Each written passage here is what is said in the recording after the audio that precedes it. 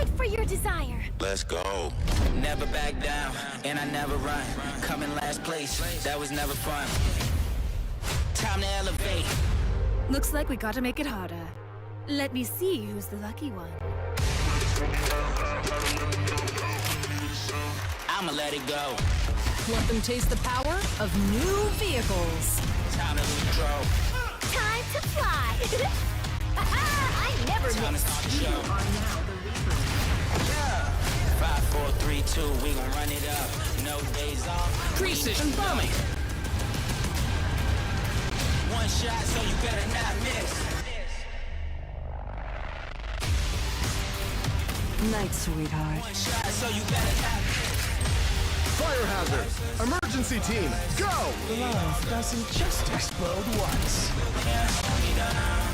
Can't hold me down. Feel the gravity of fate.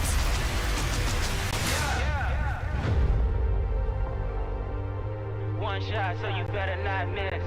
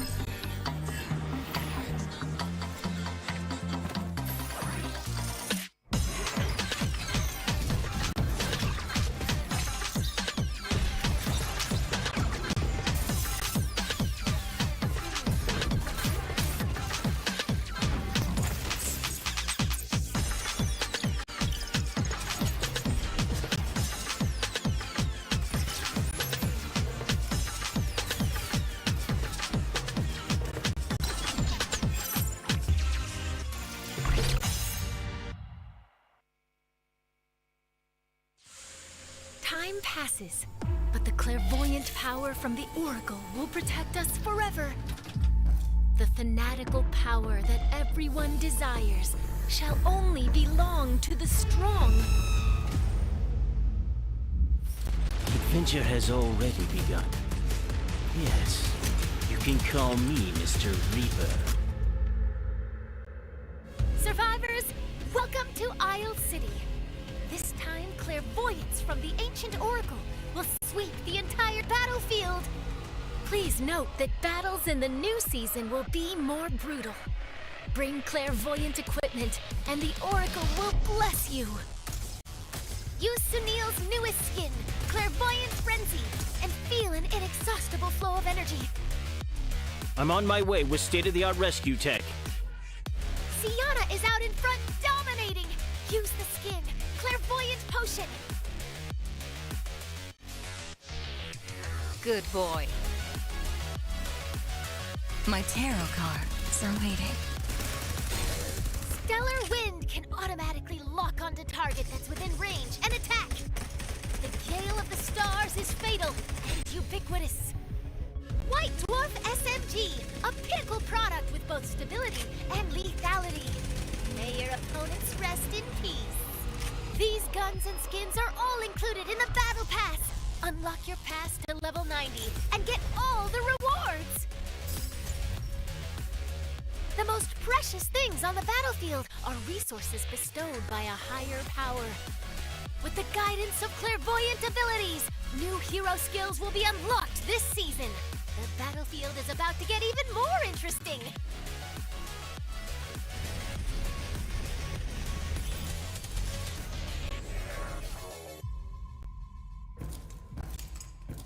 I look forward to meeting again.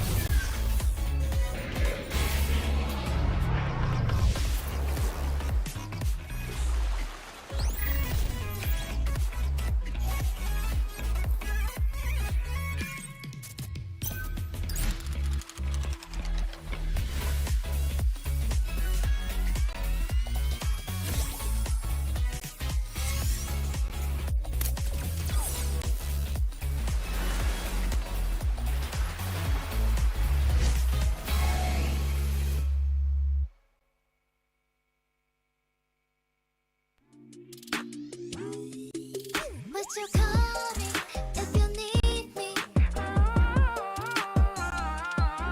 Hey, it's Maggie, do you need me? So give me your heart, show me your love, find my delivery of love.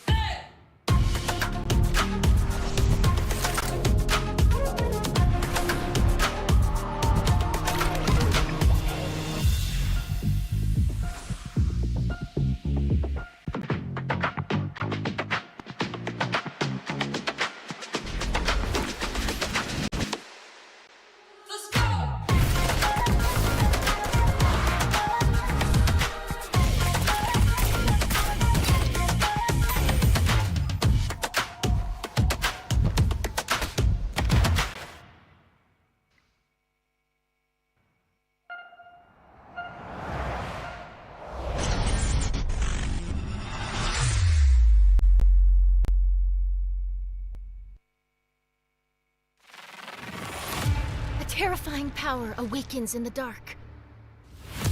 Machines driven by curiosity, becoming cold-blooded killers. Everything must end.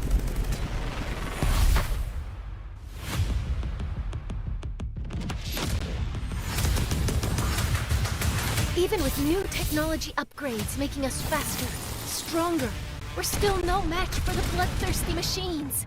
But the story isn't over yet. A genius engineer just came onto the scene.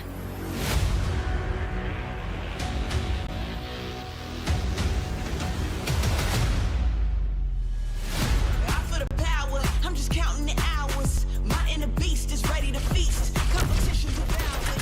You ready? This is the moment. How bad do you want me? Put your arm, you'll never fall against any opponent. This is my life. Hit 'em down for the fight. Hit 'em left and they right. He's on my light. It's blinding and bright. It's time to fight. Watch your learn. Keep it steady right now. I'm a legend. I'm ready right now. Once I get it lit, going great. I was made for this. They say Rescue en route. No turning back now. Kill directive initiated. Eliminated. One's enough. The truth always comes out. Play a game or mash. Out of the way! great. I was made for this. Legendary. Thanks for stopping by. Mission complete. They all telling me I'm dope now. I'ma teach you a thing or two. I gotta take over the world. What is greatness mean to you? Great, I was made for this. It's time to make 'em pay for this. You don't have to wait. Stay for the fame. Great, I was made for this. I was made for this.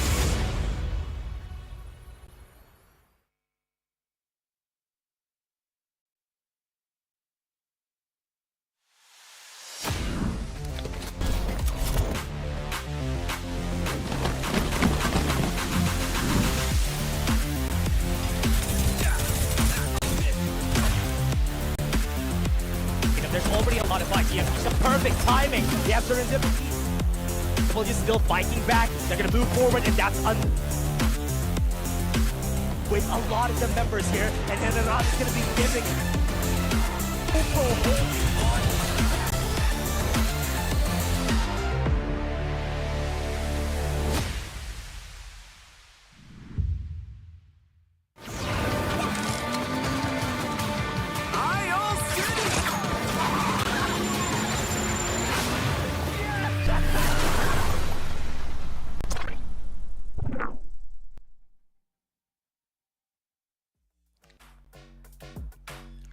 It's going to be the last week of the qualifiers, and welcome back to the FPC Season 1. My name is Dash, and I'm here with Infinity, and we'll be your guide to the twists and turns and chaos that is going to happen today. Yeah, and I'm looking forward to the very last week of the Open Qualifiers, because this is it. This is it, where every single team has their last hopes, has their last chance to be able to accumulate points. Yeah, especially for all those teams that wanted to dip in even late. This is going to be their last chance to join in. Whoever gets to move forward is going to be seen next week moving forward. I mean, the next month is going to be their time to shine. Yeah, and the knockout stages would be really, really important as well for a lot of these teams, as we have seen from the prior weeks, to have that opportunity to have the slot to go into the grand finals and have that chance to hoist the championship title. That's gonna be the question though. How or who are the teams that are gonna be the top 60, the ones who are gonna be eliminating each other from this whole weeks that's gonna happen right now? It's gonna be way different from the past weeks that we've had, because we almost always had 4 series per day, right? Until now, we're gonna be having 4 series, but the next coming day is gonna be just 2 series, just teams, or rather groups, eliminating each other. Yeah, and I like how you mentioned about big changes. You know, a change of pace, a breath of fresh air, if you may. Yeah. Right? Because right now, yeah, it's a brand new patch. Yeah. Everybody's excited for this new patch. I mean, this is a very new patch, and everybody has been adjusting a bit. Honestly, there's not a lot of things to adjust except for the meta guns, for the meta heroes that we have in the game. So one of the things that I would like to point out is Young. Young has been seen a lot of play during mobile, during the games in mobile, but now because of the new skill Blinding Mark, how do you think that would bear out? Yeah, I think it's going to be a little bit more on the losing end, because the springboard, as we have mentioned, is really important. And as we have seen from the prior weeks as well, that springboard is the signal for a lot of these teams to go for the engage, because it gives you a lot of boost to close in on distance. Yeah, honestly, the fact that the springboard, the reason why we have been seeing a lot of Young is because Young with the divulge is really good, right? But also because of the fact that he has a springboard, takes the fact of that you need a Sunil on your team. But now Sunil would be much more important. Remember the buffs to him, hologram guide, together with the springboard that everybody wants. That might be the reason why we're gonna be defaulting back to that meta that we have in the ACC. But let's talk about Blinding Mark. What do you think about Blinding Mark now? Blinding Mark, I think it has good distance, but the thing is, it's like a tunnel vision type of blind. Yeah. So it could be used, but as we have mentioned a while ago, Young is not going to be, or as expected to be, as clear as day from the prior weeks to be in the meta here in the FPC. But he's in theme now compared to before, which is now very different. But let's take a look at the tournament explainer first before we move forward, everybody. Farlight 84 Philippines Championship Season 1, or FPC 1, will start on August 28. This is an esports tournament focused on the Philippines region that consists of 3 stages. Here's how you can join the mobile tournament. First, you'll start from weekly qualifiers that spans for 4 weeks, from August 28th to September 24th. During this period, on Mondays, Wednesdays, and Fridays, in the afternoon and evening, there are a total of 6 time slots for your team to participate in the tournament to earn points. After the final slot on Fridays, the top 60 teams in points qualify to participate in Saturday's matches. If you are excellent enough, you can stand out from other teams and attend the Sunday matches, and eventually become the top 60 ranked teams that go to the knockout stage. In knockout stage, 60 teams will be divided into 4 groups, and each group will have a single 3-round match. The top 30 teams then will advance to the season finals. This is where the real challenges begin. Season finals for mobile tournament will be held offline and broadcasted live. The top 30 finalist teams will be divided into 2 groups. The top 7 teams from each group will enter the upper bracket, and the bottom 8 teams will enter the lower bracket.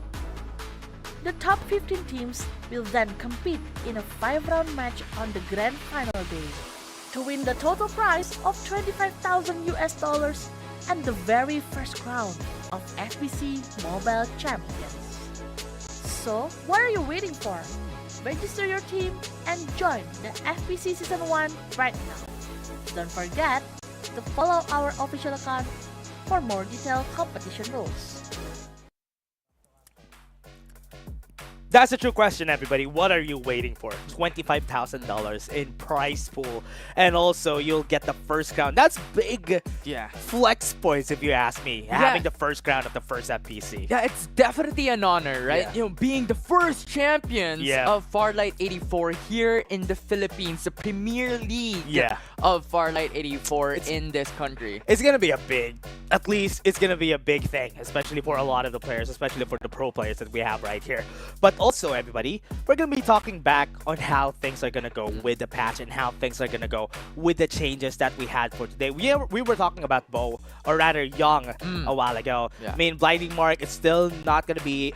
It's good, it's in theme, but is that going to be significant for our players? But the Divulge is still strong, but that tactical skill changed a lot of things for Bo, or for Young. Sorry, I've been talking about Bo a lot. Let's talk about Bo. Let's talk about Bo. Right, because recently for Bo, he had a buff. Right, the increased damage on his ultimate, increased damage on his tactical skill. Where in fact, us casters were talking about it over the past few nights. Like, how would this affect the meta? Would this be really crucial? Because as Kalia mentioned, you know, it has really, really strong potential when it comes to pouring out damage. The only thing that I'm really afraid of there, especially, is because of the fact that Bo takes a really long time in order for him to explode before, right? That's a problem with Bo. But let's take a look at the prize pool, everybody. 37,500 on prize pool, so take a look at that. And while we're talking about that, this is as explosive as it gets for Bo.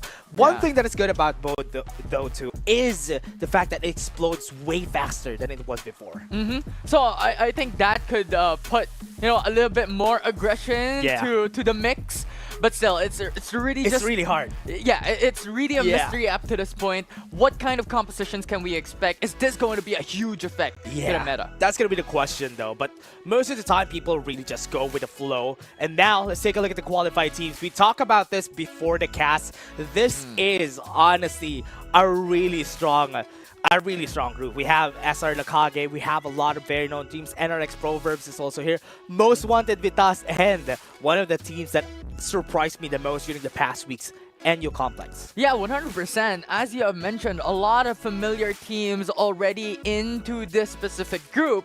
And you know what else is expected? What? Is the next group. Yeah. As we have a lot of strong names. One, to be more specific, to be the top one, the best team right now in FPC. Yeah, honestly, the best team, the top one team is Execration, and they have been dominating, especially during the last finals. They have shown their best during the last finals, and I was really scared for the other teams that we have right here. Week 1 and Week 2, they're toning it down, but when it came to Week 3, they showed who's the top team. Yeah, absolutely. And a lot of these teams fear their name. Yeah. We had some interviews. Who are your rivals? Who are you expecting to meet in the finals? And it was always Execration or NCG. Yeah, and most of the time, they really are more afraid on NCG than Execration. But Execration, I think, now is a lot scarier compared to NCG at this point in our tournament. But let's take a look at Group C.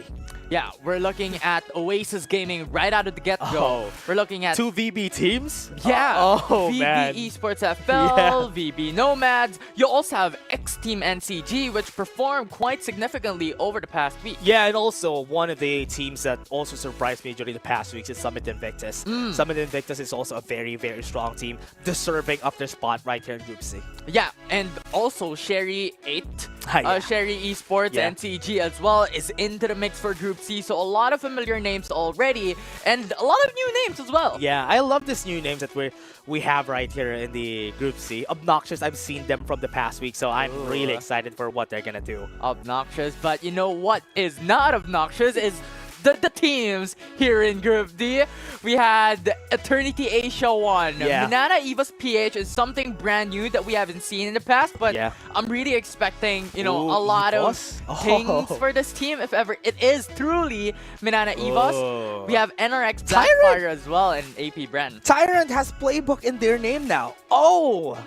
That is crazy. I love that. I love that. I love these teams getting a an organization, a very Yeah. well-known organization backing them up. That's a big thing for them. So I hope they would be able to perform and show their namesake against everybody in Group D. Yeah, and the thing is, the really important part Yeah. about today is how these teams will adapt. Yeah. Especially coming into the new patch, there are a lot of changes when it comes to weapons. We've mentioned a couple of heroes that we Oh, have talked about, the buffs, the nerfs. So how will these teams perform with these Yeah. changes, and how can they adapt to this situation Yep. to be able to rise to the occasion? And also the question is, would we see a lot more, not defender the weapon, but the defenders that we have, the defense heroes that we class. have in the game? Because in this game, they added 20 more HP to them. Right. That's a big thing. That's a big thing. Right, from the passive on an increase for 20 HP going Yeah. into 40 HP, that's Yeah. really, really massive when you think about it. Because That's crazy. a couple of shots when it comes to like a full magazine, Yeah. for example, of White Dwarf, Yeah. will not be able to fully defeat Yeah. a defender that experienced has that extra for- 40 HP. Firsthand, I experienced that.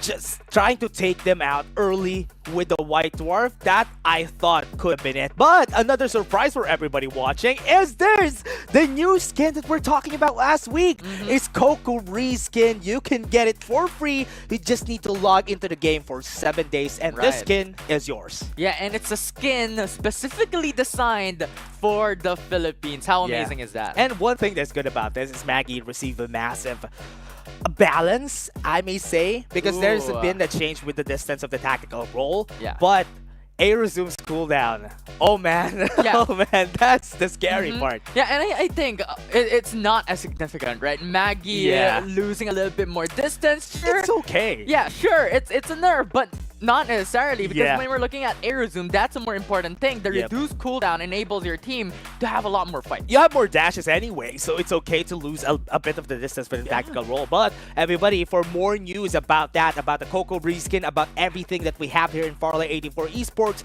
we have it right here for you in our social media, YouTube, Facebook, TikTok, and Twitch. We have all of that. Just follow us, give us a like, give us a subscribe, give us a follow. Yeah, absolutely. If you want more updates about Farlight 84, not just about FPC, Yeah. but on patches, on updates, or free skins, Yes. as we have seen on that new Maggie skin designed for the Philippines. One of the best that I've seen designed for the Philippines. That's a big thing. And yeah, Filipino pride out there, right? That's what I like the 100%. most. But again, everybody, there's been a lot of changes. I think you felt it, especially during the past days. If you have been playing a lot of our games, there's been some changes, especially with the guns. Defenders, remember, from the past weeks in mobile and PC have been very strong. But now, one of our caster friends that uses a lot of snipers, Berting Magiting in the Filipino broadcast, told us that it's a very big, definite change. Yeah, I mean, when we were using it, headshots from 160 to 120 damage is huge. Yeah, that's big. But now, let's take a short break first before we head into the game.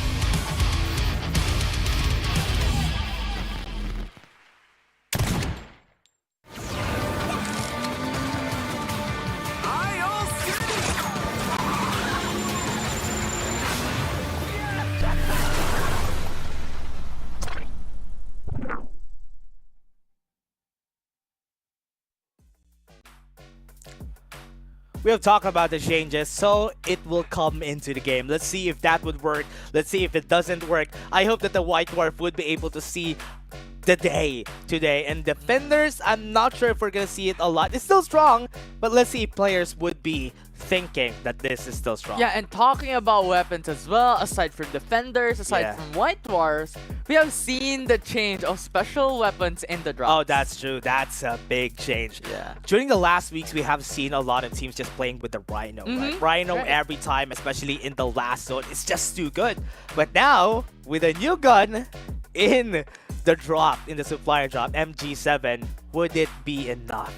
Yeah, and it's one of the only AoE damage weapon removed from the weapon loadout pool, and now it's really bringing up the question, like, what type of weapon will we now see come into the day? We talked about the qualified teams for today a while ago. We dipped a bit on how strong these teams are, but most of the time these are teams that we have seen during the ACC2, and Nakage are always the team to beat for everybody, especially even the strongest teams that we have here. Right, it's the Uncrowned Kings. As always, we have talked about the potential of this specific team, and aside from that, we also have a lot of notable names. Naos Esports and Most Wanted Vitas to have that potential to bring down NTG. Are they going to be able to shake things up for this group? Because Nakage, even though that we've talked about how good they are as a team, they've shown how good they were, especially during week 2. That was the craziest I've seen from them during the FPC. Will they be able to show it to us during this last week of the Open Qualifiers? Yeah, that's really the question, because NCG so far has been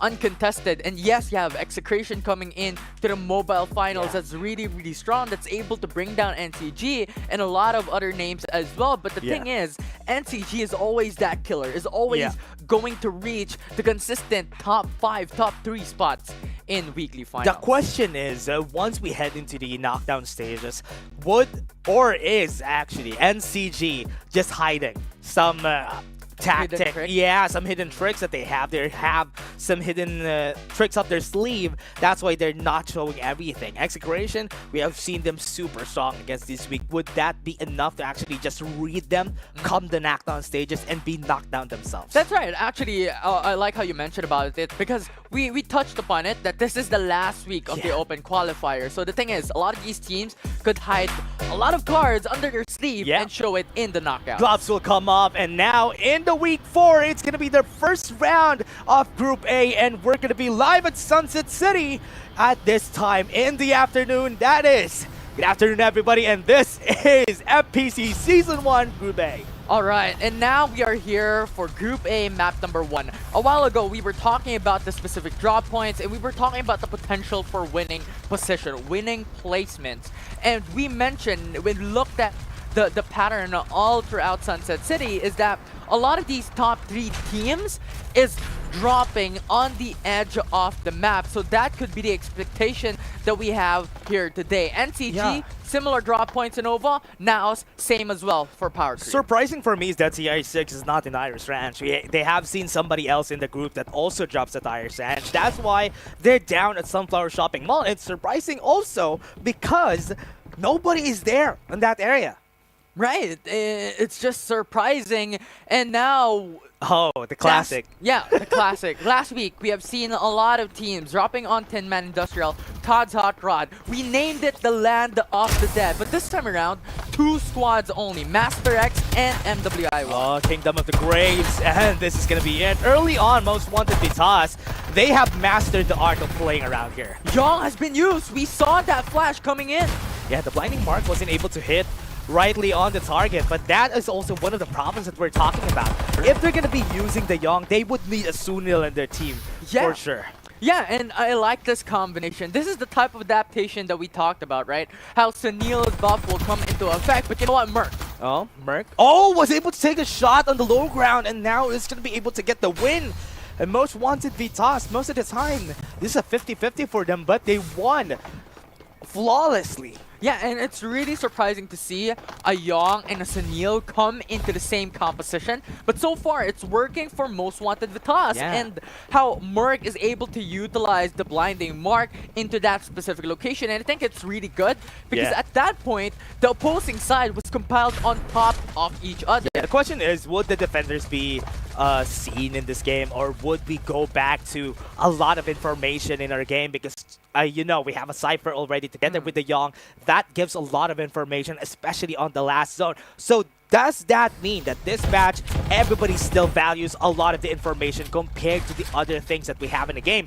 Master X has another fight that we're having here. Team 1 versus Team 8. Yeah, and now the big question is, you know, aside from talking about that information, now you brought it up, is Young going to be much more important and much more relevant than we would compare to a Cypher coming in with an EMP? And we've talked about that last week. Information is still king. Information is still what everybody wants, especially in mobile, compared to PC. Are we going to see the same changes tomorrow on PC? Because these changes are really big, and that's why we still don't know how things are going to go. Yeah, especially with the comparison that we had last week as well during the finals, wherein PC and mobile is a lot different from each other, because when it comes to the mobile division, it's all about utility, how you utilize your skills, how you utilize your ultimates to go and get advantage before coming into the fight. That's the Young coming in. Sunil, potential coming through with the hologram guide. You have the Cypher with the EMP, Lucinda with the absolute gravity. A lot of this is really important, but the thing is, with these changes, would that get affected? Yeah, and what I love about Farlight, especially because of the changes that they've been having in the tactical skill, makes a lot of the heroes that we have in the game a lot more unique compared to each other. Remember Maggie having the grenades before, and now Young taking off the springboard on him and putting a lot more in theme of a skill to him. Now let's take a look at the drops. Let's take a look at where the zone is going to be. It's going to be on the lower left side of the map, and we're going to see most of the squad just jumping down, and NCG is having a blast just because it is down there at the bottom. Yeah, I like how you mentioned about NCG, because their rotations is coming into Power Tree Station, wherein there are 2 squads in that specific POI. So it could be a brawl now. This is what I'm talking about. Invader could be the change that everybody's going to have. Just because of the nerfs on the defender, Invader would be a lot more valuable to everybody. And one big change about that is an assault rifle. Yeah, it's accurate, it's really good, and it comes to long range with huge damage. Yeah, they are going to be able to see where he is. Guapo is going to drop down and is going to drop dead in front of T9OG. What a good follow-up from this squad. Yeah, they just dominated these members one by one. It's a 4v2, and that just was the end of that specific team. And now 12 squads remaining in this map number 1 for Group A. And this time around, Zone 1, not that huge of a damage when it comes to the danger zone. So a lot of these teams could roam around onto the danger zone, go for loot, but right now a fight occurs. Sunflower. Most Wanted Vitas already in Sunflower Shopping Mall was able to fight each other. Now I'm seeing in the kill feed that we have on the side, they are just losing on the hands of Master X1. And this is going to be a big problem for them because they really need to win that. But 4 knockdowns already for Kuzman. Yeah, really amazing coming in for the side of TI6, you know, and NRX Proverbs already getting 4 kills. Noble Planetarium is in their favor. So the rotations here could be going into the Carnival, going into Motel as well, to have that middle of the map POI and rotate somewhere else depending on the safe zone. Right now though, MWI1 or Most Wanted Vitas going into a fight. Yeah, already. Right now, Naos was able to really just get destroyed by Master X1 a while ago during the last fight. And this is going to be their second life on both sides. So this is going to be Kong being taken down, and that's a big win for the side of Master X1. Now, looking at where everybody is now at the bottom. Sunflower Shopping Mall, they're going to be camping at this area. Yeah, and just look at that. Now it's only have 1 member left. Oh no, that's going to be 1 down. That's 2 people down on the side of Naos Esports. Only 2 remain. Yeah, but so far, spawners are still available. 10 kills? Look at that. What? I mean, Most Wanted Vitas, their type of rotations, their type of kills coming in. Master X1. I love how play coming in from Master X1. They've been winning all this fight, but here comes CI6 to foil the party, and they are going to be winning in the end, and they took them down easily as that. Yeah, and NRX Proverbs, we mentioned this a while ago that they go hunting for blood. They go hunting for bodies, and so they did. 8 kills already to their name for NRX Proverbs, and so far, having a lot of these kills enables you to get a lot of loot, get a lot of weapons, and increase your gear levels across the board. And now with a lot of teams compiling onto Sunflower Shopping Mall, this could be the potential for NRX Proverbs that, you know what, let's snowball. Yeah, and what I like about this competition especially is how it evolves, especially from player or from team to team. During the last time that I've seen them, now Esports only has one person now, and during the last time that I've seen TI6, they're one of the strongest teams in the ACC, and they're coming back right here strong in this game. Yeah, and now we're looking at NCG. A while ago, we've mentioned coming in from Nova Planetarium, rotating into Power 3 Station, went to Irish Ranch, and now they're going in for hunting for NUXL. Oh man, I love how they rotated, and they're just taking down everybody that they will be seeing, the stragglers that they have in this group. And NUXL together with Ben Godmo, very familiar name for everybody. So with NCG just trying to take them down as early as now, that could be a big win for them. 100%. Putting them down, you know, increase placement rankings, increase gear levels, increase shield XPs. And now we're looking at NCG. It looks like they have defeated and they have won up against Ben Godmode and the rest of the Yeah, NU Complex is now going to be taken down. We would love to talk about NU Complex during the last weeks that we have. They have been very consistent, but so far it's not enough for them to get into the finals every week. So this is still one of the reasons why, because NCG just tops everyone and just takes down anyone they want in the group. 100%. The Uncrowned Kings is here looking for their crown to put on their heads. And so far, TI6, we've mentioned about them just beside the Heart Island. Now rotating into Sunflower Shopping Mall, wherein there are 3 teams. Master X2, TI6 coming in. You also have Most Wanted Vitas just around the horizon. So this should be something that TI6 has to be worried about. Yeah, Master X really needs this on their side though, because if ever they're going to be running away, there's only 2 members, or rather all of their members in one War Spider.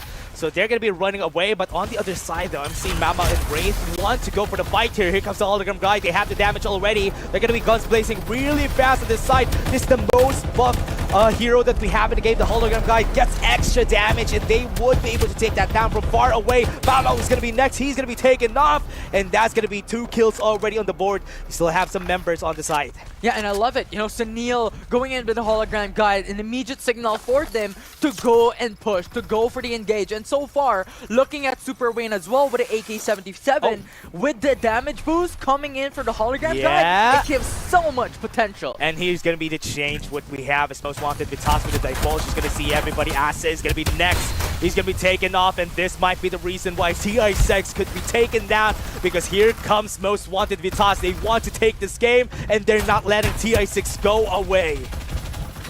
And Super Gwen UI just hoping to reach to safety with a War Spider, and so he does. A nice escape coming in from NRX Proverbs, but Most Wanted Vitas once again plays to their names and being the bounty hunters, being the criminals in this group, wherein they just go hunt for blood. Highest bounty in the game, and they have great placements already. We only have 8 squads on the board, and most of these squads are not complete anymore. There's still a fight in Carnival that we're seeing, the drone cam right there at the bottom side, and that's going to be the biggest fight that we see before the next zone is going to come. Yeah, and I believe that's NCG. You know, they keep rotating. They're going to each and every single POIs looking for blood as well. And with that, with 12 kills already stuck to their name, squad to NCG, they were able to accumulate 2 level 5 shields and 2 level 4 shields. Took down a lot of the squads, 12 kills on the board. Would Most Wanted Vitas be able to really stop them on their tracks? We talk about how we're going to be pairing up now as Esports and Most Wanted Vitas against NCG, which is the strongest team in this group, and we're seeing that happen in our sights because Most Wanted Vitas also has high amounts of kills. Yeah, and I think the reason to why a lot of these teams wants to go hunt for blood is because it is really important to accumulate kills and damage. Yeah, T9 OG already has a lot of armors though. Kuzman is now on the low ground. It's not going to be easy for them to fight this. They need to run away if they want to win. I'm seeing the MG7 working its magic from far away, just taking down all the vehicles that they can. With the divulge, they're going to be seen on the side. It's going to be hard for T9 OG. Yeah, there's just no cover. Most Wanted Vitas needs to look for a position wherein they could hide, they could reset. Because if they fight in the open, T9 OG is going to win it. Kuzma can be killed anytime. He needs to get the springboard up and would need need to really get into cover if he wants to survive this fight. Here comes the other squads from the other side, but Most Wanted Vitas, even though they're so far away, they can honestly survive this, but T9 OG just has good positioning. Yeah, it's the perfect position. It's right on the edge of the safe zone. They have a lot of covers as well to play with, and later on, if the zone closes in, they have hills. Yeah, TI6 looking to revive their teammates, but because they tried to do that, they're going to be eliminated by Most Wanted Vitas as early as now. They were able to revive one, but that's not going to be enough, and that's going to be that squad out of the picture. 5 squads remaining into this map.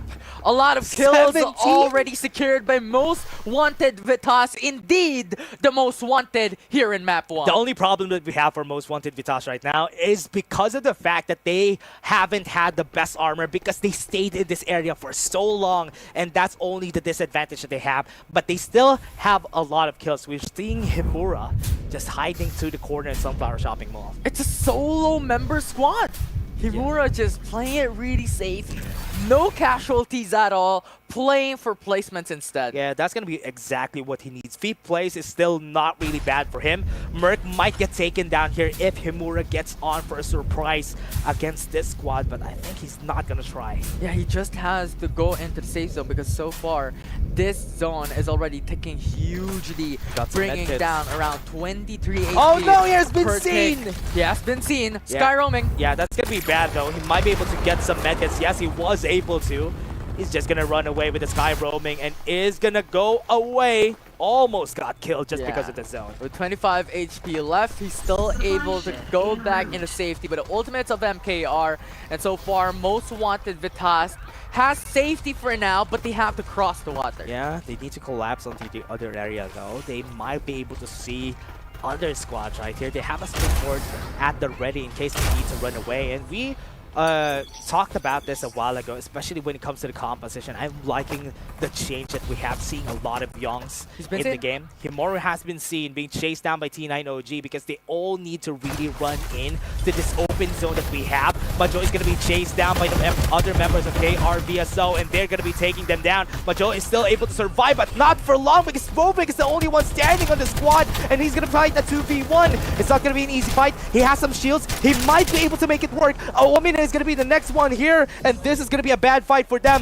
because he doesn't have any more armors. This is a fight that Vovik can win easily, and he has information though. He can just go in. He can use the blinding mark if ever he needs to, but he can just revive them. Yeah, go for the revive for now. Fight a 2v1, and Wait, so did he far, get the kill already? he's just able to bring it down. Yeah, actually, Squad 13 was able to run away in the Yeah. end. Himura is there, and he was able to bring it down in the end. But the problem is, NCG does only have 2 members now. Yeah, he has to go for the revive, but the zone is already closing in. So that's a lot of tick damage. I think the best that they could do is 3 members or even 2 members in their squad. Wait. But Vovik is flipping the coin. Honestly, he won't be able to revive their teammates if ever they need to, but Poppy is also going to help out. Himura is in the area, but Himura doesn't have a lot of items too, so it's not going to be easy for him to really fight it out. 1 member has been revived again, so this is NCG trying their best to keep their 4-member squad alive in order for them to win this fight. Yeah, and just look at squad 5.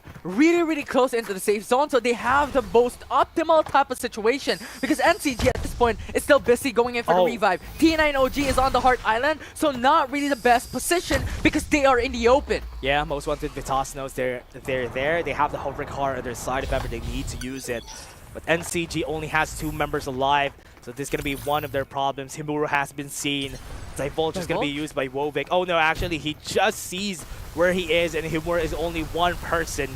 Poppy's going to be chasing him down, but the sky roaming is just going to be helpful, so he's going to run away. That's disgusting. Himura, once again, you know what? Sliver of distance to depth. Inches in depth there, and Himura just used the sky roaming to relocate. But the thing is, safe zone is really, really small already. And we've mentioned this a while ago. NCG doesn't stand a chance to go for the 3rd revive, so they have to play with 2 members left. Gets the information a while ago, so Most Wanted Vitas and T9 OG are the squads to look at this game. 17 kills on the board for the side of Most Wanted Vitas, and you have seen T9 OG was able to rotate already. Poppy was able to do a lot of damage at Kiko. Here they come. The damage. Poppy was able to run away with another dash. He's going to fight it out with a 2v1. It's not going to be easy, but he might be able to do it in the end. Even with this, he was able to survive for so long, but NCG got taken down.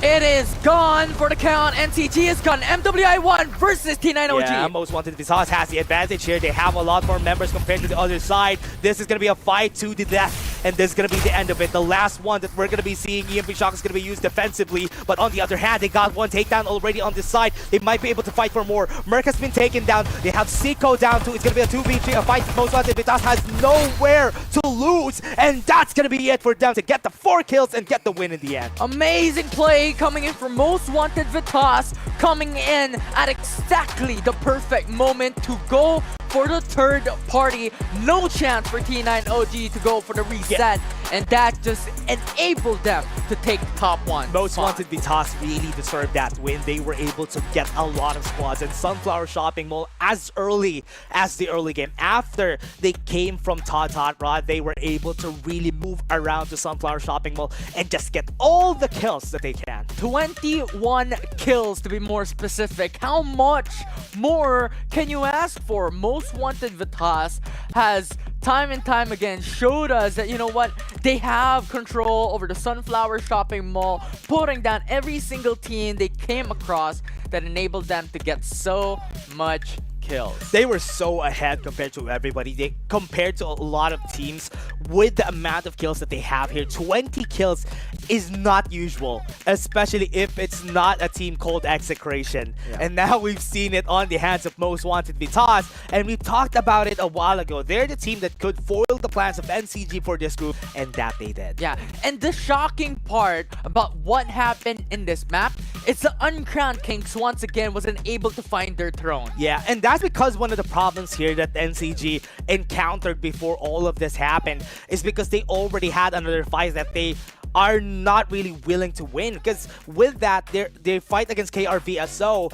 that's the reason why they lost most of the members. They had a chance though. Yeah, and the huge thing about that battle as well is that they were fighting on zone edge. They were fighting towards the danger zone, and the timer was just on the perfect time that disabled NCG to go for the revive. So they had to prolong their lives with 2 members in their squad. Yeah, and they also fought in an open zone. It's really hard to fight, even if how good this team is, especially a team like with the caliber of NCG. It was not easy for them to win in the open area, and that left Wobik alone in a 1v2, and that was really hard. Yeah, and that is always the risk of going aggressive, of going for these kills play, of going in for your killer instincts in these open areas, is because there are risks that your team could lose some of their members, could get eliminated, could get damaged, quote unquote, and just lose the game overall when it comes to placement ranking.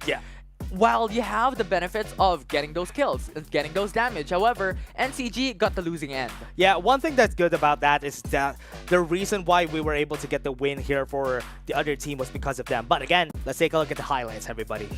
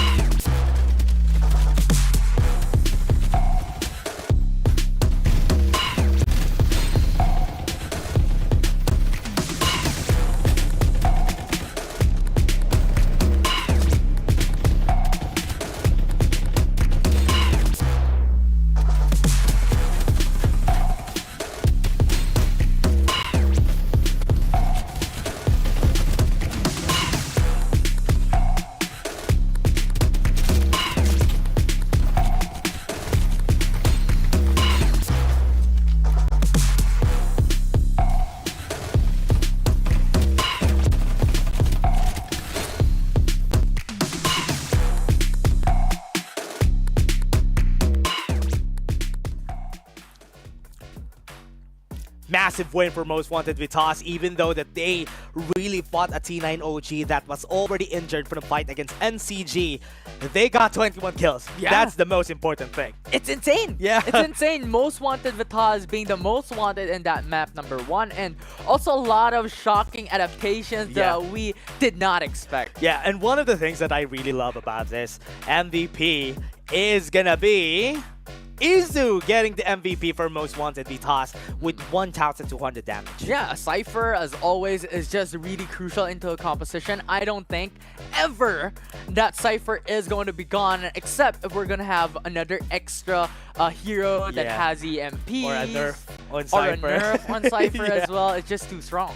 Let's see if ever that's going to happen, because that's one of the themes of the EMP shock. So that's going to be a question here if we're not going to see it sometime soon if we have another season for this. But again, everybody, that was just a great win. But also, we won't discount the fact that NCG also had 17 kills this game. Yeah, NCG, I mean, we talked about them. Coming in for Nova Planetarium, they went up to Power Tree, they went to right to Iris Ranch, they went south into Carnival. Pretty much every single POIs, they hunted for blood. Yeah, they were looking for kills every step of the way. But most of the time, the reason why Most Wanted Vitas also had a lot of kills, because most of the drops that we have during that game are already centered onto the eastern side of the map and the southern side of the map, and they had to go to Sunflower Shopping Mall. Yeah, it was pretty much the perfect location for Most Wanted Vitas to show up and get those kills, be the predator in the north, or in the south rather, of Sunset City. And that they did. A lot of teams was going into Sunflower Shopping Mall. And remember how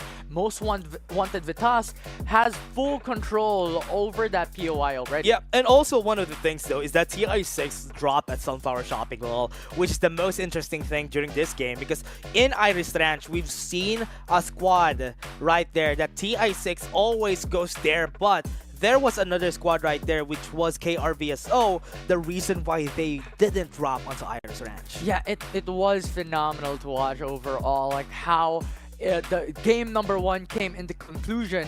And right now, it is really a curiosity on how the safe zone will now be centralized into map #2. How this would change things up. Is NCG still going to be on the losing end?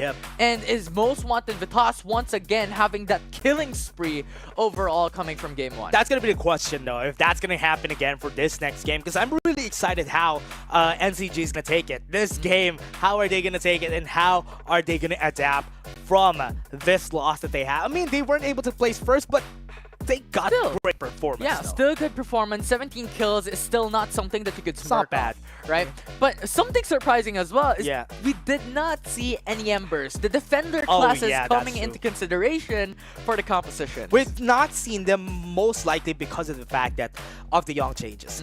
Now, we definitely know that people really value a lot more of the information in this game compared to the other things that we have in the game, because everybody would love to get a lot more information. For example, the divulge that we have, and they don't really want to lose the utility that a springboard gives. Yeah, and it's also, I believe, you know, consideration onto the nerfs as well, onto Phantom, making it much more eye-watering to consider Young instead for information because of the decrease of the distance of the tactical skill of Phantom. Yeah, and that portable recon is still honestly a really good skill, but because there's a blinding mark, that it's way easier. I mean, it's harder to hit, yes, but it's the divulge.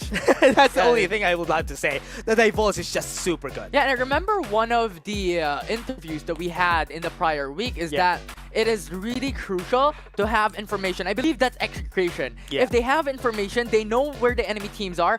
They will pursue. It's gonna be easy for them to just get the kill just like that. And now we're gonna go to the game 2, and we talked about all the adaptations that all the other teams would need to do, but are they gonna be able to do that this coming game? And is the spot the same way that we did in game #1?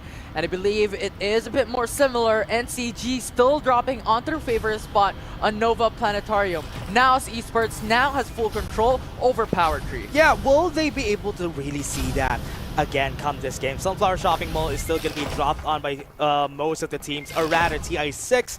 They're also one of the successful teams on fourth place right here in this game. But there's a lot of squads in Todd's Hot Rod still. Yeah, and this is the position that Most Wanted Vitas started in game number 1, wherein they rotated onto the southwest right after. So this could be potentially once again how Most Wanted Vitas typically wants to play their game. Yeah. They go into Tin Man Industrial, meet with Master X, and fight them through that. And then right after, go through each POIs on the south part of Sunset City and get a lot more kills. Yeah, and that's one of the reasons why it's really just so good to see, especially most of these master squads that we have in this game, because they performed well also, but they weren't really just able to finish it really well, just because of the fact that they dropped mostly in the middle of the map. And we've talked about this. Most teams that win drop on the edge of the map, except for Most Wanted Vitas. Look at Gab, now pushing in. Yeah. Has the position on top of the container. On top of the container is also a position that you want to be. Just because of that portable incendiary bomb that he used a while ago, they were able to push him back away. But even though you're on the top, it's still going to be hard for you to finish off most of his members right here. Yeah, now they're pushing in. Carl goes down. Yeah, Carl goes down, and it's going to be an easy fight for their side. The empty shock is going to be thrown in front of Izu. He's going to take it down as fast as he could in order for them to push forward a lot more. And Suya and Siete are going to be the last two members standing for Masters X. So there's going to be a takedown on Siete as early as now. We still have some respawners to run away, and Most Wanted Vitas are successful in taking over this area again, with Suya, the last one, fighting against one of the members, but Kuzman is just crazy with those shots. Yeah, they weren't still able to look for the last member, so Kuzman just hunted them down. It was pretty much an advantage for them all throughout because they have better shields, they have better weapons, and those far, they also had better position. Yeah, their positioning are just so good, but Most Wanted Vitas, or rather Master X1, are also still just fighting back and just dropping on the same spot. Salty has a really good vantage point, really good spot in order for him to really hit those defender shots. Yeah, and so far, we're seeing a lot of defenders still into these games. Right now, Most Wanted Vitas. Ooh. Oh, what a shot coming in. Salty was able to get two members of Most Wanted Vitas just because of those shots. Kuzmat fighting back with a Mad Rabbit, but it's still not going to be enough for them to win. With Salty fighting against Izu in front, but it's just easier for that UMP to work things out. But Izu is the last member standing, fighting another one on top. Here it comes. They are still going to be reviving on the side of Most Wanted Vitas. Master X1 at least was able to win that battle. Yeah, could go into Batcave, could go into Todd's Hot Rod. For Most Wanted Vitas, they have to recuperate and they have to reset. They don't have any equipment, they don't have any shield, and it's just Master X who came at the right time for the third party for no resets to happen for Most Wanted Vitas and pounced them, wherein they had a disadvantage in position. Are they going to stop them this game? Because so far I've seen Kuzma also get taken down by Master X1. So this is going to be hard for Most Wanted in order for them to get the win. I'm pretty sure that Master X1 is going to keep just hiding in this side of Tin Man Industrial in order for them to just stop Most Wanted Vitas from getting any space. Yeah, and now Master X has information because of the flight path of Most Wanted Vitas going in to Todd's Hot Rod, and that enabled Master X that, you know what, let's pounce because they don't have any equipment, they don't have shield, and they're one member down. But also, this is going to be the problem. The TI6 is also in the area. That's going to be the absolute gravity pulling back a lot of the members from Most Wanted Vitas. The push forward coming from Yana with the hologram guide. It's not enough. Then Gab was still able to take down one more member onto the side. Here it comes. Squad 10 is fighting Squad 5. This is still going to be hard for Most Wanted Vitas. They can get taken down. But what's good about this is that Master X1 could potentially just take down TI6 this early on. Remember, there's still respawners up on the side of TI6, so it's okay for them to die. I mean, look at their shields. It's already level 4. Who can fight them at this point? And Most Wanted Vitas wanted to go for the reset. There's just no space to breathe. There's just no space to play through it. Oh, wait. TI6 is going to be taken down one by one. Two members have already been taken off. That's going to be an easy win for the side of Master X. They are now looking to get the win this game. And that's going to be the fight that they want to take. Super Gwen is going to be taken off, and that is respawners by respawners onto the hands of TI6. And so far, Master X, here comes NCG! NCG now going in for the push. Master X still has no time to go for the reset. NCG. What shots coming in from Jay-Z? Wovik needs to run into cover just because of that fight. UMPs have been working their way out of this game, and that's because of the White Dwarf nerfs. But NCG are looking to third party, and they are just as early as they can get. They want to take down most of the members of Master X. Remember, this is going to be their last life, and once their last member, Jay-Z, gets taken down, it's out for Squad. It's just third party central. Time and time again, we're in NCG pounced. We're in. It was the perfect time. Most Wanted Vitas was fighting against Master X, and Jay-Z is the last man standing. Yeah, that's going to be shots coming in from Pabi. If Jay-Z gets taken down here, Most Wanted together with Master X, the Tin-Man squads are going to be taken off the list, and that crosses it off, and that's it for Master X. It was crazy how NCG rotated coming in for Nova Planetarium down here Hot Rod and enabled them to acquire 4 kills already in this early game. Still have 1 respawner though. Oh, JC has the respawner still? Okay, that's big. So now, at least Master X is still going to survive, but Most Wanted Vitas also with just 1 member standing. At least that's good for them. Yeah, and I think what JC wanted to do, you know what, let's go to the West Island to then later on, if NCG is already down bad when it comes to waiting maybe revive everybody? Yeah, waiting for that opportunity while waiting for the last member from Master X, go for the revive. Kuzman has the same plan though. They're going to drop at the same island. I hope they don't see each other. Because if they see each other, they're just going to be killing each other, and only one squad could revive his teammates. But 36 points for Most Wanted Vitas for the last game. Top 1 placements, 21 kills.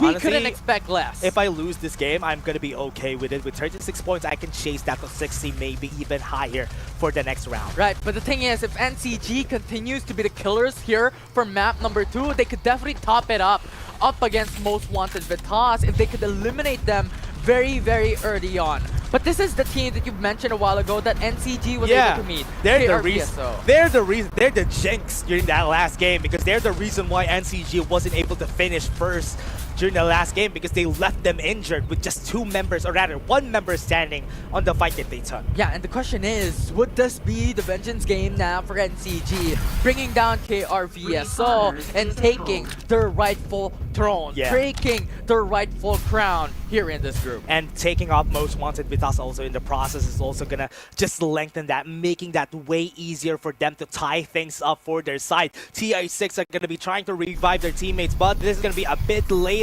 compared to what I expected, because Most Wanted Vitas is also in the area reviving their side. Do they have a handshake? No, they don't have a handshake. They met each other, reviving their teammates, and they're gonna be seeing who's gonna be revived or who's gonna survive in the end. Gap is gonna get taken down, and that might be the end of it, because Kuzman is also gonna fall to the hands of Assay in the end. It was 4v3, and Assay in the back was able to eliminate every single one from Most Wanted Vitas. They were at Brink's edge. They were at Brink's point of losing that fight in a 4v3. That's a 1v3. 4v3, but it's a 1v3. He was the last one standing on that squad, and he took down everybody 1 by 1 in the side of Most Wanted Vitas. That's going to lead the question, was that the reason why they're not going to get points this game, and TI6 are going to come back from this game? NRX Proverbs is doing miracles, and remember this team's name. And right now, KRVSO lost one of their members here in Motel, but a lot of opportunities to go for the revives. The danger zone is still not ticking as much. Yeah, they're basically war veterans right here also for TI6, because they're one of the squads that has always been seen. But Master X1 is going to be going in. This is going to be not a fight that you want to take, because Assay is still here. Assay is now down with Super Wayne wanting to go for a fight right here. The med kits, is that going to be helpful? Azur doesn't have the ultimate just yet, so it's still going to be a hard fight if ever he tries to. Jumps in, jumps out, Azur fights back, and he's going to take down TI6. And with what we said, TI6 still gets taken down. Oh, as soon as we mentioned to remember their name, it has already been forgotten. Now it's as remembered Master again. X eliminates them. Last time we're going to remember that is in the kill feed, because they're dead.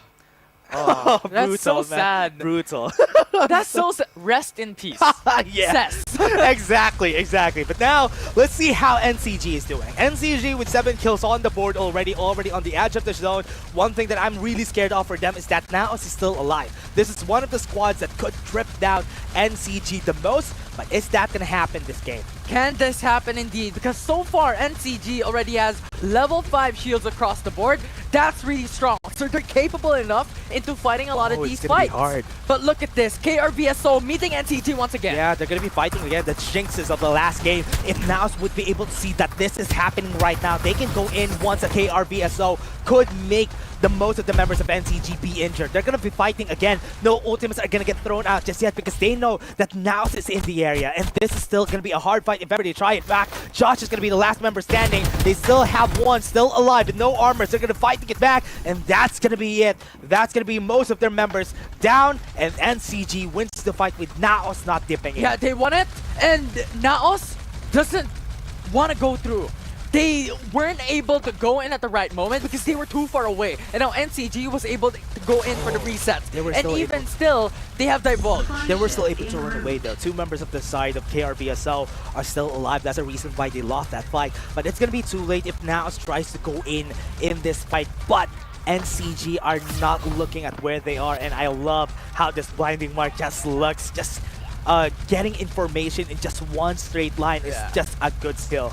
Yeah, it's definitely something new here in Farlight 84, how these teams was able to utilize, and it's just young time and time again being used. No! They're going to be seeing the area recon is going to be there. They use the absolute gravity to buy some time. It's not going to be enough because of the EMP shock. They're not going to be able to move right now. With the absolute gravity, they're being pulled back, and Kaizen is going to be running away. It's not going to be enough. He does have information of where Kaizen is, and they're just going to jump in, jump out, and that is out for Kaizen. NCG is here to hunt for blood.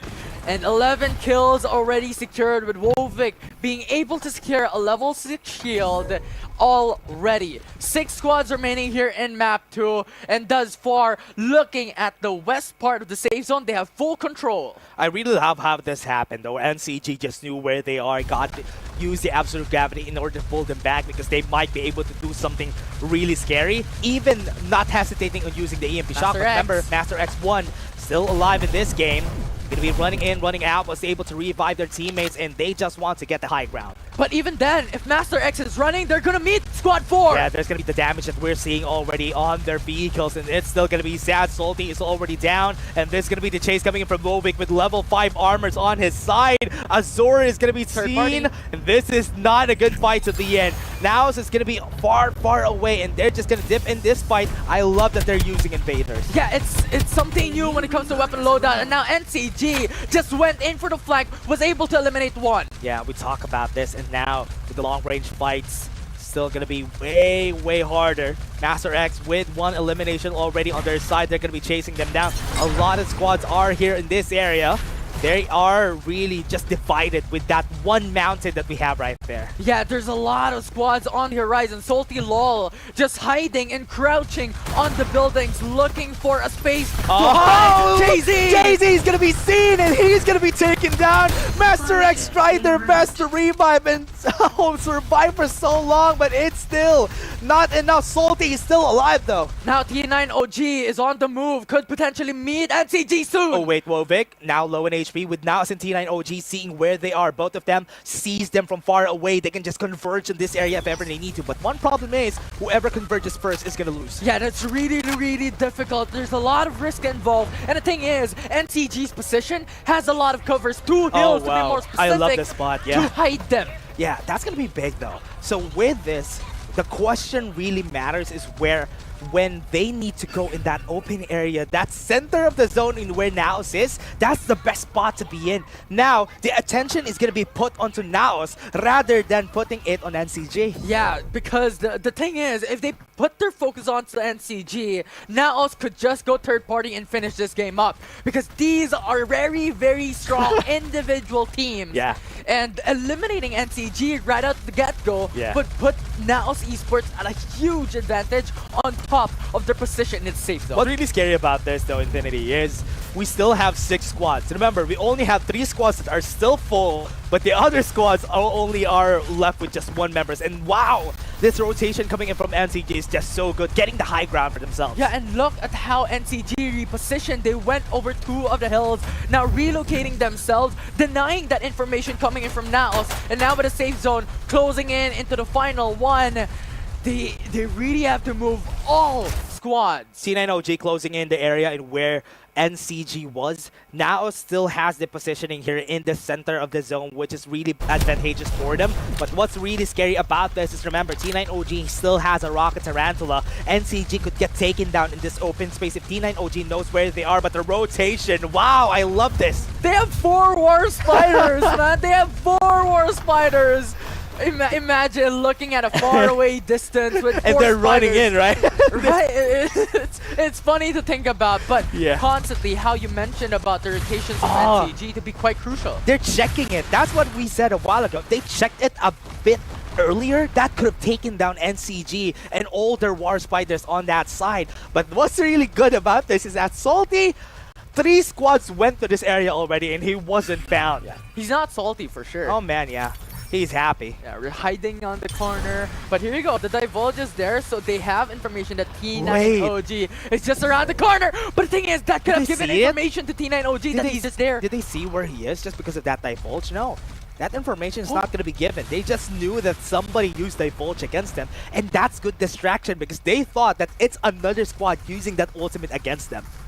But the thing is, he's gonna be running. He has to move it now with the jetpacks that has given audio cues to T9OG that but someone is there. They're gonna need to run in though. That's gonna be the problem though. NCG is seeing where they are and they're gonna be converging now. They saw another squad, but now it's still unfazed in this area. One ultimate could really potentially take them down here. We just said that one Divulge, but Kigo got taken down on the top of that gas stop. This is going to be a good spot for them. With Guapa going to be taken off, this is going to be T9OG just taking out another squad in the mix. And the thing is, with a lot of teams converging into the single point where Naos is, they don't have to fight because a lot of these teams are fighting outside the buildings. Yeah, Kiko was able to get revived though. Rocket Tarantula is not going to do much in this time though. T9OG has been seen by NCG already, so this is going to be still hard. Who are they going to focus? Naos or T9OG? They're so close to each other. Yeah, that's the thing. Naos doesn't have to move a finger because everyone outside is fighting for their lives first. What's scary about this is that if they drop all of their ultimates on top of that building, this is going to be a big disadvantage to the side of Naos. Yeah, we have a lot of AoE ultimates coming through. Cypher EMP, Absolute Gravity, along with the Divulge is available across the board. But look at this, T9OG is just near on Embro. Master X2 is just around the horizon as well. The tick of the zone is already down to 1. There's none of it, and it's converging. Yeah, they need to converge. It's going to be pulling really fast on the side of NCG. They already used the Divulge in order for them to get information on where they are. This is going to be a fight that they need to really go in if ever they need to. They have the springboards to use it in order for them to reposition. And now they're jumping in. I think they want to infiltrate now Esports. Yeah, they're going to go onto the top of the building though. They used that already and Nero is going to be taken down. They weren't able to. They missed. No more springboards for them. Really unfortunate. And T9OG they have some time though. Lost that chance to go above and get high ground. It's really far from the zone though, so it's still going to be good. NCG needs to move more compared to T9OG. They have more time. Yeah, NCG Wovik has to resets for now. Someone's just around the corner. Springboard is there. Yeah, they have some shields though. Divulge is going to be used out as well as able to just run in, run out. EMP shock on top. They need to really move around. Raid is going to be seen. He's going to be taken off. That's going to be 3 squads with full members still alive with a blinding mark on the members of Naos, and together with T9OG, it's still going to be a hard fight for them. Nobody's dying just yet. Yeah, and NCG has the optimal position. They have the prime position. They are on the high ground. So Naos and T9OG has to fight first. It's going to be the best zone right here. Naos Esports is just really flocking on that one corner. Pao 2K is just going to be there to be defender of that door. Whoever goes in, it's going to be hard. Yeah, and the zone, look at the zone, it's closing in so short of a distance. Yeah, they have some springboards. They're going to go on top. Best position right here for NCG. If they miss, it's going to be hard. Now it's using their ultimate. EMP shock already with the vision erosion. It's going to be, nobody's going to be seeing where they are. Now Esports, that's very smart. They have some information on where the other members are, and they are still surviving for so long. They're playing for zone, they're playing for zone. NCG is still surviving for so long, and T9OG with the Absolute Gravity was able to take out some members of the house already, and that's going to be big. NCG just staying on top. This is why they want to win. Members of Naos are already falling like flies, and last one member, Pao 2K, goes in, and NCG played that high zone really perfectly. Yeah, they were playing really patiently. They went above the building, stayed there for a while. They played for the danger zone. They went over the silos, and in the end, wherein Naos was the only team left against them, they pounced.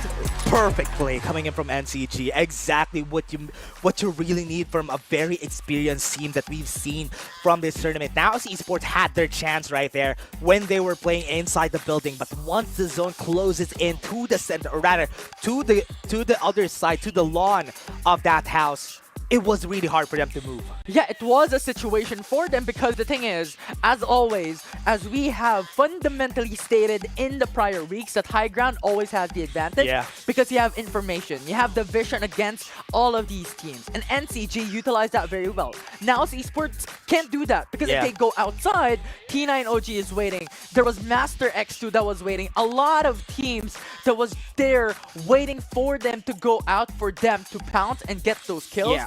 So now was just stuck. Naos really did their best there because that's the only best thing that they could do in that time. But NCG, the play that they had there was really going into the top of the silos. That is the reason why they were able to win, because they have seen all of the area. They've seen everybody on that area, and nobody knows that they're there. And that's the scary part, because nobody even bothered to look where NCG was. Yeah, it was really a coin flip. It was just for chaos. Naos. It was coin flip for Naos Esports. They were stuck on a decision that if they stay, they are going to be pinned down eventually by a lot of these teams, as we have seen with the EMP, putting them really stuck on a corner. Yeah. Or if they go out, and they will just get infiltrated by a lot of teams waiting outside. It was just chaos in the end. Naos really didn't know where to look because, as we said, they didn't have information when they went out of the house, and they didn't know where NCG was starting from that fight, and that gave NCG the chance to slip. But T9OG also had that chance to see where they are, but they didn't even bother looking at the top because they tried to go there, but they failed to go there. Yeah, it was really unfortunate for them. The springboard utilization could have been them. Yeah, oh, it was man. not in their favor, unfortunately. And the thing is, I think NCG, now utilized Ember. Yeah, that is also good. But again, it wasn't able to work in the end. But let's see on the highlights what really happened in that last zone.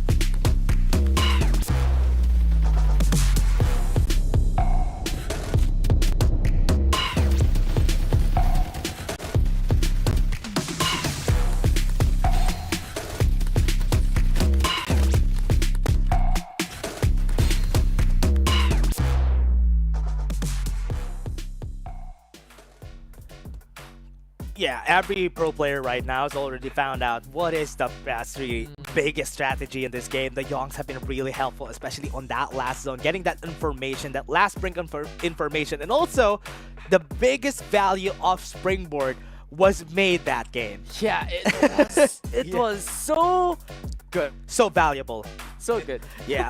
T9OG could have made that jump, but because they weren't able to make that jump, it was taken over by NCG. I like how ironic we are stating the most valuable springboard, but looking at it, when it comes to composition, it's really the Young Yeah. and the Sunil type of composition with Yeah. Cypher along the mix. Yeah, I was really surprised that Naos really had that. But again, Majo taking another MVP here. 1,647 damage. But also remember, Majo was not here last week. But now he's back. And MVP. Wow, this man. What a time to come in once again. So right? sorry to again, come Majo. in once again, Majo. But the thing is, it's another Cypher. Yeah. Right? It's another Cypher. It's just how crucial these EMP shocks are. But of course, still tipping my hats off to their mechanical prowess Yeah. and their aims. You know what? I am really honestly, my history with Majo, especially during the last ACC, I can always remember that time that I've called them another name. And that's why in the Filipino broadcast, they always meme it whenever Majo comes into the mix. I'm so sorry, Majo. I've been calling you Majo ever since that day. So yes, and that's a very well-deserved MVP for Majo. Yes. Yeah, 100%. And now the big question is how these teams are going to adjust. Because we've seen Most Wanted Vitas take top 1 in game number 1.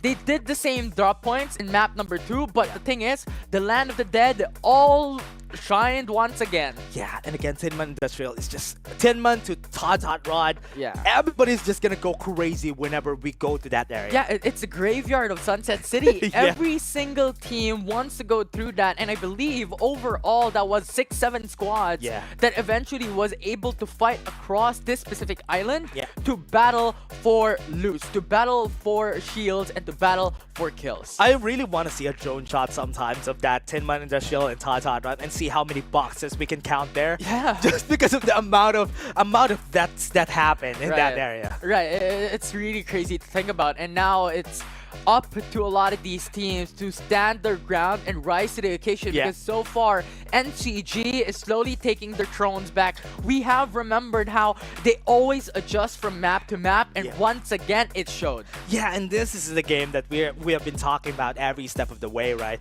It's really just hard for the other teams to really fight against NCG when they're playing that smart, right? Just because of that, we can see how much experience that they have in the game, how much hours they put in the game, just to think that way on those types of clutch situations that they really need to use their brains. Yeah, and just remember, for the viewers watching out there, NCG has playing since the very Yeah. beginning, coming into the qualifiers of the ACC. They were consistently top 1 to top 3, Yep. and jumping here today once again. It's showing how much practice they had, how much tournament experience they have already had accomplished in the past. Yep. It's showing.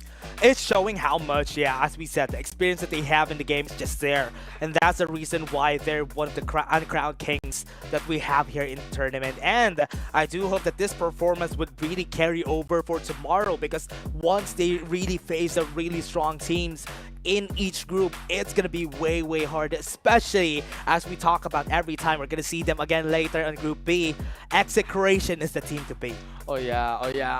I feel your excitement because Yeah. we're Group A. We're looking forward into Group B as well because these are the top teams. Yeah. NCG, Execration. It's consistently two of these teams that always being brought up by a lot of these teams as well during interviews. That, you know, the question is, who is the team or who are the teams that you're looking forward to? Yeah. NCG, Execration. Who are your rivals? Who are you looking to beat? It's those two teams. Yeah, every time. You always want to be the top 1 and top 2 teams every step of the way, but honestly, it's really hard to do that when the preparation that they have, when the experience that they put down together like building blocks, right? It's just crazy. And as they say, if you want to be the best, you have to beat the best. And the best is NCG and Execration. Yeah, everybody. So if you want to really be the best, especially in this group stages, those are the times that, like what we've seen from Game 1, Most Wanted Vitas was able to win against NCG, and that's how you get better and better as long as the tournament goes. We'll see if that can happen again. The Bounty Hunters coming into Group A. Yeah, now in Game 3, this is going to be a big change. I want to see how much the point is going to be for everybody that were on Group 1 and Group 2. What big changes can we see just after that game? Yeah, when it comes to the drop points this time around, we're seeing similar expectations, but NCG is still going into Nova. It's not gonna change. Yeah, I was looking at the map. I was not seeing NCG. At this point, it's just their territory. Nobody wants to go there. Right. Maybe somebody does want to try, but most of the time they fail whenever they try to fight against NCG. Yeah, but something has changed. Most Wanted Vitas. They're alone. Yeah. Look at Master X. That's the reason why. Yeah, they have cool control over Tin Man Industrial. Master X1 has went in over the southeast part of Sunflower Shopping Mall. So pretty much at this point, everyone has a gentleman's agreement that, you know what, we want sole control over our own very own. You know what they say? Let's beat NCG this game. Let's not fight. Oh, that's true. That's probably true. what they're saying right now. Peace treaties for now. Let's fight later. Let's fight later. Once we see NCG, let's take them down. But now TI6 already on Sunflower Shopping Mall as early as now, and let's really establish how they can do this if ever they want to beat NCG as early as now, because most of the time the reason why NCG has been winning this fight especially is because, wait, KRVSO is here? Yeah. Oh. They got taken down, that's why. Yeah, I was thinking about the same thing as well. Like, what happened? What occurred? Why are they here in Sunflower Shopping Mall? But as you have mentioned, they were eliminated initially. And when it comes to this point, it is still the edge of the map, so a lot of things can occur. There's also a lot of risks, as we have mentioned prior, because you are going to meet a lot of people, you're going to meet a lot of POIs, and there's just a lot of dangerous type of paths that you can come across. What did they fight though? They really always drop most of the time in Irish range especially, but because they fought against TI6 initially, that might be the reason why they got taken down easily. But NCG, look at that. They weren't able to chase the points of Most Wanted Vitas. That's a big thing. Yeah, it was a bit of a shocker because we were thinking that, you know, NCG's performance coming into map number 2, getting 21. the top 1 position, could really outbest Most Wanted Vitas in this group so far when it comes to the current standing. But if you think about it, 21 kills with those amount of damage from Most Wanted Vitas, honestly, that's very well deserved if you ask me. Yeah, I guess so, right? I guess so. So this would be a lot of stakes on the line for two of these best teams in this group. Yeah, are we gonna see this team get eliminated as fast as they could? Josh got taken down right now, just in front of the hands of KRBSO. They're trying their best to hold their ground in that area around Sunflower Shopping Mall, but it's still not gonna be easy for them. With Super Seshu just trying their best to get the kill on Super Wait. Oh no, he needs the EMP shot. But that was really unfortunate. The EMP was not able to go across up against TI6, but Super Wayne. It's still gonna be a fight that they want to win. A lot of the supers from the side of TI6 are still winning their fights that they have to take. Last 2 members standing on this area. No need to use their ultimates again. That's gonna be the takedown that they need, and KRVSO is gonna be out this early. But TI6 is still around the corner. You still have KRVSO and NCG potentially coming in for a third party. One squad has been eliminated already, but NCG is coming in from afar. And Super Wayne needs to be careful. He needs to hide around the area. NCG just wants to go onto the mansion, but because they see most of the members of TI6 already, they don't want to fight this right now. Once again, they have so much War Spiders in this game. Yeah. How more can you have, NCG? Yeah. You know what? That's one of the teams that really loves the War Spiders more compared to the Blazing Infantry. So that's why NCG loves it whenever it comes down to this day, in where these War Spiders are on the belt, or rather are on the menu. And Mad Jaw is just gonna go in, throws the EMP shock in their faces, and that's a lot of the members gonna be taken down already on the side of TI6. Already an easy win for NCG, just because of those ultimates that they used all together in front of TI6, and that just shows you perfection from NCG. Buddies left and right falling down as NCG was able to bring down TI6, and it's just so much mobility coming in from these teams. They know exactly what they're doing. And from what you have mentioned a while ago, how NCG really favors War Spider over the Blazing Infantry, I think is the reason why it is as such is because of the mobility as well, the ability to jump across. Because remember, Springboard, this is the reason why it's so crucial and it's so valuable. Yeah, and getting extra elevation is also something important for NCG in order for them to land all the things that they need, especially the ultimates. Now, let's see on where the zone is going to be. It's going to be on top, but NCG, surprising for me though, is that NCG went down the bottom and they defeated one of the teams that could be a threat to them as fast as Now might be the team that we were talking about a while ago. And New Complex fighting against Naos. They have the Vision Erosion already just to stop them from pushing in. You still have a lot of members. One member has been taken down. 2 shots coming in from the defender. Was able to shot it out of the Vision Erosion. And then UXL still has 2 members though. They can still win. Was able to revive one of their teammates. Ben Godmode on the area at the top. It's not going to be winning this fight because there's 4 members on the side of Naos that wants to take him down as fast as they could. They have some smokes on their side, but it's still not enough. NUXL could get taken down, and NCG, or rather, Naos Esports was able to get the win there. They still have some respawners though. Yeah, absolute control and mechanical prowess coming from Naos, but you still have one member. He's God mode. Yeah, he's God mode. Gonna try to get some armors down. Naos Esports are chasing him down. Or is he gonna win the fight? No more HP. He's gonna take him down. Naos Esports with NUXL still dropping in the same area. He might not have a chance here. Springboard. Springboard on top. And try to get the kill. He's not going to be able to see where he is, but he's still going to be taken down in the end. Good response coming in from I Love Bea, wherein there's no information coming in from Quavo, or there's no sights on the enemy team. The Springboard utilization as well. Naos was just able to get 8 kills right at the get-go, but another fight occurring. And this is going to be bloody. Yeah, most wanted sauce already happening on this fight at the bottom, where Riverview Park is the area that they want to go. That's the vantage point that they need with Master X. Already from far away with T9 OG also dipping into the fight, was able to get the win in the end. They were not here when this fight started. Yeah, it's a good thing coming in from T9 OG, but look at NCG! Oh, they're gonna come in. T9 OG, you're gonna get your piece of the pie here, and they are gonna be meeting each other. Look at Squad 9, Squad 5, all of the members right here are just dropping in. 4 squads. They're gonna see everybody, but NCG wasn't able to see them because they're gonna be dropping in just now. And the time is just right with T9 OG. Absolute Gravity is gonna be in front of them. They were able to run away with all the incendiary grenades. Still not enough. Yeah, now Majo with a War Spider could potentially jump. You have the EMP still. Information with the EMP shock. They have the information on where Majo is. With that, he's gonna get taken down by Zico.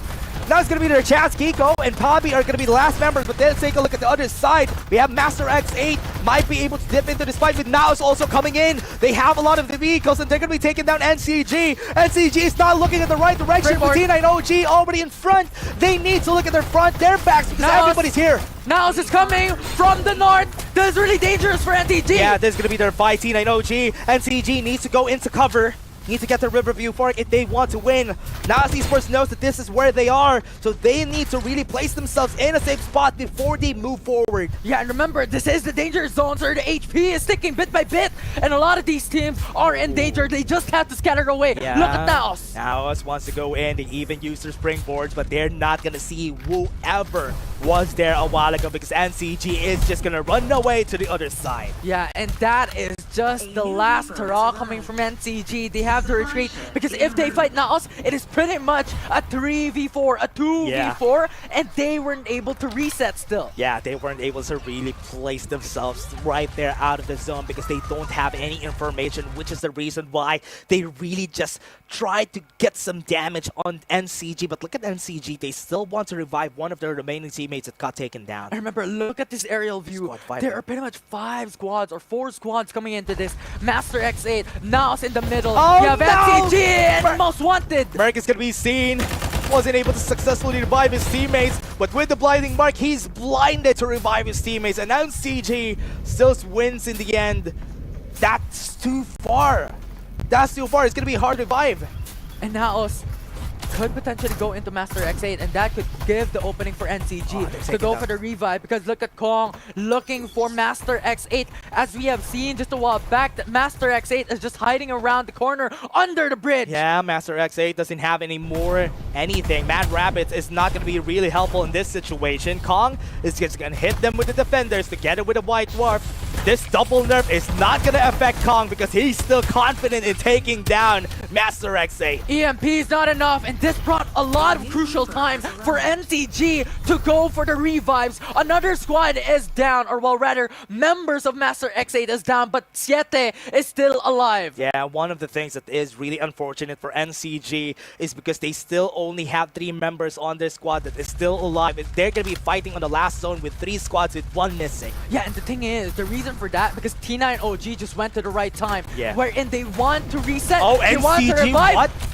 they're going to be fighting against Naos Esports, even though it's a 3v4. It's a fight that they want to take. They have better positioning, so that's why, on the other hand, Squad 7 on the other side might be able to take them down. And they're gonna get pincered. NCG has to focus on one first. Yeah, they have the Divulge though. Level 5 armor, or rather level 6 armor on their side.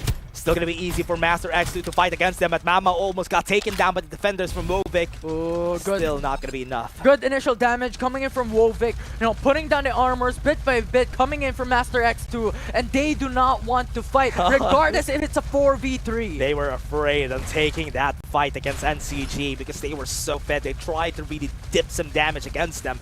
Still not gonna be enough. Squad 1 already. We don't really have a lot of squads in this area still, and NCG already in the safe spot. Yeah, once again, NCG was able to cross the borders. That's really important because the safe zone is towards Iris Ranch. Oh man, I'm really surprised that nobody's in that area. Only Squad 4 that we're seeing right now, which is really close to the zone. Most of the time, nobody's in Iris Ranch, nobody's in Sunflower Shop, or rather in Sanctuary Tower. That's why I'm really surprised about this. Power Tree Station, nobody's even close. Yeah, and this is really going to be a bloodfest Stragglers. this time around, because look at Squad 10. They're on the horizon. No! And Wait, Embro! how did they know? How did they see this? They were not able to get that information with the blinding mark. They were just able to take them down. Look at Squad 10. They're jumping in. They heard shots coming from afar, and TI6 is there to look for it. NRX wants to go in. Are they going to be... Oh man, is this going to happen? A page out of their book? Are they just going to be taking off the tent? Because they saw the fight. They see where they are. With the Divulge, they're not going to be able to run away. Salty's going to get taken down from the air. That's going to be enough. This is going to be Kizoi really just running in and running out, and he's out for the game. But the thing is, they were able to eliminate the opposing squad, Master X.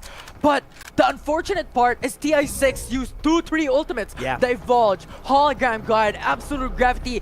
These things have long cooldowns, so they have to wait patiently just on Zone Edge to be able to recuperate their ultimates back into the game. The reason why I was talking about Power Tree Station is because people were not here. There were no people here. There's no threat to them. So that is honestly the smartest way to go. Just because of that fact, they will still have time in order for them to have their ultimates before they go to another fight. And now NCG and Naos is in the same vicinity, and NCG has that information, but they do not want to give that information to the opposing side as well. Remember, from what we've mentioned, that TI6 has to buy time to recuperate their cooldowns on their ultimates, but for now, Master X2 has seen T9 OG crossing over the border as well, with T-Talo just hiding on the bushes, hiding on the buildings. I'm really seeing the changes that we have from the supplier drops just because of the fact that people really don't prioritize this anymore compared to before because of the power of the MG7. But NCG, with their power, they might be able to take down T9 OG. No more vehicles for them.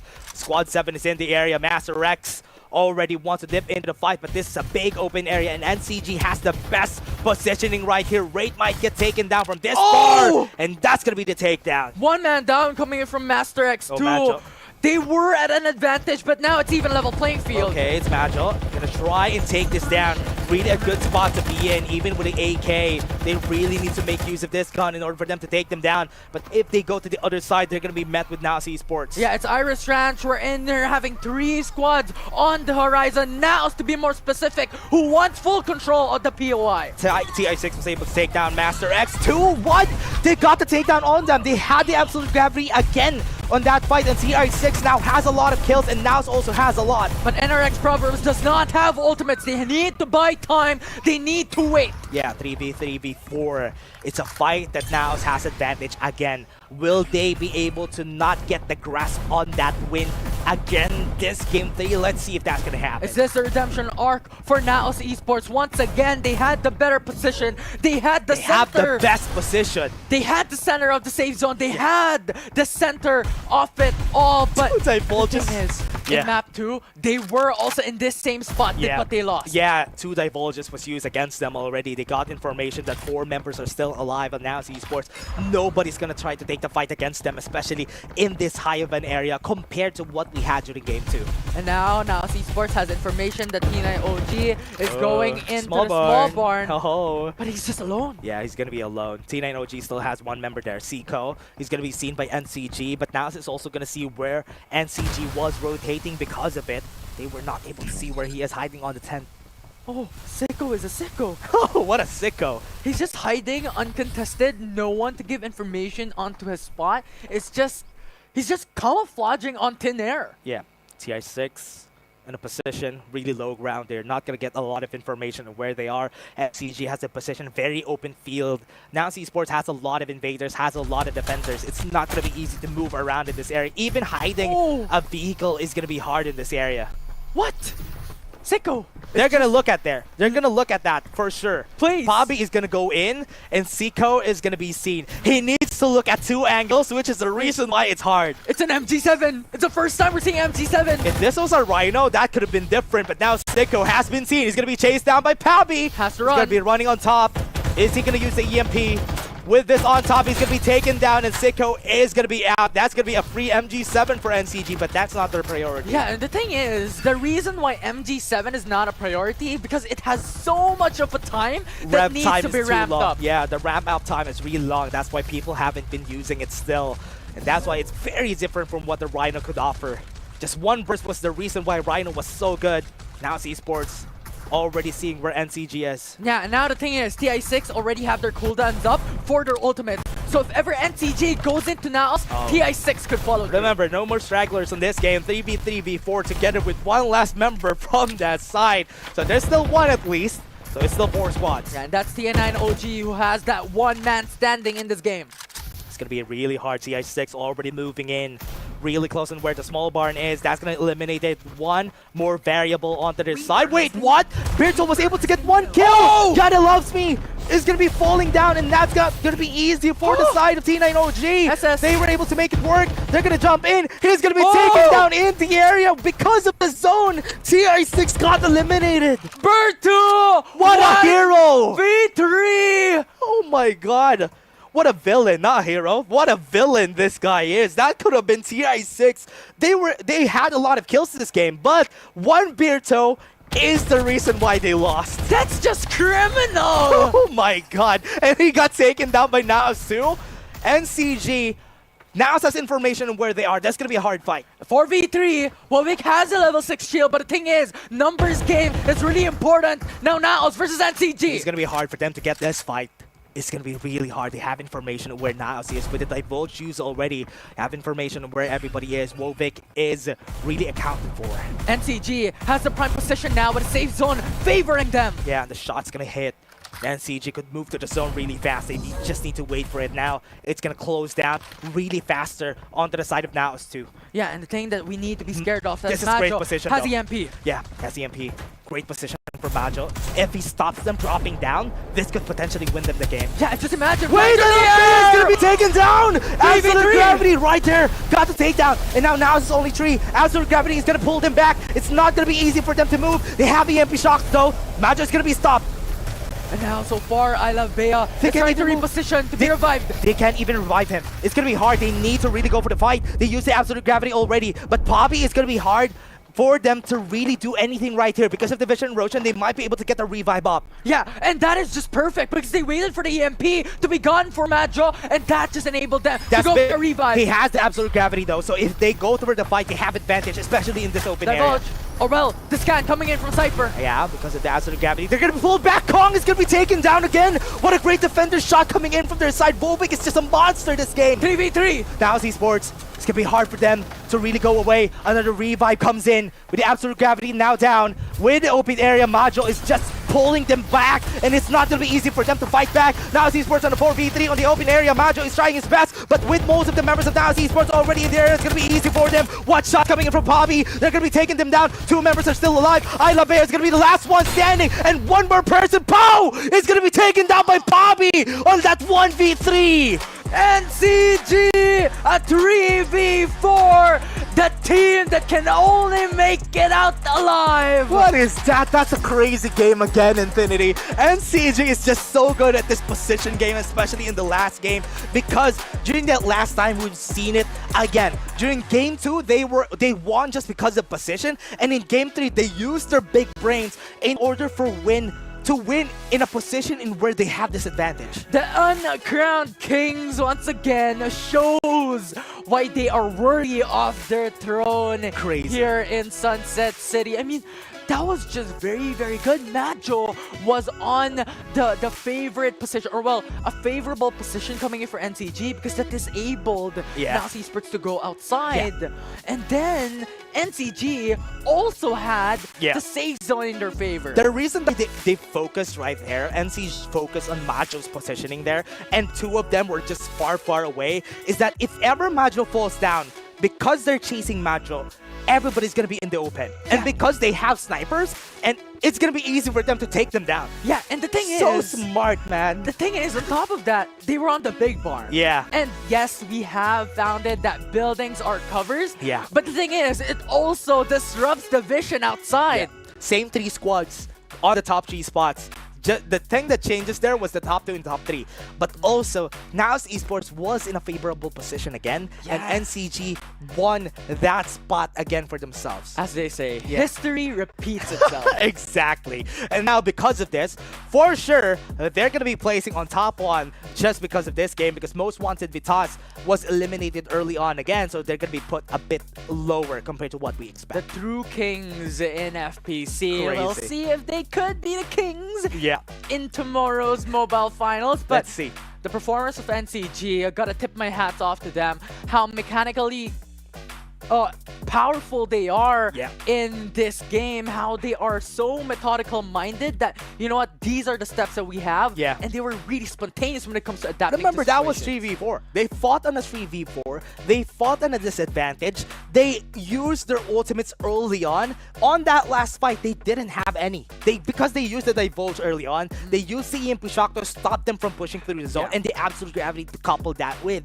So they won just because of sheer skill. Yeah, and I think it was just perfect. Because Majo, remember, from that final moment, he was outside on the big board. He used the EMP, and that forced Naos to use the vision erosion and the absolute gravity. Yeah, a lot of the ultimates have been taken down, but now let's take a look at the highlights again. What happened during that game 1?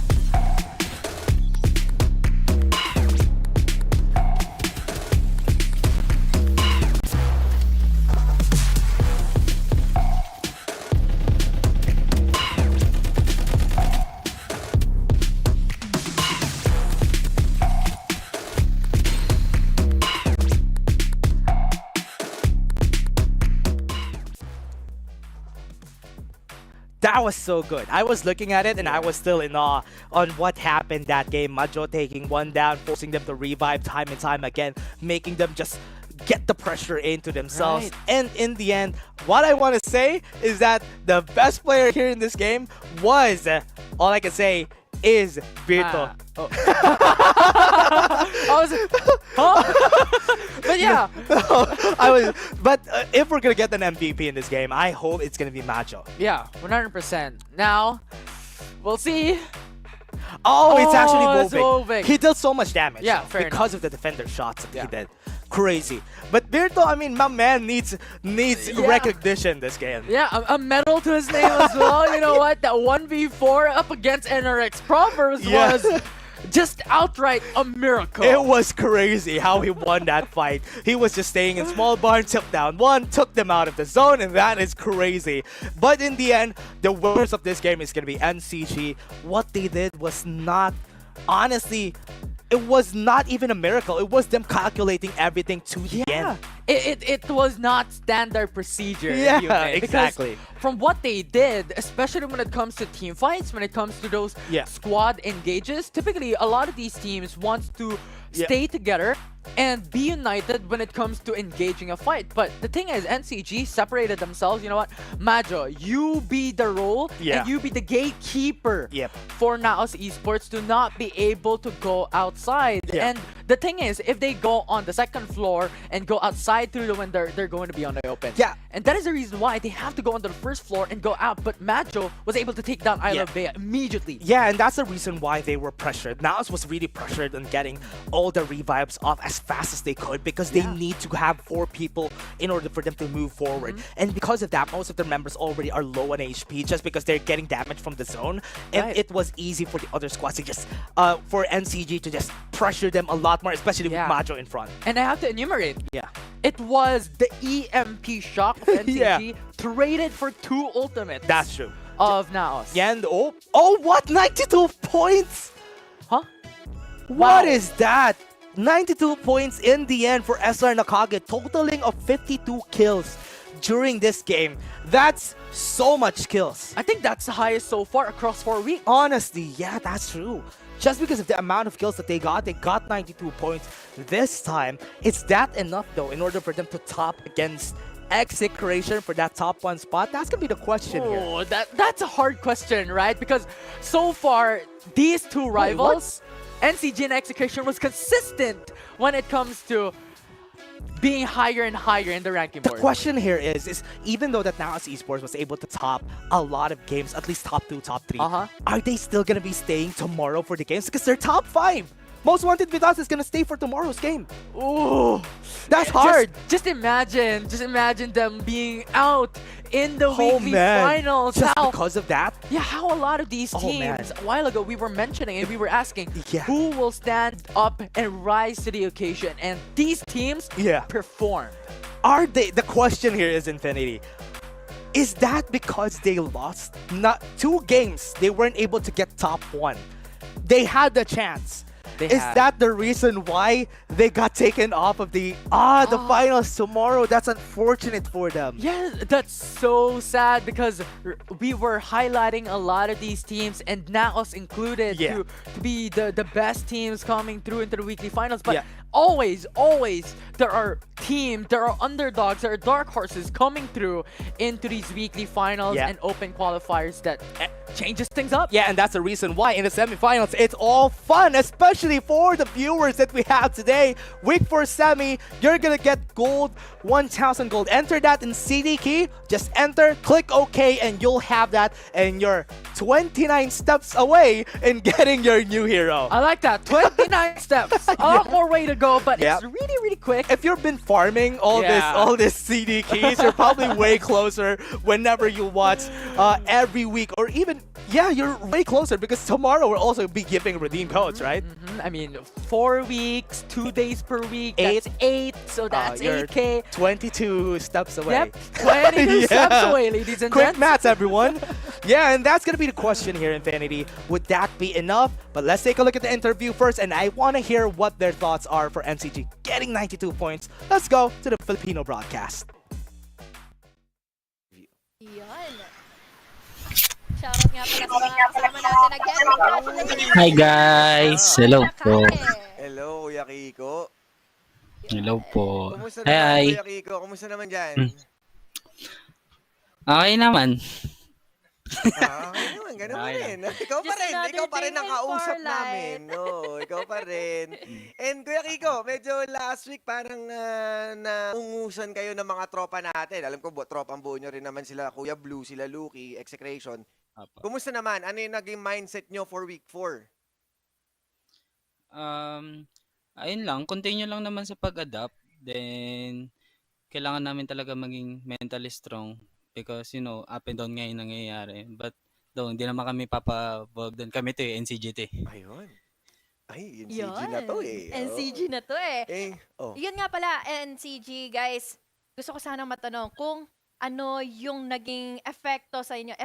Epekto sa inyo ng mga updates ngayon. Dahil nga currently, 'di ba, we had nerfs sa sa defender, even Maggie was also nerf. Kamusta ba kayo doon sa after ng recent patch?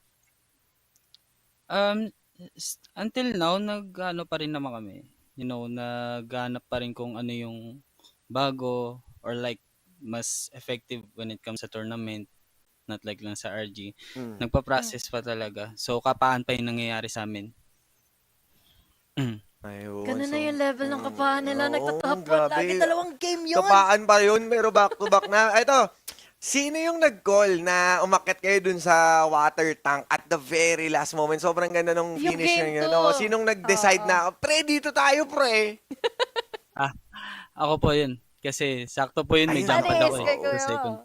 Ayun, sinabi pala, no? And doon naman sa last na finish nyo sa map 3, ano yung mindset ni Kuya Pabi tsaka ni Wobik doon, pati ni Majo? Kasi alam ko na early out ka, paano nila minanage yung pag-take sa naos na 4 pa yun, nasa loob pa ng bahay? Paano nakuha ni Majo yung lakas ng loob mag-push sa naos? Si Kuya Majo. 1v4. Sa ganun kasi, risky play na din kasi yun eh. Tsaka kung isipin mo yung perspective ng kalaban nyo, syempre, ilan lang yung bintana. So, limited lang yung visual nila. Kaya nakakagawa rin ng play si Majo nun. Then, sila, nagpo-focus kay Majo, while yung dalawa naman, free hit. Though, ano pa naman, sa... Alam mo na gagawin mo na. Alam natin. Para hindi na tayo top 2. Okay, so, thank you, Kuya Kiko. Any message, shout out sa inyong mga supporters? So, maraming salamat po sa mga sumusuporta sa atin dyan. Please keep supporting FPC and then CG Esports. Patuloy nyo kaming pagdasal. Then, shoutout kay Boss Watson namin dyan, tsaka kay Pabi. Uy, si Boss Watson pala, Watson Nakage. So, big shoutout din sa inyo. Congratulations once again. A strong week 4 finish. Paalam muna sa inyo. Kita-kits next time. Thank you. Thank you, NC. Strong finish for SR Nakage, and what they said during the first time was they were still adapting until to week 4. They're adapting to the meta, and everybody's been adapting to this new patch. That's the reason why they were still experimenting with older guns. They were looking for the right fit into the tournament type of setting, because always rank and tournament type of setup is really different, but also kind of similar at the same way, because there's a lot of similarities along the board. But the thing is, they were using defenders still. They were using similar type of weapon loadout that we've seen. I was surprised they used the AK though. They used the AK on Pabi, on Majo even with White Dwarf together with the AK. That's really them experimenting first, but their experiment, I think, has worked. Yeah, it was crazy, because I also do believe that, Sunil getting that minor damage buff in the hologram guide, with AK-77 being one of the weapons that has the highest amount of damage when it comes to assault rifles. Just gives you a lot of edge when it comes to bringing down members one by one. Question 2 and question 3 was how they won Game 2 and Game 3. Game 2, what they said there was the reason why they called that was Kiko saying, we can go here, up the water tank. Once we go to the water tank, we have advantage. Yeah, because they had the jump pad available. They had the springboard available for them to go to the high ground. When it comes to game number 3, their setup is, we've mentioned this before, Dash, that, you know what, when it comes to having the control over a building, you have the control, you have the covers that will push down the opposing side to be discouraged to push you in. But the thing is, it also disables your vision from outside. Yeah. And there's only a couple of windows to look for visual cues to get information outside the building, and NCG utilized that really well. And that's the reason why it's really hard for them to really just get information where NCG is. But also, everyone, Coco Breeze is still up. Get it for free. Log into the game for 7 days and you'll get this skin for free. It's a Filipino themed skin. So yes, take a look at that and wear that with pride, everybody. Yeah, it's a free skin. Who doesn't want it? Yeah, honestly, especially a lot of people really love using the Maggie. But also, let's go back to that interview that we had. During that last time, they really just took the risk. As Majo said, or rather Kiko said, they took the risk. That was their call. They had to take the risk, put Majo there, then try to give them, try to let them take account for everybody. That's the reason why it was so hard for them to do everything. It's just high risk, high reward. It's always like that. It was but reward for them. NCG has just so much mental fortitude coming into that pressure, high pressure moments. That just enables them to take these top spots. Yeah, and now take a look at this, everybody. On Farlight 84 Esports, everything will be announced on those socials. So if you have any if Farlight 84 has any surprises for you, it's all gonna be announced down right here in the Farlight 84 Esports Facebook, YouTube, TikTok, and Twitch. And we also stream right here. So take a look at that and share it to your friends if you want to be as good as these players. Yeah, absolutely. Even updates, patch notes, exclusive information being released in the social media pages of Farlight 84. Please do give a follow to stay tuned and get updated every single time about Farlight. Yeah, and again, as we said, NCG still and crown kings of this game, especially that they're fighting against Execration in that top spot. They're probably the best team that could really take down each other. But one scary thing about this is if we're gonna get an interview from Execration later on, are they gonna consider them as one of their rivals? Yeah, I'm really excited to see as well. Yeah, if that's gonna happen, let's see. We're gonna be going to a short break before we move into Group B. See you guys in just a bit.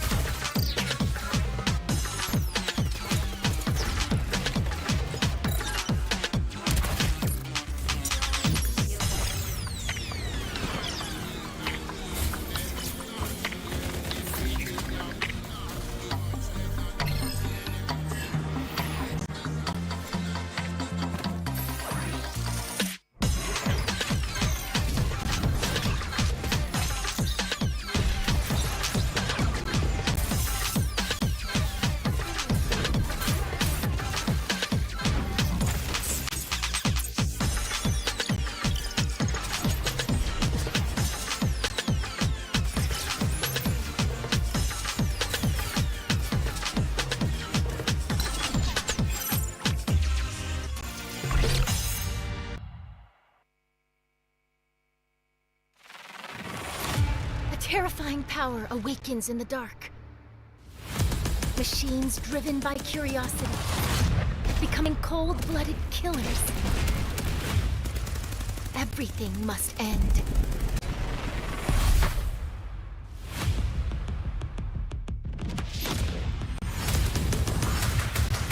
Even with new technology upgrades making us faster, stronger, we're still no match for the bloodthirsty machines. But the story isn't over yet. A genius engineer just came onto the scene.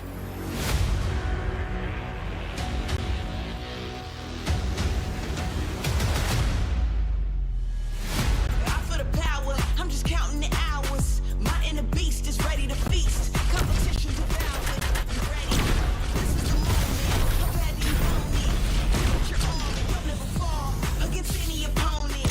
This is my life. Hit 'em down for the fight. Hit 'em left and then right. He's on my light. It's blinding and bright. It's time to fight. Watch your learn. Keep it steady right now. I'm a legend. I'm ready right now. Once I get in the ink, I'm on great. I was made for this. They say Rescue en route. No turning back now. Kill directive initiated. Eliminated. One's enough. The truth always comes out. Play a game or mash. Out of the way! great. I was made for this. Legendary. Thanks for stopping by. Mission complete. They all telling me I'm dope now.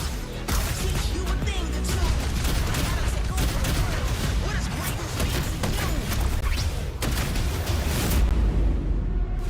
Great, I was made for this. It's time to make 'em pay for this. You don't have to wait. For the fame. Great, I was made for this. I was made for this.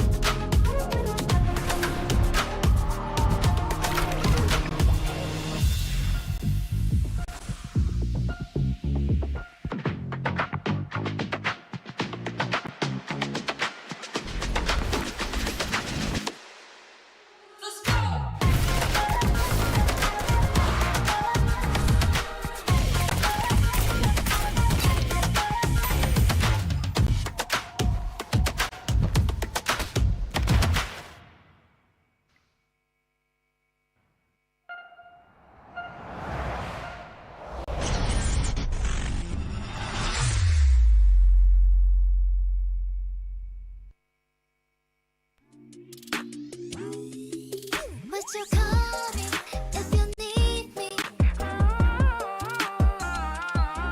Hey, it's Maggie, do you need me? So give me your heart, show me your love, find my delivery of love. Time passes, but the clairvoyant power from the Oracle will protect us forever. The fanatical power that everyone desires shall only belong to the strong. Adventure has already begun. Yes, you can call me Mr. Reaper. Survivors, welcome to Isle City. This time, clairvoyance from the ancient Oracle will sweep the entire battlefield. Please note that battles in the new season will be more brutal. Bring clairvoyant equipment, and the Oracle will bless you. Use Sunil's newest skin, Clairvoyant Frenzy, and feel an inexhaustible flow of energy. I'm on my way with state-of-the-art rescue tech. Sienna is out in front, dominating. Use the skin. Clairvoyant potion. Good boy. My tarot cards are waiting. Stellar Wind can automatically lock onto target that's within range and attack. The Gale of the Stars is fatal and ubiquitous. White Dwarf SMG, a pinnacle product with both stability and lethality. May your opponents rest in peace. These guns and skins are all included in the Battle Pass. Unlock your pass to level 90 and get all the rewards. The most precious things on the battlefield are resources bestowed by a higher power. With the guidance of clairvoyant abilities, new hero skills will be unlocked this season.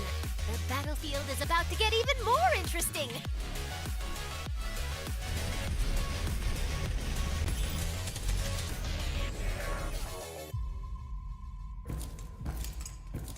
I look forward to meeting again.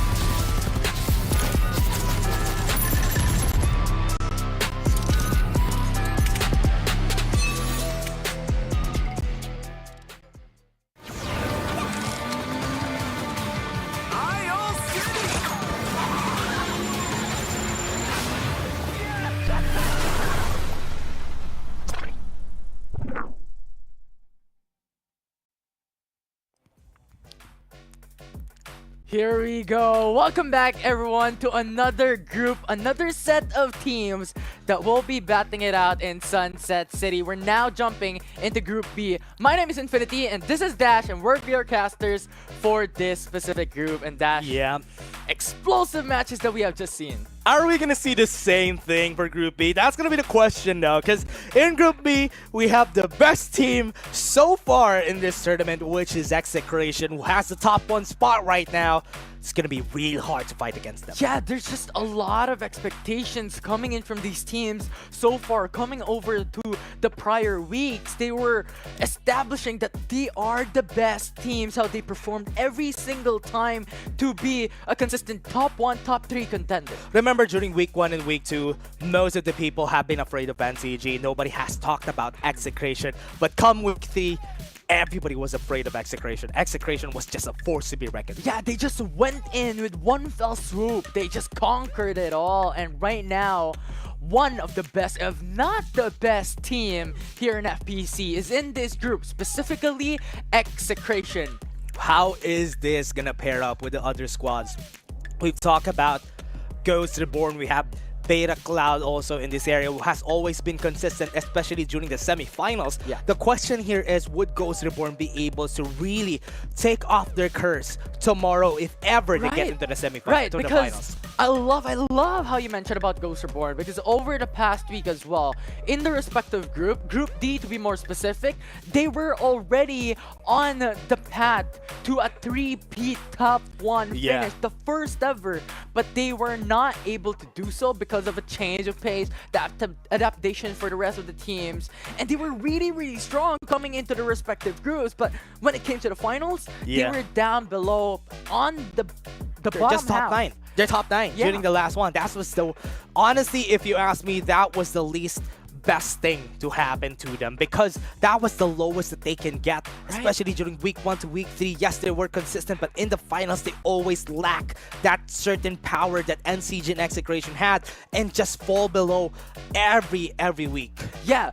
Bring their consistency coming in from weekly semifinals to go into the weekly finals, because that is always their hindrance. And that's going to be the question here. Who is going to be the team that could really win against Execration in this group? Or should we just ask the question, who are going to be the top 2 and top 3? Because top 1 is going to be Execration for sure. Yeah, uncontested, 100%.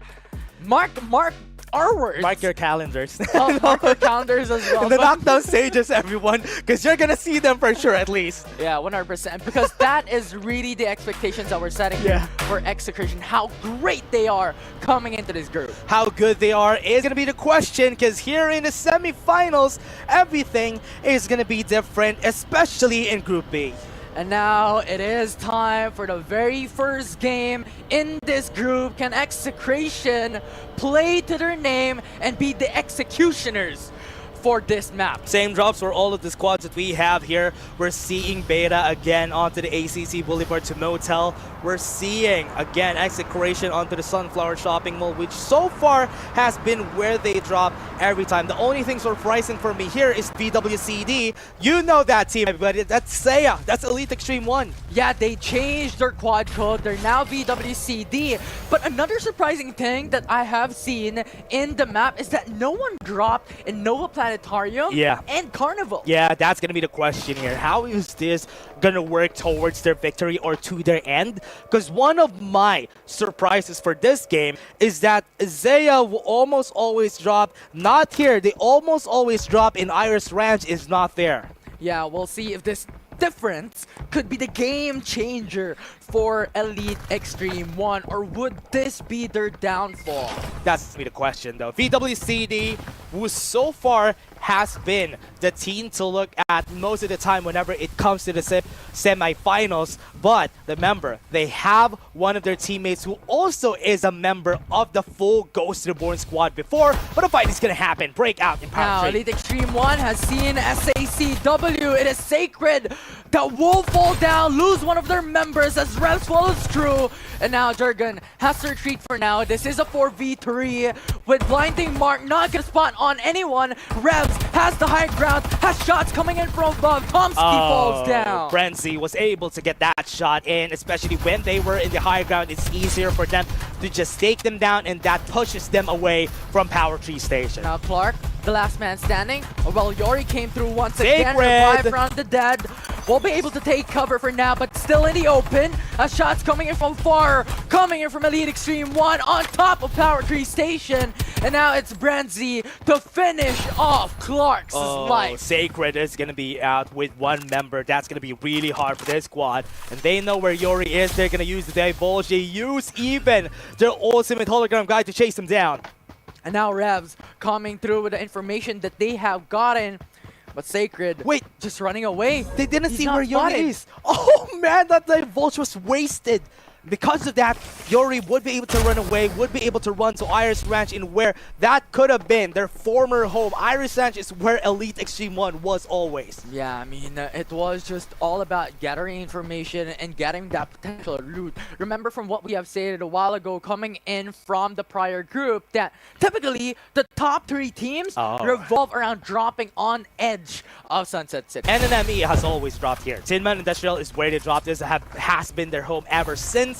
And now VUDM showing themselves who were dropped on Sanctuary Tower. Yeah, but the unfortunate thing about what we're looking at right now for VUD Esports is that they're only 3 members, and this is a really difficult time because Farlight 84 is a lot about numbers game as well across the utilization and also aim. Zella, Brent, they would want to go for the fight, but Tinman Industrial, this is where the fight is going to happen. 2 squads are going to see each other, Squad 11 and Squad 7. They're still not going to go in. They already have their vehicles right now. Are they going to go in? Yes, they are. They want to see MH78. We'll see if they're going to meet, but for now, no, really? NNME Esports doesn't want to go for the engage, or rather, they don't have any information to push through. Yeah, and VUDM already has seen Zella a while ago. They were the squad that was fighting toe-to-toe they still are successful in conquering Sanctuary Tower. Now VDM still alive. 3 of their members coming into Sanctuary Tower with no one home. So they have every single spot for now here in this POF. But also remember, Ghost Reborn is also in the area and Zella needs to run away just because of the fact that these War Spiders are going to be fast and they're going to be chasing them down. Squad 10 also knows that most of the members of Ghost Reborn are here. That's why they're finding cover before they try to go for a fight. And Macro jumping through, chasing down 2 members of Cell 3 because Squad 10 is split apart. Yeah, they're really far away from each other. They're just running away. War Spider to War Spider, they're as fast as each other. But now, really going on to a diagonal area, that's going to be better. Oh, they're splitting apart. That actually divulges when it comes to the situation on decision making, and Ghost Reborn able to take down 2. Great use of the Pythagorean theorem. That's really good. Wow. Ghost Reborn was able to really get the distance closer just because they used the diagonal. What's that? The Pythagorean theorem. Pythagorean theorem. Oh my god. Sorry. It's like going back to school. Yeah, exactly. That's why Ghost Reborn really smart at using that. And now, because they were able to use that distance to cover it up, Squad 10 is going to be seen fighting against another. Now, Cell 3 with VUDM fighting up against each other. Now, it was the potential for this team to follow through, but for now, looking back at execution, Luki Skywalker along with the rest of the team, they went to Nova. TCME fighting against Master Rex 4, and this is going to be the fight. They're gatekeepers. TCME is stuck in the building. It's a 4v1 with them split apart. Crimson Esports has a hard time, but with the divulge, they're going to be seeing where they are. They have some timing, but there's somebody at the bottom. It's still 3 squads fighting against each other. Third party Central, Ghost Reborn just took that opportunity to pounce. BBC, no more shield. Yeah, it's going to be really hard for them to go for the fight. Your coach is going to fall.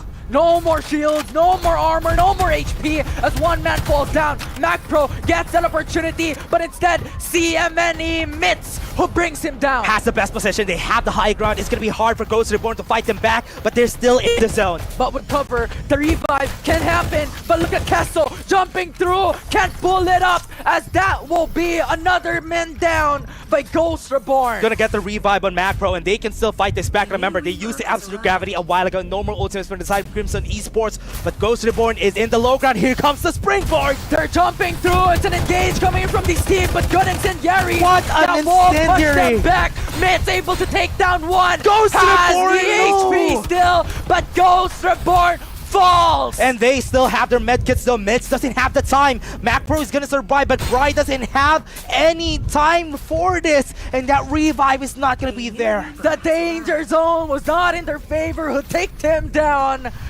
And now it's Ghost Reborn who has control. They have respawners on their side. Ghost Reborn, it's gonna be really hard for them to really just get all of the things back out of that. No more squad 12, only one person standing. He's gonna try to revive his teammates, but Bry is gonna be seen. Bry is seen, but Mac Pro now pushing in with a jetpack, trying to infiltrate. Has Bry went in for the reset. Mac Pro gets him down. Ghost Reborn was able to take over, and that is what you expect from a team like this. As we said, they need this timing, and Crimson Esports fighting back, but they still win in the end. Oh my gosh, a lot of kills back and forth, and look at Ghost Reborn still on top. Yeah, Ghost Reborn still winning. Really great use of that springboard, and because they had their respawners that time, they easily had that confidence on taking a win. Even if they lose, they still have a second chance. Yeah, it's the Walking Dead here, Dash. Yeah. People die and people get resurrected. That's why they called Ghost Reborn. Oh yeah. You got that right. Hey, and now with that, Ghost Reborn, reborn from the ashes, and this is gonna be their time. We're seeing VUDM using the bridge just for them to survive for a bit longer. Yeah, it's just the best occasion for them to just hide, but right now with the Divulge being able to see them through, Beta Cloud now has seen on Nexus as he tries to jump across to take cover with a EMP coming in from Nagy. There's just no escape, and Gabriel shoots him down from afar. You're surprised that he used the EMP shock for himself because nobody was there, and that's why the defenders are still really great uses from everybody. Flick is going to be the last one standing, and he's going to be taken down, and that's one more squad out of the picture. And Beta Cloud once again able to eliminate VUD Esports with 10 squads remaining into this map. It's a lot of people still alive, but a lot of bodies falling down one by one. It's gonna take a long time though, and Beta are still alive in this game. NNME together. We're seeing Execration now in the picture. They have been taking down some squads, but it's still not a lot. Yeah, and the biggest question is, can Beta Cloud or any of these teams right now in this group be the cure of Execration? Yeah, and the question is, look at this. There was a lot of squad. Iris Ranch might be the greatest vantage point, but that bridge right there on where Squad 10 is where Squad 4 needs to go before they go in. And that's going to be a great area and where a lot of fights are going to happen. That's Powerhouse and Ghost Reborn going to fight each other, but because of the hover card, they can run in. Yeah, and Powerhouse doesn't want any of that. They have information that there's someone just behind them. That's Ghost Reborn. But the thing is, Ghost Reborn with a War Spider is going over the bridge. They want to chase. They're way faster, but because they know that that's a hover car, it's still going to be hard for them to chase them down. One thing that they could look at, though, is going to be Iris Ranch and where Master X4 is going to be, and they can take over that area if ever they want to. The only problem is they're going to be meeting Execration later on. 100%. And Luki Skywalker, remember, he has the force. He has that potential to change things up in their favor. Sacred. Now Sacred trying to fight up against the other team. Homeski brings the tables around with AD1E dying in their hands. Gravity Shocker was used, and now here we are seeing Execration fighting again with Sacred. Durgan going into the War Spider, hoping for another life to escape, but will not be able to do so. But Clark and Dembski still alive. And Sacred was still alive after that long, dragged-on fight. Lots of full sims were used, but Sacred survives for another day. The only problem that we have here is Squad 9 is in the area. If ever they see where they are, they can get takeover. 100%. Right now, with the safe zone, going on to the north part of the map. People has to move, people has to relocate themselves. Yeah. They have position to get cover, but Execration is also there. Execration and Ghost Reborn could meet each other. Once they traverse this in the same speed, they would be meeting each other head on. But Beta Esports is in the favorite spot. That's going to be hard for the other squads to see.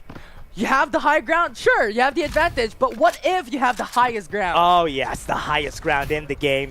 Ghost Reborn and Execration has seen each other. Would Ghost Reborn be able to win against them? Remember, Blue has red armors. It's going to be hard for them to fight. They have the equipment advantage up against Ghost Reborn. This is going to be really tough coming in for Ghost Reborn to fight it through, especially considering there are a lot of squads just in the vicinity. Yeah, it's going to be real hard. Look at the zone. Iris Ranch is there, so only one squad there. Not even in the big barn. They're still not complete, but because Squad 2 doesn't have any information, they're in the low ground, it's going to be hard for them to get information in that area unless they use their divulge. Yeah, and the thing is about ultimates, long cooldowns. And when they use it, they're just going to put themselves at a disadvantage of getting information later on, especially on crucial moments. Yeah, Execration might be able to meet with Elite Extreme 1 at the bottom. Are they going to see where they are? They don't have any great armors. They're not going to bother. They're just going to move around them. And they're just going to get that high ground on looking where Iris Ranch is. But they're coming back. They're not going to see them. They're not going to see them. And I think at this point, it is Execration that will be fighting MH78.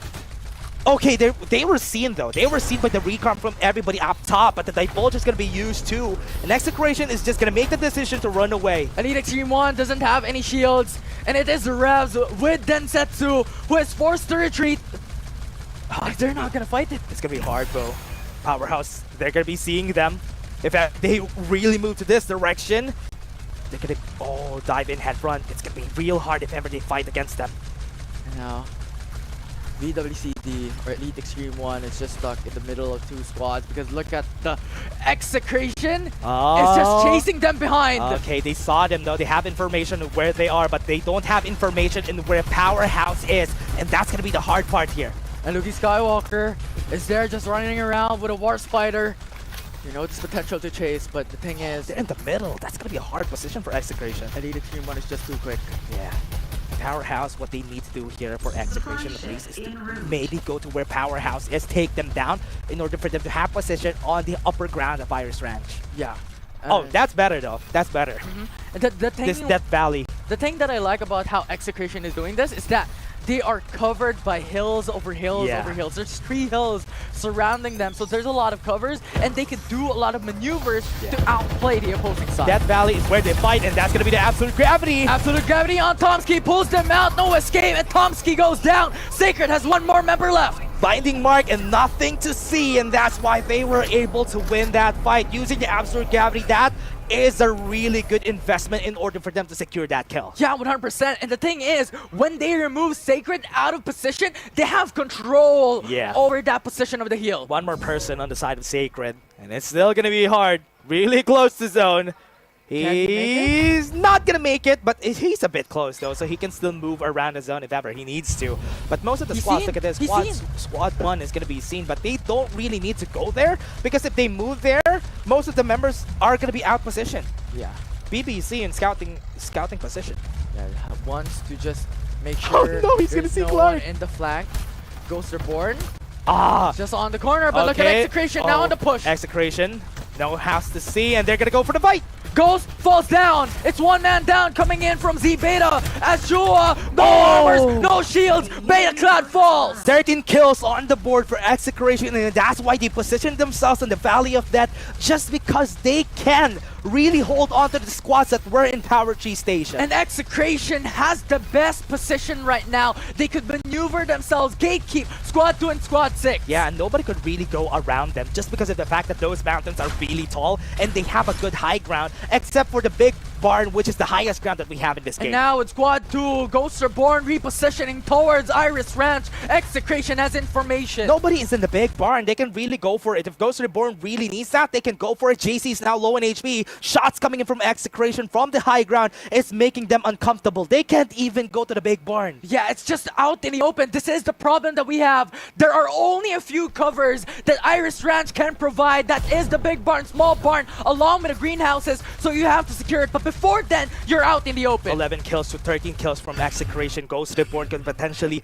win this in their favor, but Execration is just a tad bit too fast, and they already are in the position that they want, and that is in Big Barn. But the thing is, they're 2 squads, 3 squads just converging all around them, so they have to be wary of this. There's Powerhouse in their backs. In front of them is Ghost Reborn. We can see what happened during Game 1. This is where Naos was. Would Execration make the same mistake, or would they make a difference in this game? And now with the Divulge going through, information being provided, Execration's position has been sought after by every single team. It's a bit too late for the other squad. They were really close. Ghost Reborn and Powerhouse could have got the spot, but because they were a bit too late, it's going to be real hard. One good thing, though, is that everybody has their own houses. The only one that doesn't is going to be Elite Extreme 1. We'll see if that could be their adversity in this Game 1 of this group. But so far, they have War Spiders immediately to reposition themselves. 4 squads on the board. We still have 3 members on the side of Elite Extreme 1. They're losing 1. Need to make a decision. It's going to be a 2v2 rather. 2 fights that are going to happen if ever, because Powerhouse could potentially go to Execration, and Ghost Reborn are looking on where Elite Extreme 1 is. Yeah, and the thing is, it is Elite Extreme 1 who has the most disadvantage all throughout these 4 squads. Yeah, it's an open area, except when you have your houses for you. The War Spider is going to be taken down. They need to use their dashes if they want to get into the middle of the circle. And Ghost Reborn are looking with Macro using the MG7. It's working wonders to take down the War Spider. War Spider falls immediately, and Brentsy forced to go away and jump outside. And now with Mac Pro using up all the ammo of MG7, immediate switch coming right That's one of the big disadvantages of that gun, but Execration, look at them being very patient. The zone is going to close down faster on their side, so it's going to be hard for the other squad. Ghost Reborn waiting for them to go in. Yeah, and the thing is, the first squad that goes out in the open has the most disadvantage. Yeah, they have the information where they are. They're on top of the small barn. Great position for Execration. If ever they fight, that's going to be good. Hologram Guide has the upper ground, then Zetsu falls down. Elite Extreme 1 loses 1 member. They're still afraid of Powerhouse just because of the fact that they have information on where they are. They can't even commit onto Ghost Reborn. And now Execration is out in the open as zone closes in. Virus is going to be taken down. That's going to be good. Execration with absolute gravity. They're going to pull back the members of Powerhouse. And that pushes Powerhouse International to go for the engage for now. But this is a 3v4. It's 3v against the world for Execration. One member has been taken down. They're at the center of everything. They have information on where they are. Look at the jump coming in from Elite Extreme 1. With a springboard jumping through, they push down. Ghost Reborn, Mac Pro on the roof is able to put down Devs. Sato is going to be taken down. That's going to be one more member. And that's Powerhouse on the side. Full member still. Execration has 2 more members left, while Powerhouse has 4. We'll see how this will turn out. Lucky Skywalker jumping in the building, has no more armor left. Look at Io going to absolute gravity with 20 HP left. Blue falls down as Mac Pro pushes him out. One and member. Now Io falls down as well. Ghosts are born coming into this fight. Macro goes to the side. Lookie's falls still down alive. on one. Lookie Still alive. the world. It's a 1v3, but Macro is able Mac Pro. to stay alive and make the miracle happen. Ghost Reborn. And Ghost Reborn What? made the top 1. Made for work. game 1. What was that? They made it work in the end. Powerhouse had the advantage. The reason why Powerhouse got taken down was because Luki was still in the area. They were looking for whoever was still in the area for stragglers on the side of Execration. And that's why in the end, Powerhouse, oh my god, got taken down and Ghost Reborn had free reign in that open area. Yeah, it was a battle of the last zone. It was a lot of crazy game game fights. Yeah. 4 squads fighting against the world. Who will take the top 1 Yeah, spot? Mac Pro and BBC, really great that they played around that. BBC was looking on where Elite Extreme 1 was, and Mac Pro was inside the chaos that was happening in Powerhouse's side. That was just great way to micromanage everybody on that game. Yeah, it was just a lot of things going on. You know, Divulge coming here left and right, and everyone was focusing on the big barn as well. But the thing is, you have to be worried. There's 4 squads left. Everyone was just getting that or waiting for the right opportunity to push through. The unfortunate part about Execration is that they were just unstuck on the big barn. And once they go out, it was Powerhouse International waiting for them. Yeah, and one of the problems there is that they had to look at 2 angles. They had to look at where Powerhouse is because they can get shot. And because they decided to go on where Powerhouse is, that is when their squad got divided. When they got divided, everybody was making chaos everywhere and they got eliminated one by one. Yeah, we've mentioned about this as well. The first team was out in the open has the biggest disadvantage. And that was Execration. Yeah, and just went into the small barn. Really, they had a really great position though. They were atop of small barn, but because they were so afraid of Powerhouse, that is where the decision was lacking and where they have to go. Ghost Reborn and Elite Extreme 1 were fighting. They just had to take down Powerhouse and that could have been their game. Yeah, but they were a bit hesitant. That's true. That was the problem that Execration faced all throughout that final fight. I love how disciplined Ghost Reborn was this game. And as we said, we talked about how they get jinx every time in the finals, but in the semifinals, they will be able to perform. And in this game, they showed us that, and they were able to get the top 1, snagged it away from Execration. Yeah, it was phenomenal coming in from these teams. I mean, this is the group wherein we were talking about how Execration is really, really strong. But the thing is, there are also other teams that can stand up to the occasion. I really want to see that last game, last zone that happened. Let's take a look at the highlights.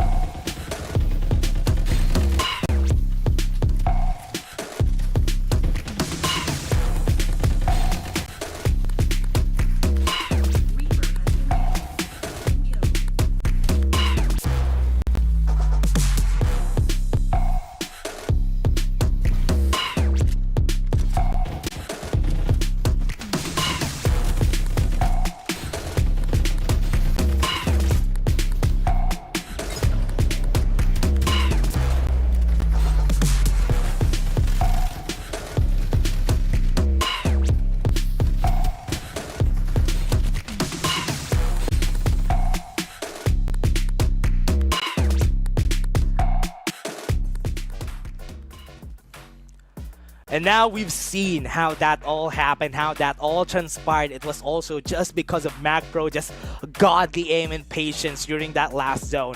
And because BBC had the armors, they had the resources, it was easier for them to just take that in the bag, and that they did.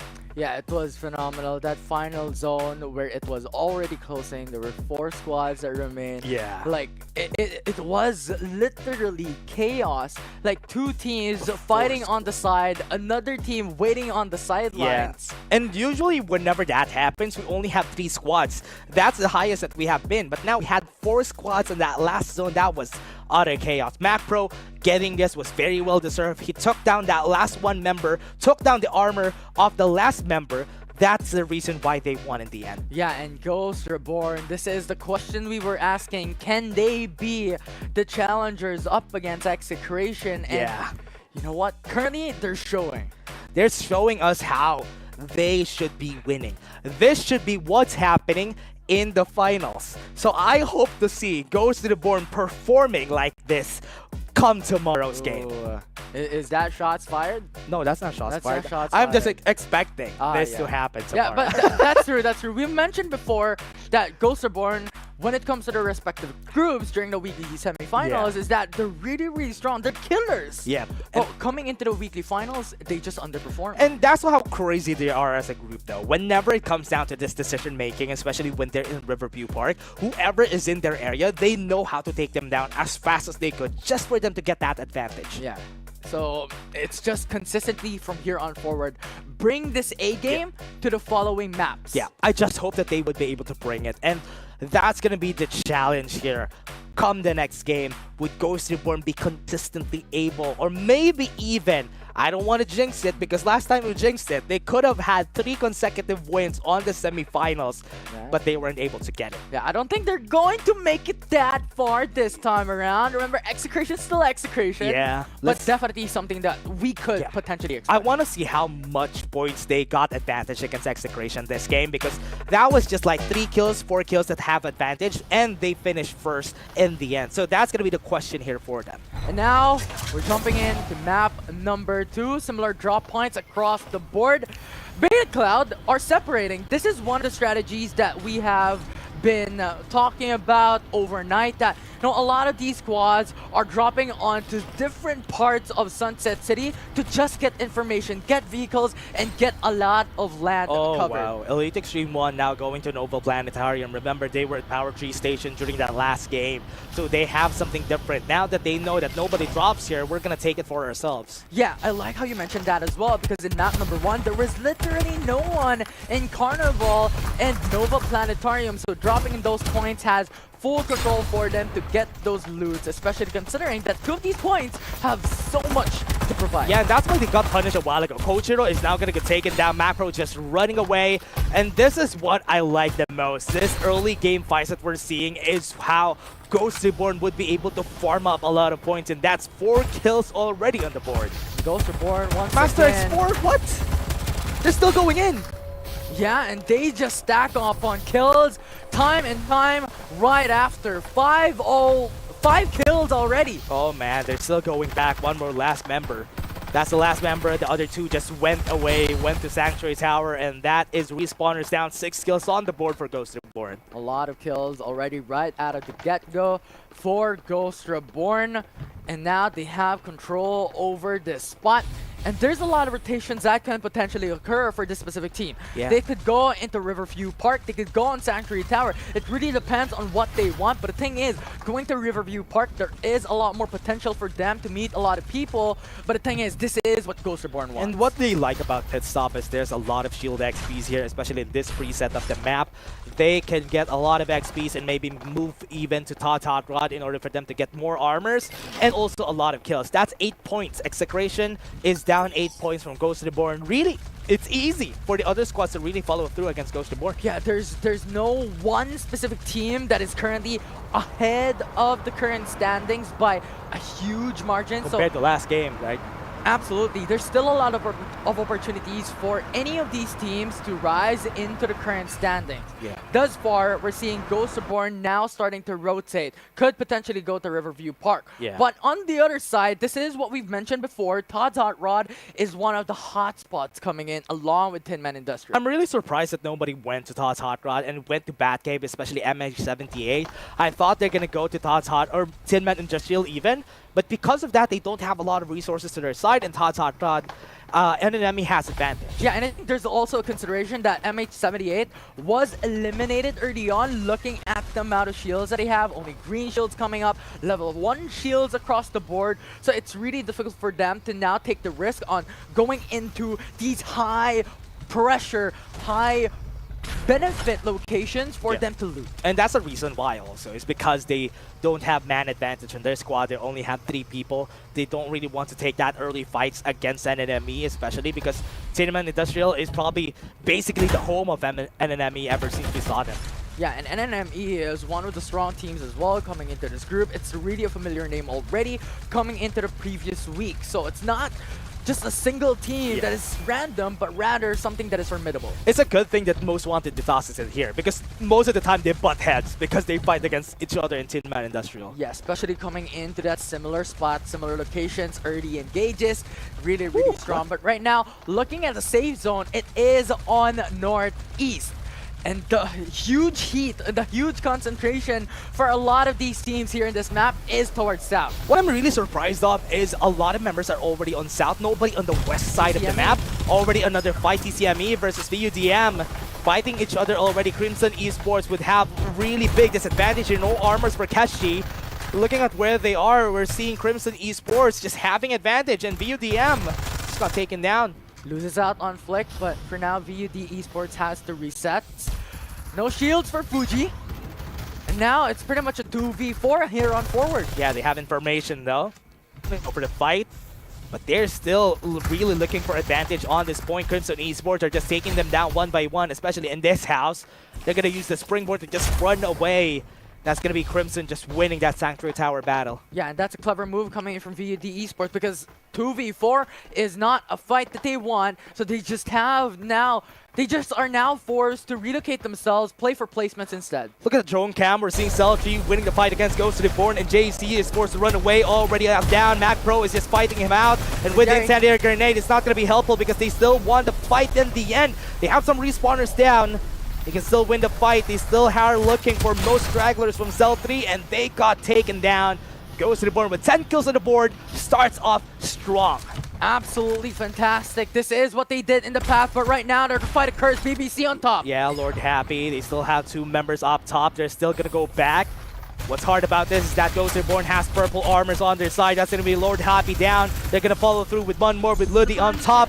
Brent is going to be taken off, and more are coming down. They're raining cats and dogs on this top, and Cell 3 is going to survive for just a bit with Lord Keish still surviving with just no armor on his side. Is looking left and right, but it's none. He needs to look up top because he needs to really survive, but no, the heavens just really pour down their wrath against Cell 3. He just can't fight a war in all fronts. It was a 4v1 type of situation, and Ghost Reborn took him down with ease. Yeah, and it was easy for them to just do that. They had purple armors. They were confident that they're going to win. They're going to revive their last remaining teammate too. So Ghost Reborn is in a really great spot today. And they're on a rampage. 14 kills already here in this early situation. On map 2 gives them a lot of advantage when it comes to gears, when it comes to weapon. They're able to accumulate their gear level as well into consideration. So a lot being in favor for Ghost Reborn to take the top placements once again. Did we really jinx it? Ghost Reborn is just performing splendidly today. They are just so good when it comes to the semifinals, especially for all the other teams that we have right here. But when it comes to the finals, they really lack that same power that they have today. That is going to be the question, because one good thing that could say how they adapted is if they win this group against the best squad in this tournament. Execration is that best team. So far, when we're looking at Execration at this point, they already have level 5 shields for 2 of their members, level 4 for 1, and level 3 for the other. So this team is going to be a hard team to beat.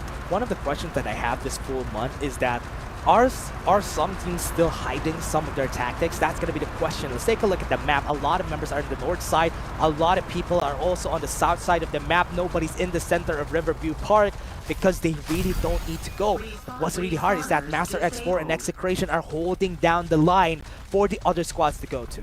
The thing is, if Execration is able to control the Riverview Park, they are in a good position for the remainder of this game because they are in the safe zone and they are in the middle of the map. And Beta Cloud is already just running out with the red zone. They have information on where they are. I am really on looking on where Sacred is because they really want to revive their teammates. But the thing is, they do not want to stay for long, 1 minute and 30 seconds before the zone closes in. If they stay longer than they wanted, they're just gonna get wrecked. But for now, they have sights on Jurgen! He's 1 HP. One more shot to that War Spider and he's gonna be taken off. One member is still alive on the side of Squad 5, so they still have one last chance to revive. It was... Oh, never mind. It was so Clark unfortunate. got taken down too. Because Jurgen did not expect for them to stay for a bit longer, and when that happened, when he jumped with a War Spider, he was sought after. But right now, Execration was able to hear that, and Squad 3 is already also in the area. They knew that Squad 4 fought, and Powerhouse was the reason why they lost last game, and they want to get revenge. They could get converged, they could get pincered by Execration. Divulge already, information provided. They have the Divulge, they have the information, they can go in, they have the War Spiders, but they're trying to be at least a bit more cautious in this area because they can really jinx them out. Absolute Gravity is going to be there. They're going to go in with the hologram guy. They have the damage already onto their side, and they're going to be taking them down one by one. And that's 2 already out of the game, and they still have 2 members still running away. Claudia's going to be taken out. The Powerhouse is out, and Execration exacted revenge this game. Absolutely wonderful coming in from Execration. I mean, what they did there was phenomenal. They split their team onto 2-man units. One going onto the left and one going onto the back. Once they did that, it was just pincered against the opposing side wherein there was no escape. They had nowhere to go, and that was how smart Execration is this game. Now, they're making decisions that are going to be important come to the late game. Now, they're on the east side of the map. What they need to do is take over the other east to north side in order for them to have advantage in this middle position. And that is Sanctuary Tower where Squad 2 is waiting. Ghost Reborn is steadily conquering and have control over this tower. Execration now fastly and swiftly moving in. Only 2 members, Jay-Z and BBC, are the only ones standing inside of Ghost Reborn. It's not really a good spot for them because even though they have a lot of kills, Execration, if no one is going to be there to stop them, this is going to be their lobby. Yeah, and the thing is, Execration was just finished with another fight, so they have to have their ultimates reset first. If they pursue now, they are at a disadvantage, but right now they have the roof, has sights on an Invaders are working their way towards the side of NNME because Lexus has been taken off from far away. That's going to work out. NNME needs to run. They have the zone on their side. Luke and Blue are just gonna go in. Luki Skywalker is making it work for the team. They're gonna run out with the hologram guy. They have it. They have the movement speed. Duda is not gonna be able to jump into the mobile turret, but Execration is just gonna run away. I like this. They're not going in for the pursuit. They're not going in for the chase. Good. Remember, their ultimates are still on their cooldowns. Tactical skills are still down. So they have to wait patiently. If they pursue, they are on a disadvantage. Oh no, and an enemy doesn't know who is here. This position has already been taken over by Master X4. Remy is going to be taken down. They're going to be chasing most member right here. They're going to kill everybody. Assassin was able to get one on Graham. They're going to be pulled back with the Absolute Gravity, but here it comes. Squad 3 also knows that this is happening. They're going to be taken off and an enemy is out, but Squad 3 is going to go. Here comes Beta Cloud going in. They're going to pull them back. They're going to run away, but they have no more grounds to cover. Hologram Guide now pushes in, but a springboard coming across. On the top, in the air, the Lances are going to drop, and they're going to go in. Kojiro is going to be taken off, and one more member in the building is not in the building anymore. He ran out, and that dash is going to be out, and Master X is eliminated. Beta Cloud pushes through. perfectly. It was two teams fighting against each other, but then Beta Cloud jumps in. But on the kill feed, Ghost Reborn is falling down one by one. We jinxed them again. This game too, they're out, and Execration was able to take them down, and this is gonna be the challenge. Who is gonna challenge Execration in these three other squads that we have in the game? And now Absolute Gravity in the air, in the skies. Flick XYZ has to move. Flick needs to run away. The zone is not hitting that hard. He can still just jump down, but Execration is aware in where he is. It's still gonna be hard for him. He's trying to be a bit more patient because Execration, he sees the war spiders, now he can jump in. Beta Cloud has to be a bit wary. Execration is now on the move, could potentially hear their footsteps and their vehicles running through. And look at Gabriel, now on the open. One mobile turret has been seen. They can shot them from far away. Look at the shots coming in from them. No more armors from every member of Beta Cloud. No ultimates on this side though. And they're the best squad that could really take over against Execration, but they don't have any more armors. They have to retreat. There's no cover. Yeah. It was Beta Cloud who was able to control and have found cover in this building. So Execration has to delay their pursuit, has to delay their push. We've been here for the longest time. A lot of games has happened here. A lot of games has ended in this exact zone. And that docks that we have there in where the supply drop is the best spot in this zone. Yeah, they have buildings for cover. They have the lower ground that disables, a lot of these teams to go in for the push. This is good. This is a good development. Elite Extreme 1 is still alive. They were here in the last zone. They were able to finish top 4 during the last game. But they're alive with 10 kills on the board with Ghost Reborn out of the picture. Squad 8 has their sights on them though. You have Execration as well on the hillside. This is going to be really hard. They have red armors already. Execration already on the highest ground that we have here in this area. Beta Esports might have this advantage here if ever they're going to be seen by both of this squad. Elite Extreme 1 and also Execration could potentially take them down as fast as they could before this zone closes. Really scary coming in from VWCD at this point. Elite Extreme 1 has to be wary because on two opposite sides of the hills, there is Execration and Beta Cloud waiting. Yeah, look at the other side though. Execration gonna go in. They don't know. They're not aware. Elite Extreme 1 doesn't know that on their backs is where Execration is. Are they hearing this? This could be a knives stabbed in their backs. Elite Extreme 1, be wary if you're behind. Bert knows. Bert knows. Bert has an idea that they're here. Divulge is gonna be used. They have an idea on where they are. They're going to be fighting each other. Beta Esports could really go in here if ever they need to. Absolute Gravity going to pull everyone back. But that EMP shock is making it really harder for them. Blue is going to be taken down. A lot of the members of Execration are out. And that is going to be Elite Extreme 1 eliminating Execration from the game. Elite Extreme 1 is here to back up their title in the past. But you know what? Here comes Beta Cloud. It's gonna be here. They're gonna go in. They have the air beats. They have the ultimates though.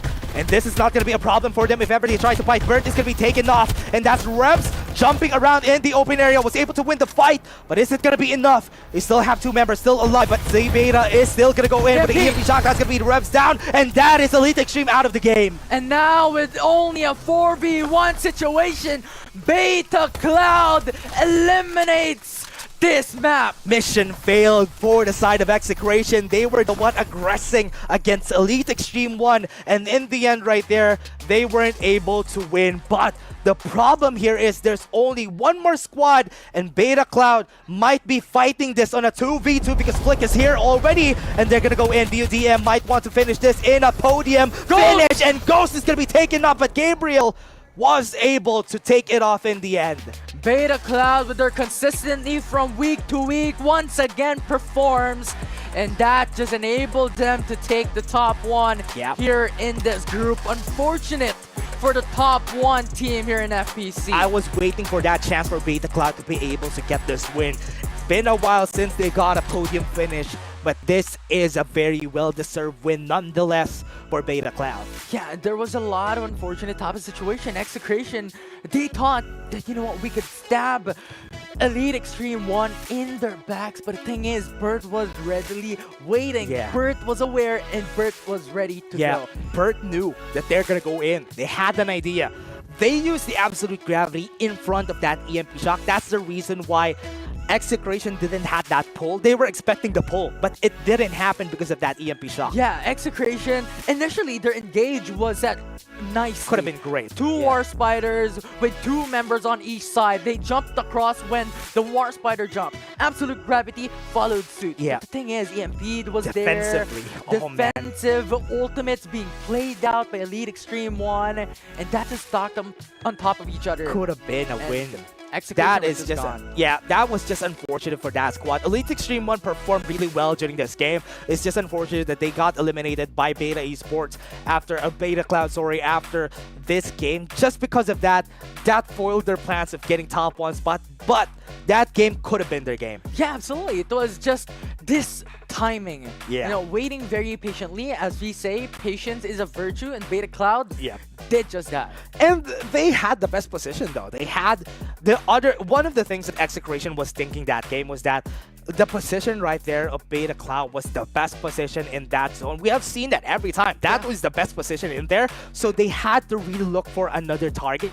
But their target had targets also on their side. Right, 100%. And I remember, if I could recall correctly, it was the Kit X type of matchup up against Oasis or Naos Esports when they were running away. That's true, yeah. They had the same position, but the thing is, the team who has that specific spot in their favor won it. Yeah, that is the reason why, and they won again. And that continues the trend that this spot is the best spot whenever the docks, as we call it, is the best spot. But let's take a look at what happened that game again and how Execration got killed by Elite Extreme 1. Let's take a look at the highlights.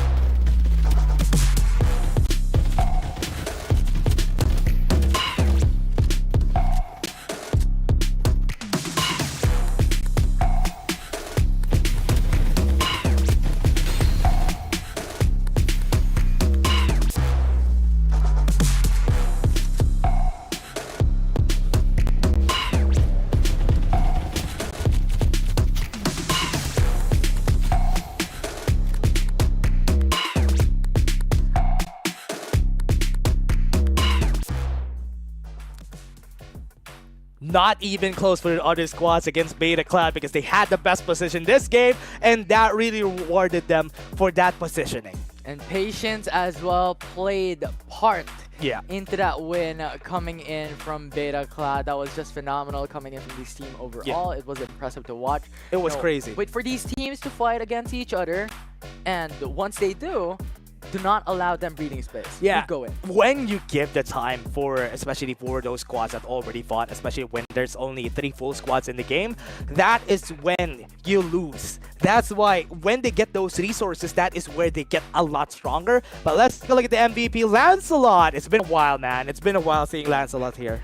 Lancelot once again. I mean, Cypher, time again. I think it was already 3 Cyphers that we've seen here become the MVP. It's just too strong when it comes to disrupting those team fights. And overall, Lancelot dealing 1k damage with 2 total kills. Not as much, but thing is, it's the amount of It's a matter of damage that you give, the utility that you use to change the tides of a matchup. The SMG Mastery, especially too, is a really strong passive when it comes to the ciphers. That's why now with the MG7 also on the supply drop, that makes it way more valuable on the hands of a cipher.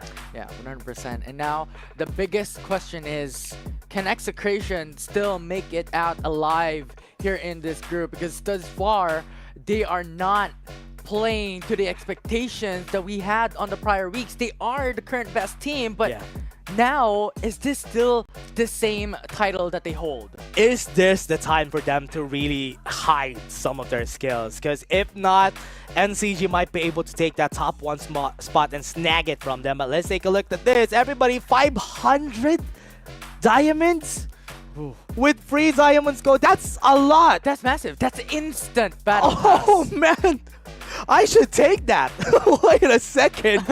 That's instant battle pass for everybody out there looking to get a battle pass for themselves. So yes, put it in free diamonds on the CDK on the top left side of your screen once you open your client. Especially considering we had a new battle pass just recently with a new patch. Exactly. New season, new battle pass. Take this for free. New diamonds. Yeah.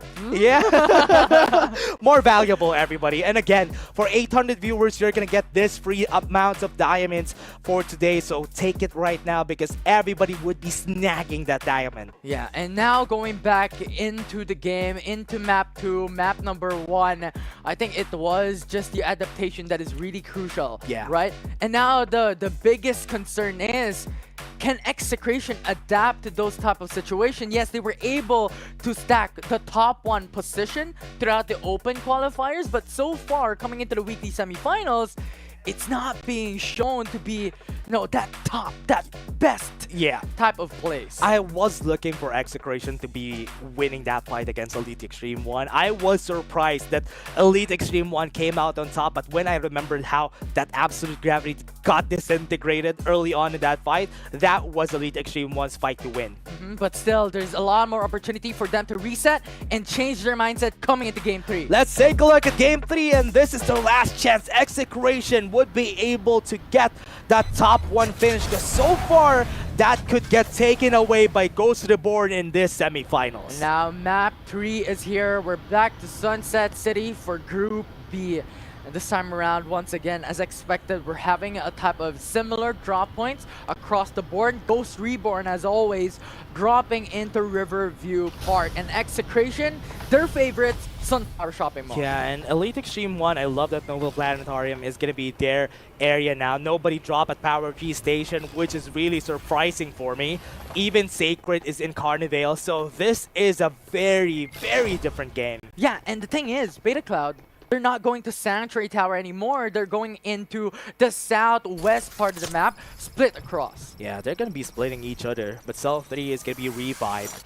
Most of the members right here of Execration already got the win a while ago, but Luke got taken down, so they don't have any kills just yet, and Cell 3 could potentially win this. Yeah, the thing is, these early engages has a lot of risks and has a lot of advantages as well if you win it, because you get a lot of shield XP early on, you get gear XP, and you take control over these POIs, over these locations, but steadily waiting up against these opposing sides just denies you of the potential to go early roam across different locations. Look at the confidence coming in from Cell 3 just because they won the fight a while ago and Blue got taken down out top. Nobody's gonna help him out. Respawners are gonna get used already. So Execration, look at this. They're gonna use it. Rocket Tarantula on top! And that's hitting so much damage against them. Cell 3 is gonna be taken off. I was bracing them, but Execration just, oh my, that was crazy.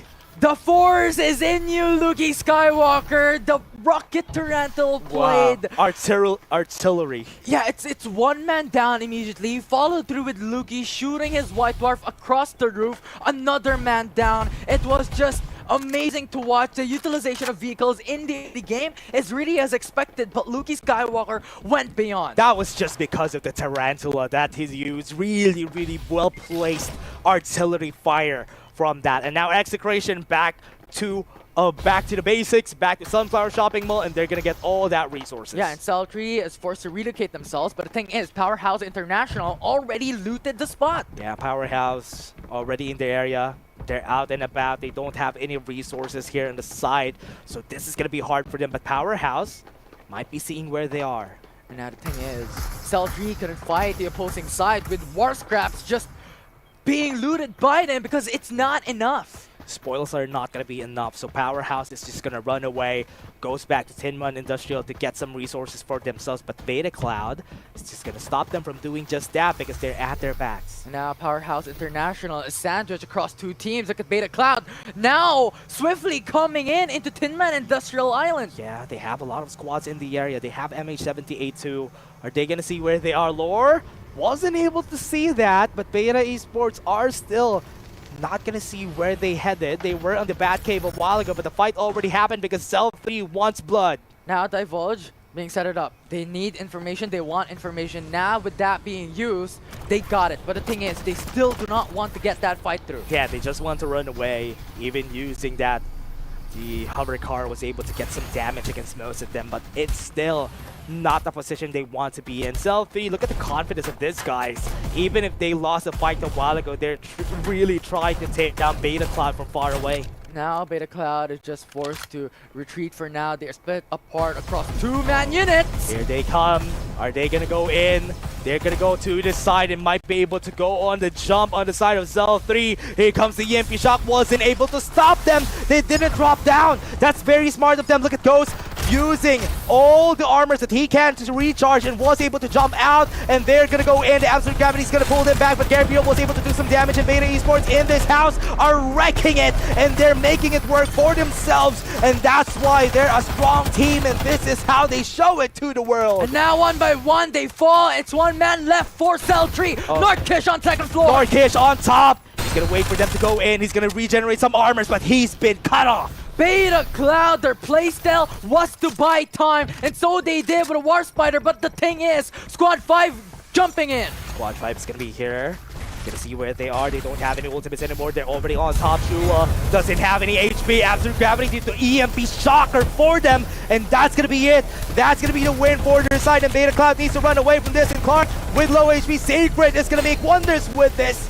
And they're going to be making it work. A lot of their members have been taken down, and Beta needs to go for the respawners, but Ghost is still at the bottom. With the hologram guy, they're going to be running in. Do they still have the time? He used the springboard to go on top, but it's still not enough. But now with the sights on a War Spider. Is it going to be enough? He's being hit at his back. With the War Spider, it's going to be making it work. He's going to run in, run out, and he's taken off. Hoping to be that get out of jail card, but the thing is, the police came chasing. Yeah, and they were able to win in VUTM. Let's take a look at where they are. There's 4 squads in this area. They are not wanting to get into any fights in this squad because they might be taken up because that goes to the board. Yeah, and they just have to leave their friends behind for them to survive, for their squads to have that hopes to reach a higher placement rankings. Yeah. But the point is, respawners are still available into this game. But if they come forward, an enemy is just waiting. Also, look at Ghost to the Board. Almost all of their squad mates on the side of VUTM are running away, and with that, Squad 7 is at the ready if ever they're seeing each other. Powerhouse is also here, and they're taking down an enemy. Look at all those shots coming in from them in the open area. They're going to be pulling them back, but they're not going to hit a lot of people. Buddy's going to be taken down. The blinding mark worked, and this is the first time we've seen it work in the camera. And now it is Powerhouse who disabled an enemy to rotate. Here comes Master Rex 4. You can see where they are, but the enemy is also in the area. They're going to go back. Are they going to go back to their bodies? Because remember, they don't have any armors. They are. Divulge is still ready, but the thing is, where are your teammates to follow through? Yeah. And now Chips is in danger, out in the open. A lot of members, but Ghost Reborn also dips into the fight. Powerhouse, this is not a fight that they want to take on the area, on the long range. Even if an enemy is here, Ghost Reborn could really hit them back, and Eo has been taken down already. An enemy wants to try and go for a last hurrah, but their hurrah is now a huzzah, because here it comes. VOTM and Ghost Reborn fighting. Squad 6 now jumping in as well, has heard shots from afar, and now Squad 7 meets them. They have the hover car. They're gonna run away. They don't want to go for this fight, and they want to just run back because they got 6 kills in their belt already. Third party central, a lot of teams now converging on top of each other, but on the other hand, Sacred now beside Todd's Hot Rod. Yeah, Sacred was able to clean up all of the players of Todd's Hot Rod, And now the question is, what are they gonna do next? On the other squad that we're seeing on the north side of the map, they're already fighting. Would Ghost Reborn come out on top? Because if they do, that's a lot of resources on their belt. And now MH78, with them being eliminated by Sacred at this point, they have to scatter around. Currently, they're playing only for placements at this point. No equipment that favors them. And thus far, with them setting apart on top of each other, it's just a matter of time. Oh man, Ghost Reborn, even Elite Extreme 1 on the kill feed, they're killing them. A lot of squads were on the north side, specifically on the side of Sanctuary Tower, and they are being eliminated one by what we call the ghosts of this game. The ghosts of the past now showing themselves. Ghost Reborn! Ghost Reborn taking down Brency, and he's gonna be out there. Still Execration want to dip in, and despite the Powerhouse is still in the area. Ghost Reborn might have time to recuperate, but the Divulge is gonna see where they are. And the Danger Zone also taking their HP down bit by bit. This is really, really scary for them because that true damage, yes, it's small for now, Execration but knows! Execration knows that they're here. They already have red armors on their side. Look at Execration. This is the risk that they're willing to take. They're gonna be leaving most of the members of Ghost Reborn down to low HP, jumps away, and that's gonna be one. BBC has been taken down, and Ludi is next. They're being chased off of the map, and Execration was able to win it in the end. Two members staying back. They want to revive their teammates. Execration being the executioners throughout this map, and so far Ghost Reborn is just forced to go and retreat. Two members left in the squad. Just because of that, 56 points on the board for Ghost Reborn. They're now at the top spot of the leaderboards just because of those two games. Still not far away from Execration. They eliminated some of their members already. They only need to get placements in order to get top 1. 100%, and I think that is what they are going to do. So far, Jay-Z has the Divulge, and Ghost Reborn has only 2 members, so they have to play it safe, and they have to find buildings that they could hide upon. And I think that is also the reason why they rotated into Tin Man. They ran away. They know that they only need to play for placements. That's why they're being a bit conservative. They didn't take the fight. They don't have any ultimates. That's why they don't want to get eliminated early on. And now, we have Powerhouse International on the southmost east part of the map. But the thing is, if they're going into Tin Man Industrial, they're going to need a lot of these members. Squad 11, firstly, MA78, the straggler that keeps them alive. I love this zone though. It's going to be in the center of Tin Man to get it on Todd's Hot Rod. There's a lot of houses. There's a lot of things that you can play into. And this is going to show us who is actually the really greatest strength of this game. Execration going to go in, wants to take down Crimson Esports as fast as they could. They're farming kills and it's working for them. And now they have eliminated the squad. Now it is only 8 squad remaining through this map. Number 3, Execration thus far is showing their vengeance that, you know what, we faltered a bit in map 1 and map 2, but we can make it here in map 3. They're now the Kings of the North and Ghost Reborn fighting back against MH78. They don't have a lot of resources now. They would want to get some more kills. JC with the red armor with Beta Cloud in the area. It's going to be hard for them to run away even with the EMP. Macro is going to be taken off, and that's big for Beta Cloud. Ghost Reborn now eliminated in this map. How Beta Cloud rise to the occasion, beating one of the best teams right now in this group. Is that enough to get them out of the top 1 spot? That is going to be the question. Because in this, if Execration stays until the end of the game, they might be able to get that top 1 spot. Especially considering that Ghost Reborn being eliminated thus far, only securing 8th position in this map 3. Yeah. That's a lot of stakes on the line. Remember, they have 13 kills. That could potentially really skyrocket in their favor still, but it's not really big on the placement points for this squad. Execration has a lot of chances because they're the squad who is still alive. Yeah, and now with Execration in Todd's Hot Rod, Bird still in the safe spot. Bird, one more shot!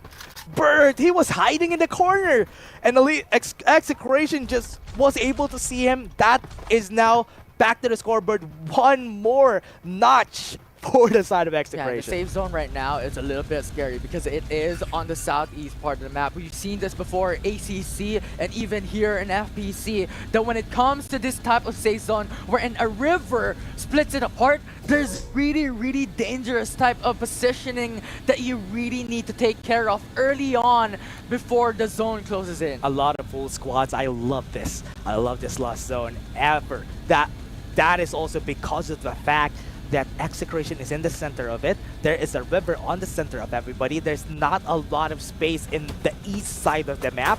So this is going to be hard for this squads that are going to meet each other for sure. And now, Beta Cloud has information that Execration is there. Powerhouse International also receiving a lot of damage from far away. Oh man, they need to be careful though. Powerhouse doesn't have any more armors. The shots coming in from Sacred are just hitting them hard. Now what is going to be happening here? Powerhouse needs to go onto the other side, see the other squads, because right now Execration is hiding on a really great spot. Oh no, but the thing is, Powerhouse International might just have the prime position right now. Oh man, yeah, Sacred needs to go on where they are, and they're gonna get the beating that they want. Beta Cloud was able to take down BUDM, and we haven't seen that battle happen, but BUDM are running away. They only have 3 more members still alive. Yeah, and the thing is, MH78 still alive with stragglers, still keeping them up. But Execration now jumping as well into the same island, want to keep their position at above the surface level. Yeah, they need to really be careful here. Beta Cloud with 9 kills on the board. They would need to really go in here. Look at where they are. Execration already moving forward with the hover cars. They want to really get a great position. That valley right there could be a great spot that they can use. And now look at Execration. They're on the move, but the thing is, they're out in the open. Powerhouse International is on their front, and Sacred is on their behind. They have some houses in their side, though. They can use these houses. VUDM has the best position. That's the largest position that we have right here on the southern east side of the map. Yeah, but it's really, really scary for Execration at this point. They have to buy a bit more time because every single team is surrounding this specific POI, or this specific position. Oh, they know where Powerhouse is. They've seen them. Sato was able to spot most of their members. What's really scary about this is how Sacred is going to go to this other side. Do they have a hover car? And I think what their best strategy could be is wait for Powerhouse International to meet up against Squad 8. If they do meet up, that's the time for Execration to follow through and garner the advantage of playing on Zone Edge. Yeah, they're jumping around. Look at this. Virus might get taken down. Powerhouse sees where he is, and he's just scouting where everybody is. They know that Sacred just move around. They don't have any hover cars on their side, only ward spiders. What shots coming in from Virus? Half HP. He's just scattering his disease in Sunset City. His damage in this game is just so crucial for Execration. And thus far, they're not going to pull through Powerhouse International. Powerhouse really not hitting their... I mean, they're not trying to hit anybody on this game because this position is the best. They can see everybody who's going to move in. 100%. But the thing is, the zone closes in favor for VUDM, and expect 30 to 45 seconds before the timer ticks down. Whoa. It will occur into a fight, and Powerhouse International will be forced to move. Right now, Sacred has to relocate as well. Look at Beta Cloud. They're scouting already the area. They would really need to go in if ever they want to, but this is going to be the best spot here for their side. Execration needs to move in that open area, and Powerhouse is going to see them when they try to go through there. Yeah, it's just a really, really good spot to take vision across the board. Now Divulge being seen, no information provided, might just have looked into MH78, but the thing is, it's a matter of time before all these teams converges into one. Beta has the best spot here. If ever someone goes in, they're seeing Sacred. Those shots coming in from Sato are gonna hit their shots on the members of Sacred, but they're still staying alive. Whoever is in the north side or the east side of this map has the best position because there's a lot of cover there, and that's high ground. Yeah, and the thing is, I like everyone's patience because the thing is, everyone has cooldowns on their ultimates already. Beta. And if a fight occurs, they're just gonna get stacked on top of each other. Squad 5, Execration, Beta Cloud, now converging into one spot. This is what we've called. They now know that this is the best spot in the game. If ever they go here, what's really scary about this is Execration's position. They're far away from each other, and Sacred could potentially take them down. Yeah, they are in a good spot, but the thing is, they're scattered across, and they are out in the open. Now Powerhouse International. Oh, Lord! Getting so much damage from far away. They got taken down. They have information with the Divulge. Sacred is looking at where they are. They need to be careful at their sides. Blue has the air beast. They can run in and run out. They have the EMP shock on the side of Powerhouse, so nobody pushes them. Now Powerhouse up against VUDM in the same position. Yeah, they need to be afraid. For an all-in. No more ults on the side of UTM. They used EMP shock a while ago, so they need to be careful. But Beta Cloud is at the ready if ever Execration tries to pull the trigger. 30 seconds before the final zone closes in bit by bit. VUTM is there, look at that. VUTM and Powerhouse are close to each other. And that's what we mentioned. They're just playing it really safe, but the blinding mark already casted out. Oh, yeah. Powerhouse has information. They have information on where they are, Beta Cloud. They're now seen by the Divulge. It's going to be hard for Execration to move in. They still have 15 seconds. They don't need to do anything here. No more armors coming from Sato. They just have to reset by time. They're out in the open.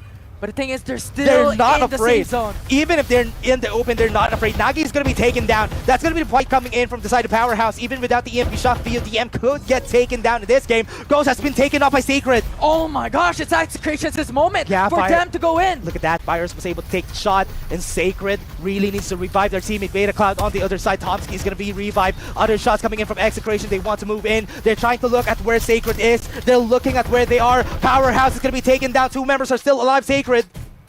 It's just a moment of time. 2 members, only 1 left. Sacred is gone for the game. Yeah, Beta Cloud, look at this. With Powerhouse on their side, 2 members against 4 versus 4. That's still a big advantage for Beta Cloud. We'll see, because right now it's Execration who has a lot They of have all their level 5 ultimates. shields. They have their ultimates ready, but Beta Cloud has a level 6 shield in their name, and Sato falls down. Sato got taken down. This is the time for Beta Cloud to go in, but they can't go in just because of this incendiary grenade. Hologram Guide is going to be used with the springboard. And now they jump in, goes for the engage. Here comes the EMP shock. They're going to be stopped on their tracks with the outside gravity. It's not going to be enough. Lancer is going to get taken down. That's going to be fast, and that's Execration taking them down far away from each other. This is their position, and it's working in their favor. Shua is going to be taken off. That's 1 more member. Powerhouse could go in. But we'll see, because Beta Cloud's still alive. Gabriel's still alive in this game. Yeah. It is a 3v1, V1, or V2 rather. Yeah, Powerhouse still alive. They're trying to get their shields up. Look at Luki, still really confident on this EMP. position. EMP shock is going to be used. He's going to be running on top. Gabriel's going to be taken down together with him. It's going to be a 2v2. Powerhouse has a chance here. Chips is going to be taken down. Virus is going to be pulled back with the outside gravity. That's going to be the last man. And that's the kill coming in from Execration with 20 kills. Execration, the redemption in this group. Taking the top 1 in map 3. Exactly what they needed this game to get that win. 20 kills on the board with a first place finish. They won against Ghost Reborn for sure. Yeah, it's amazing how much kills they were able to take, because so far, the adaptation, the resets, this is what they mentioned in the past. When we lose on map number 1, we had to have that mental reset, and that they did for map 3. That's honestly what they needed. 2k damage on Luki. Look at that. That is just so much coming into this game. Coupled down with the amount of kills that they had this game, they could potentially top against Ghost Reborn. Not potentially, they would top Ghost Reborn. 100%. We doubted their potential coming into this group, but the thing is, they came back. Game 1 and Game 2, they weren't able to finish at the top. A lot of squads was able to shut them down. But here, this game, they were not in a great position. They were in the open, but because they were far away from each other and nobody is looking at them a lot, that was the reason why they were able to win that. Yeah, it was just phenomenal. Their patience coming in from that map number 3. I mean, looking at it, they started on Sunflower Shopping Mall, and I think their initial point of having that initial engagement just pushed them up to have that greater probability on just roaming around, looting on their specific POIs, because in the past, in map 1 and map 2, they were just constantly getting contested. They made use of the chaos that was happening. That was the reason why they were able to win that. Because of the fight happening against Beta Cloud, for example, against Sacred, they had to look at each other, and what's happening there was Execration. Sato especially was just hitting them with defender shots as long as they could, just to really whittle them down. Yeah, and it was crazy to think about as well, because considering Execration on that final zone, they were pretty much out in the open. Yeah. But no one tried to push. Yeah. It was crazy to think about how Execration lived for that long, and that was what we have seen in the prior group. You know what? We're still in the open, but the thing is, we could play to our advantage because we have a better vision across the whole wide spin of 180 degrees. They see everybody, and that's the reason why it was so good for them.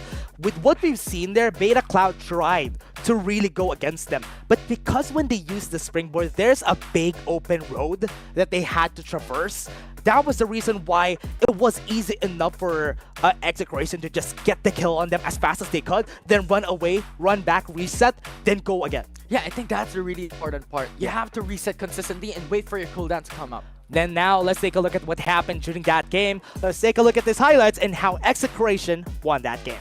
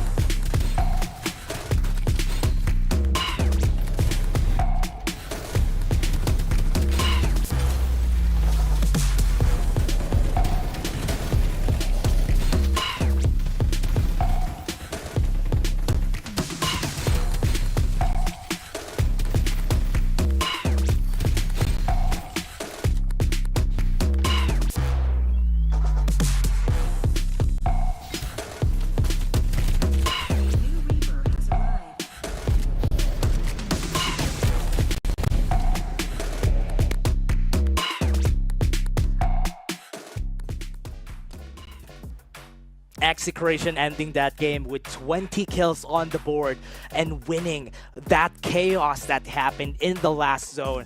That was just phenomenal coming in from this squad. Yeah, they redeemed themselves. You know, map 1, map 2, map 3 came in with a bang. Yeah, and I'm really surprised that the time that they said, yeah, it's time to put the clutch genes on, and that is when they put it. And this is that game in where they actually just won it in the end. Yeah, they just need to ramp up. Yeah. Wait a minute. They're like the MG7. Yeah. They have to rev up first. Yeah, 100%. Yeah. And now let's take a look at the MVP during this game. And this is going to be Lucky taking 2k damage. Another Cypher in the MVP board. I mean, from the play that Luki did on that final zone up against Beta Cloud, there's none that I can expect more. Yeah, he was so far away. He was hitting all those shots, and everybody became close. Lucky was there to take them down. Yeah, it was 1v3, 1v2 at that moment, and then his teammates came through as well to respond. It was crazy how Luki played that out. 2k damage as well on top of it. 2k damage. Almost all of their members have 1k plus damage. I think Blue had 1.5, they have 1.3 and 1k on their side. That's a lot of points for sure. I want to see the team rankings later on who actually got the top points or how much they were ahead against Ghost of the Board. Yeah, because this is surely going to be quite close. Sizable. Yeah, sizable across a lot of these teams, right? Execration, yeah, Ghost Reborn, Beta Cloud, right? All these teams were fighting for the top position. So this standing is going to be quite a mystery for us here today. Remember, during this day, there were a lot of squads in Group A who had 50 points. So that is those are the squads that they need to top. During Week 2 and Week 3, most of the squads that got top 3, top 4 have only 40 points. This game, Group A, has 50 points on most of them. Yeah. That's the scary part here. Yeah, and the thing about this as well, we were expecting Ghost Reborn to be a bit more on the losing end of this specific group because of how they performed in the weekly finals in the latter week. But the thing is, they performed significantly well. The question is, are they going to perform well tomorrow on the finals again? I hope we don't jinx them because it's week 4 and they have a chance to get a better team ranking here. Let's take a look at the points. Let's take a look at the team rankings. What points do we have? 81 points on Execration and 74. I thought it's gonna be way higher, but no. Yeah. Remember 92 on NCG? They're still at the top. Yeah. 81 points coming from Execration with 48 kills. It was Map 3 who was the game changer. And yes, Map 2, they got a lot of kills. They got top 4. Map 1, they got kills as well. But Map 3 was just on another level, 20 kills. What's scary about this is how many from Group B are going to go in. Is it just going to be the top 3? Because remember, as I said a while ago, Group A has a lot of squads with 50 points. And you know what the funny part about these team ranking? Yeah. It's exactly the same ranking that we had going towards the weekly semifinals. It was Execration who got the top 1, Ghosts Reborn second, Beta Cloud who followed through, and Powerhouse International right after. Oh man, that is really funny. How did that happen though? It's still the same squads from the weekdays. So this is gonna be really interesting though. So if ever tomorrow NCG is gonna be squad 1 just because they got 92 points though. Oh, it's not Execration anymore. Is that an expectation that NCG is gonna get that top 1 tomorrow in the weekly finals? Let's see if they're gonna be putting on the clutch boots or they're gonna go and be a lot more serious coming into week 4. Because so far Execration has been winning weeks per weeks. Yeah, 100%. And I think there is no doubt that we should have for tomorrow because Execration, proved us wrong. I want to see who's going to be interviewed here for... is it going to be Execration? Are we going to hear what they're going to say here in this game? We're going to be going to the Filipino broadcast, everybody, and we're going to hear what they have to say. And it's a surprise who's going to be going to the interview.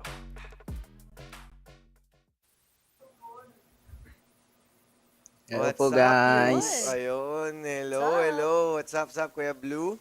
And, hello po. Kumusta naman? Kumusta yung week 4 nyo? Kasi nung week 3, sobrang init eh. Nagtapon kayo eh. Anong mindset nyo itong week 4? Okay naman po. So, hindi naman kayo kinabahan? Hindi naman ba kayo na parang na-alarma na may pwede pang kumuha ng spot nyo? Hindi po, iniisip na lang po namin is yung kalmado namin gameplay para hindi kami nagse-self-destruct. Yan po.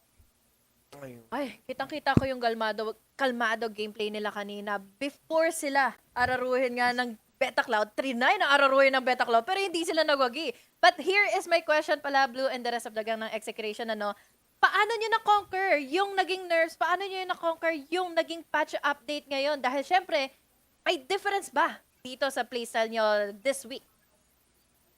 Ano lang po, ganun pa rin po, same as before, nagpa-prio lang po kami ng shields, ganun po. In-upgrade namin yung shields, tas map reading, yun, yung rotation po namin, yun. Hindi po kami nagpapawali sa ibang teams. Tapos, inaral lang po namin kung anong mga nabago sa mga nerfs, sa mga buffs, ganun po. Yun lang po. Ayun. So, doon sa huling, sa map 3, sa huling laban nyo, nung once na may na-down, okay. Nung once na may na-down, bigla kayong pinush ng beta. Ano yung naging decision making nyo nun? Nagpanic ba kayo? Ano yung naging mindset ng grupo nung may isang na-down? Sabi lang po, is i-up, tapos nag-hold lang po kami ng grounds namin, pinalagan na lang po namin sila kasi it's do or die po talaga dun sa may ano yun eh. Sa may battle na yun po. So talagang doon mo makikita yung veteran, yung composure nila, no, yung as a group. So kayo bilang matatagal na magkakasamang squad, meron pa ba kayong challenges sa isa't isa na kinakaharap o sobrang easy go lucky na lang kayo pagka naglalaro? Meron pa rin po naman, pero not like nung unang magkakasama po na sobrang hirap po kasi syempre po nag-a-adjust pa po. Kasi galing sa different teams. Yan po. Pero ngayon po, okay naman na po. Kaya na. Ayun. Pansin nga eh. Commendable pa rin eh. Synergize nila. Any messages sa inyong supporters, shoutouts, at sa mga nanonood sa inyo? Ayan. Shoutout po kay Boss D, kay Mamita Makay, kay Boss Jam, kay Boss Yulo, kay Mami G, kay Ate Mags, sa buong Execration family po. Sa family ko po na sumusuporta sa team namin. Sa bebe ko po. Tsaka sa mga fans po namin. Pangalanan mo na yung bebe mo. It's time! Grabe naman. Ay, nahiya. Labor. Pero yun, thank you so much, Execution. And once again, congratulations for being top 1. Napakalupit nyo. Ayan, bigyan natin sila ng heart. Ayan, thank you. Good luck next week. At sa mga susunod pa. Paalam. I'm still fixing my heart. I don't know if I'm doing it right. Yeah. We're doing it right. So yes, that was such a great performance coming in from Execration. What was really surprising about that game was they didn't really. It was a do or die in that last zone. I thought they had a plan in mind, but it was a do. Every time Execration goes in for an interview, I'm surprised about their answers. Yeah, and pretty much it was rather a do or die in that final zone, but rather also the stakes on the line for Execration, to be more specific for that map 3, to really stand up and go beyond. Yeah, and that's what's great about Execration as a squad. They have always had this confidence. They always know what to do, and especially on that last zone, their thinking almost always in this game is to adapt, be mentally stable, think about the next game, don't overthink about the last game that has happened. And so far, it has worked for them, and again, they got the top 1 spot in this group. Yeah, that's what they mentioned as well during the interview, how they just studied the nerfs, the buffs, how can they adjust, how can they adapt. And eventually, they just stood up and just performed. One thing that I've seen from them is that they've been using the invaders a lot. A lot of them have been using a lot of the invaders. You still have the White Dwarf on their side, but most of the members already goes to UMPs compared to White Dwarf. Only one person has a White Dwarf, it's Luki. But most of them still are adjusting to our recent patch. Yeah, and we saw a couple of them also using AK-77 along with another weapon, Defender, I believe. It's just a mix and match that Execration is doing, and I think at this point, a lot of these teams are also still studying how the patch can evolve and adapt. Yeah, and let's take a look at, again, Coco Breeze, everybody. We still have this new skin for everyone. Don't forget, you can get it for free. Log into the game for 7 days and get this skin for free. This Coco Breeze is just for everybody, and it is specially made for all our Filipino fans out there. Log in for 7 days and the skin is yours. Yeah, and that's gonna be for free. Who doesn't want anything free? A while ago, we've given some redeem codes. The broadcast is still not done. We're gonna be giving a lot more for you, everybody. We basically give you a free battle pass a while ago. 500 diamonds? That's a lot of diamonds, and that is now free for you guys. Let's see what more could be given on this next things that's gonna happen today. Yeah, especially considering that we have our socials. Please do give a follow because there are a lot more updates, patch notes that will be announced there on the social media along with the live stream of FPC. Are we going to see a lot more for everybody? A lot of things are in store for you. So don't forget to take a look at Farlight 84 Esports. As we said, in the social media, you can see all the announcement. Anything exclusive is going to be here in Farlight 84 Esports. And if you want to be as good as the pro players that are playing here, just take a look at their gameplay and you'll get some tips and tricks yourselves. Can we be as good as that? Can we I don't know. I'm too late. It's too late for me. Maybe for you. It's too late as well. Okay, yeah. It's too late for me. But again, everybody, that was just it. This is honestly an interesting day. Execration having just the twists and turns, not just dominating the whole series so far. It's a roller coaster. You have the highs and the lows. Yeah, and I love what happened for them. It's a good development for them also as a team. Again, everybody, that was just us, Infinity, and Dash. Thank you very much for watching. We're just going to be taking a short break before we go to Group C.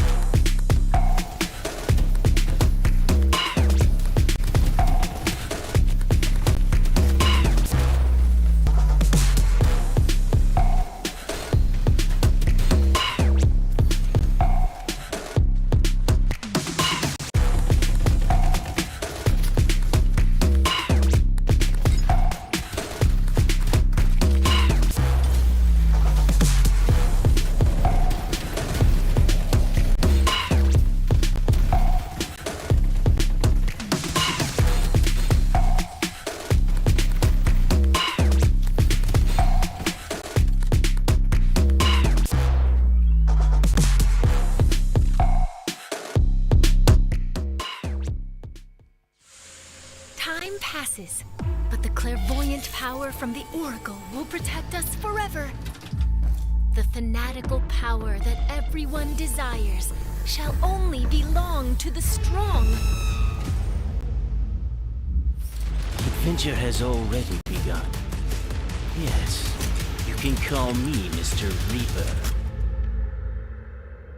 Survivors, welcome to Isle City. This time, clairvoyance from the ancient Oracle will sweep the entire battlefield. Please note that battles in the new season will be more brutal. Bring clairvoyant equipment, and the Oracle will bless you. Use Sunil's newest skin, Clairvoyant Frenzy, and feel an inexhaustible flow of energy. I'm on my way with state-of-the-art rescue tech. Sienna is out in front dominating. Use the skin, Clairvoyant Potion. Good boy. My tarot cards are waiting. Stellar Wind can automatically lock onto target that's within range and attack. The Gale of the Stars is fatal and ubiquitous. White Dwarf SMG, a pinnacle product with both stability and lethality. May your opponents rest in peace. These guns and skins are all included in the Battle Pass. Unlock your pass to level 90 and get all the rewards. The most precious things on the battlefield are resources bestowed by a higher power. With the guidance of clairvoyant abilities, new hero skills will be unlocked this season. The battlefield is about to get even more interesting.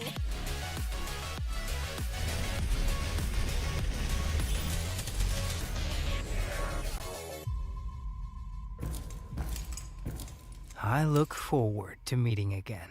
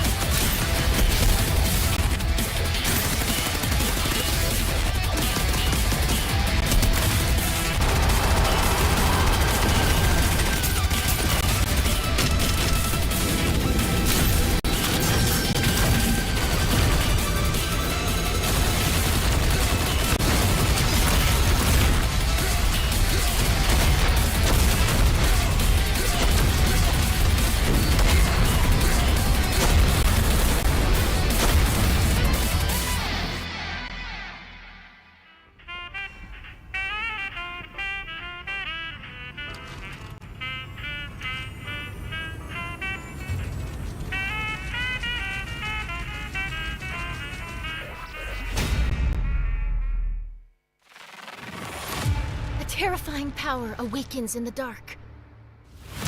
Machines driven by curiosity, becoming cold-blooded killers. Everything must end.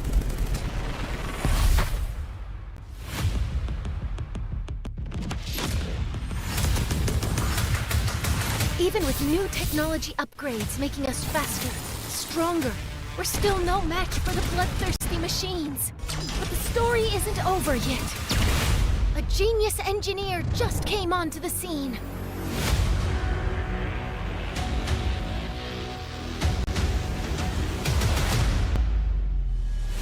I feel the power, I'm just counting the hours. My inner beast is ready to feast. Competition devoured. You ready? This is the moment. How bad do you want me? Put your arm, you'll never fall against any opponent. This is my life. Hit 'em down for the fight. Hit 'em left and then right. He's on my light. His mind in the great. His silence a fight. Watch your learn. Keep it steady right now. I'm the legend. I'm ready right now. Once I get it lit, going great. I was made for this. Rescue en route. No turning back now. Kill directive initiated. Eliminated. One's enough. The truth always comes out. Play a game or mash. Out of the way! Great, I was made for this. Legendary. Thanks for stopping by. Mission complete. They all telling me I'm dope now. I'ma teach you a thing or two. I gotta take over the world. What is greatness mean to you? Great, I was made for this. It's time to make 'em pay for this. You don't have to wait. For a fate. Great, I was made for this. I was made for this.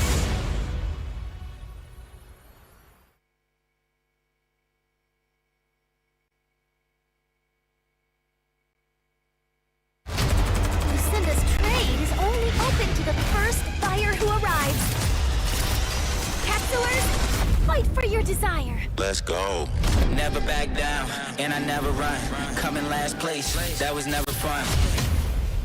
Time to elevate. Looks like we gotta make it harder. Let me see who's the lucky one.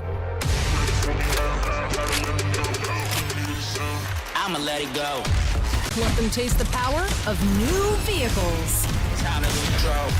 Time to fly. I never Time to miss. start the show. 5, 4, 3, 2, we gon' run it up. No days off. Precision bombing. One shot, so you better not miss. Night, sweetheart. One shot, so you better not miss. Fire hazard! Emergency team, go! Love doesn't just explode once.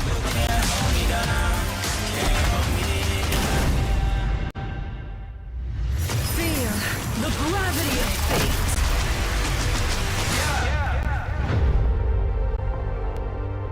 One shot, so you better not miss.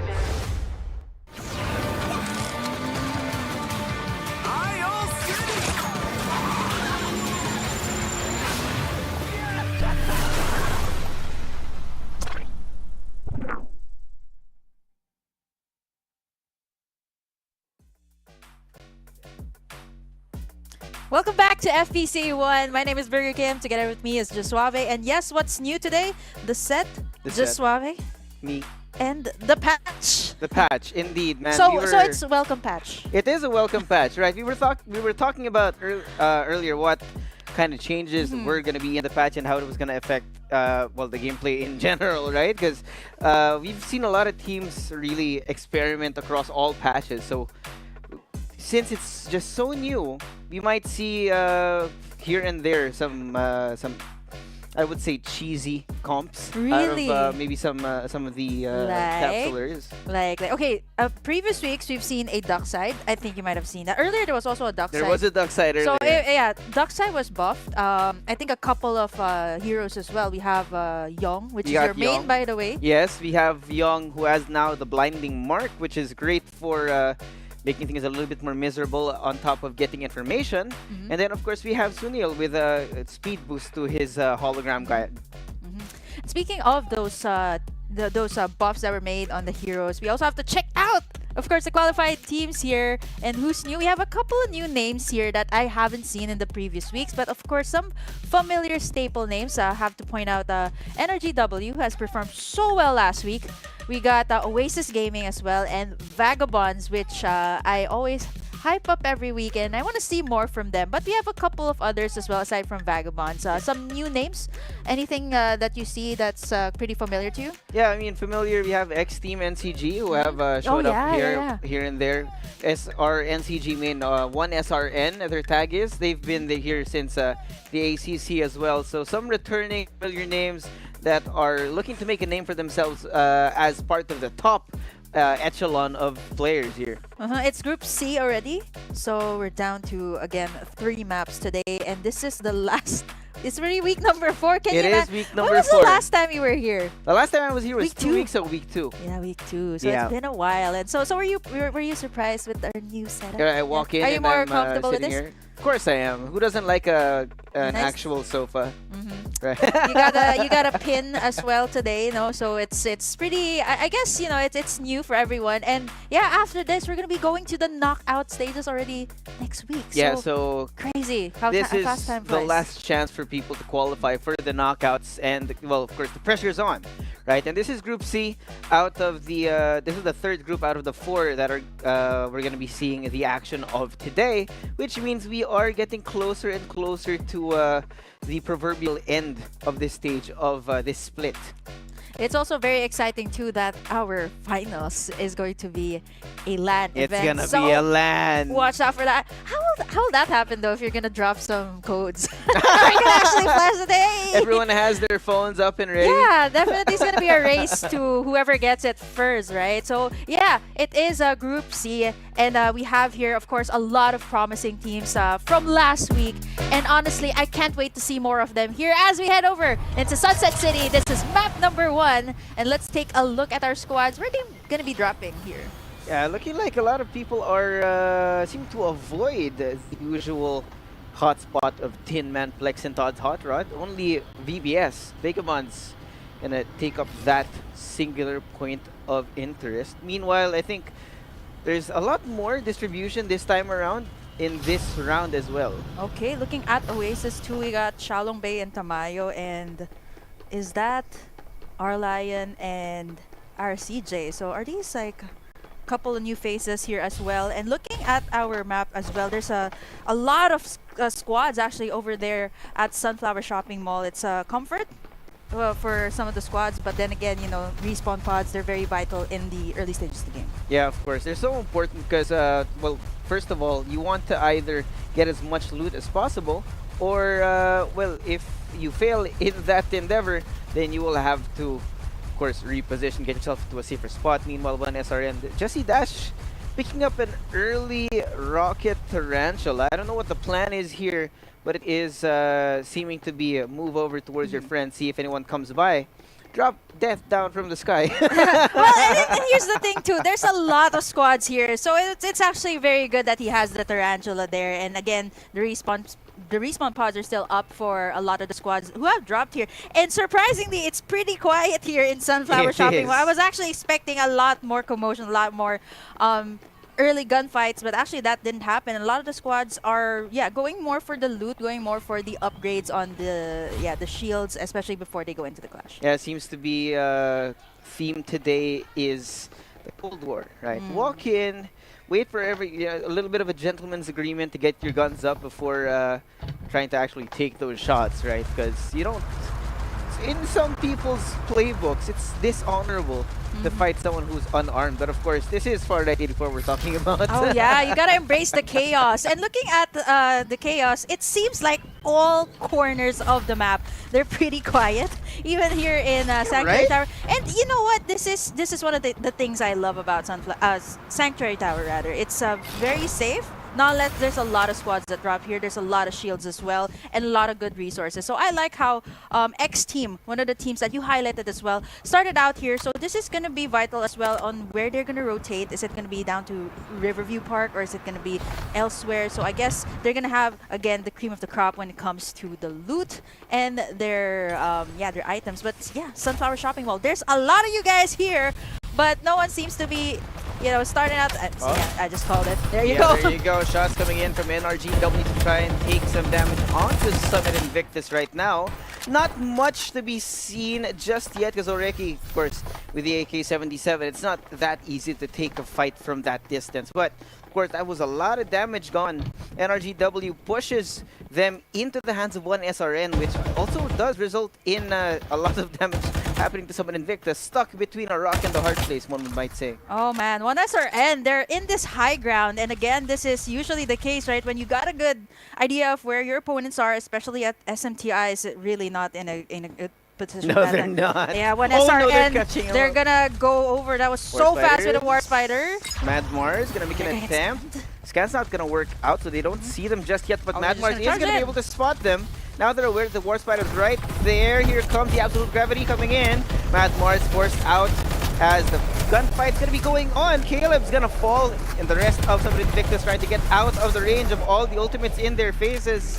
Unfortunately, not gonna work out. However, there is still so many problems going on because there's three teams here. Now the fighting mark. Oh, Primo doesn't even get a chance to fight. NRGW wants to dip their toe in this. I know you haven't seen NRGW yet, but this is exactly what they do every time. They always catch everyone by surprise. And just like that, waited for everyone to just engage. And when everyone was slow from the other squad, all they needed to do was just jump right in. Yeah, man, SMTI actually has a great spot here, right? A little bit on the high ground and at the same time very aware of the positioning of NRGW. Now the Divulge is going to be brought out. LPH, aware that they have been spotted out. It's going to be a question of where they're going to rotate now. Springboard. Okay, they're going to see where they're going to go. It looks like they want to go on the attack, the offensive right now. LPH taking the shots from on top of the ranch, but it's not going to work out. He falls with no armor and no health right now. Everyone else from NRGW coming in as backup. They are going to be chasing this all the way down because they are thirsty for blood.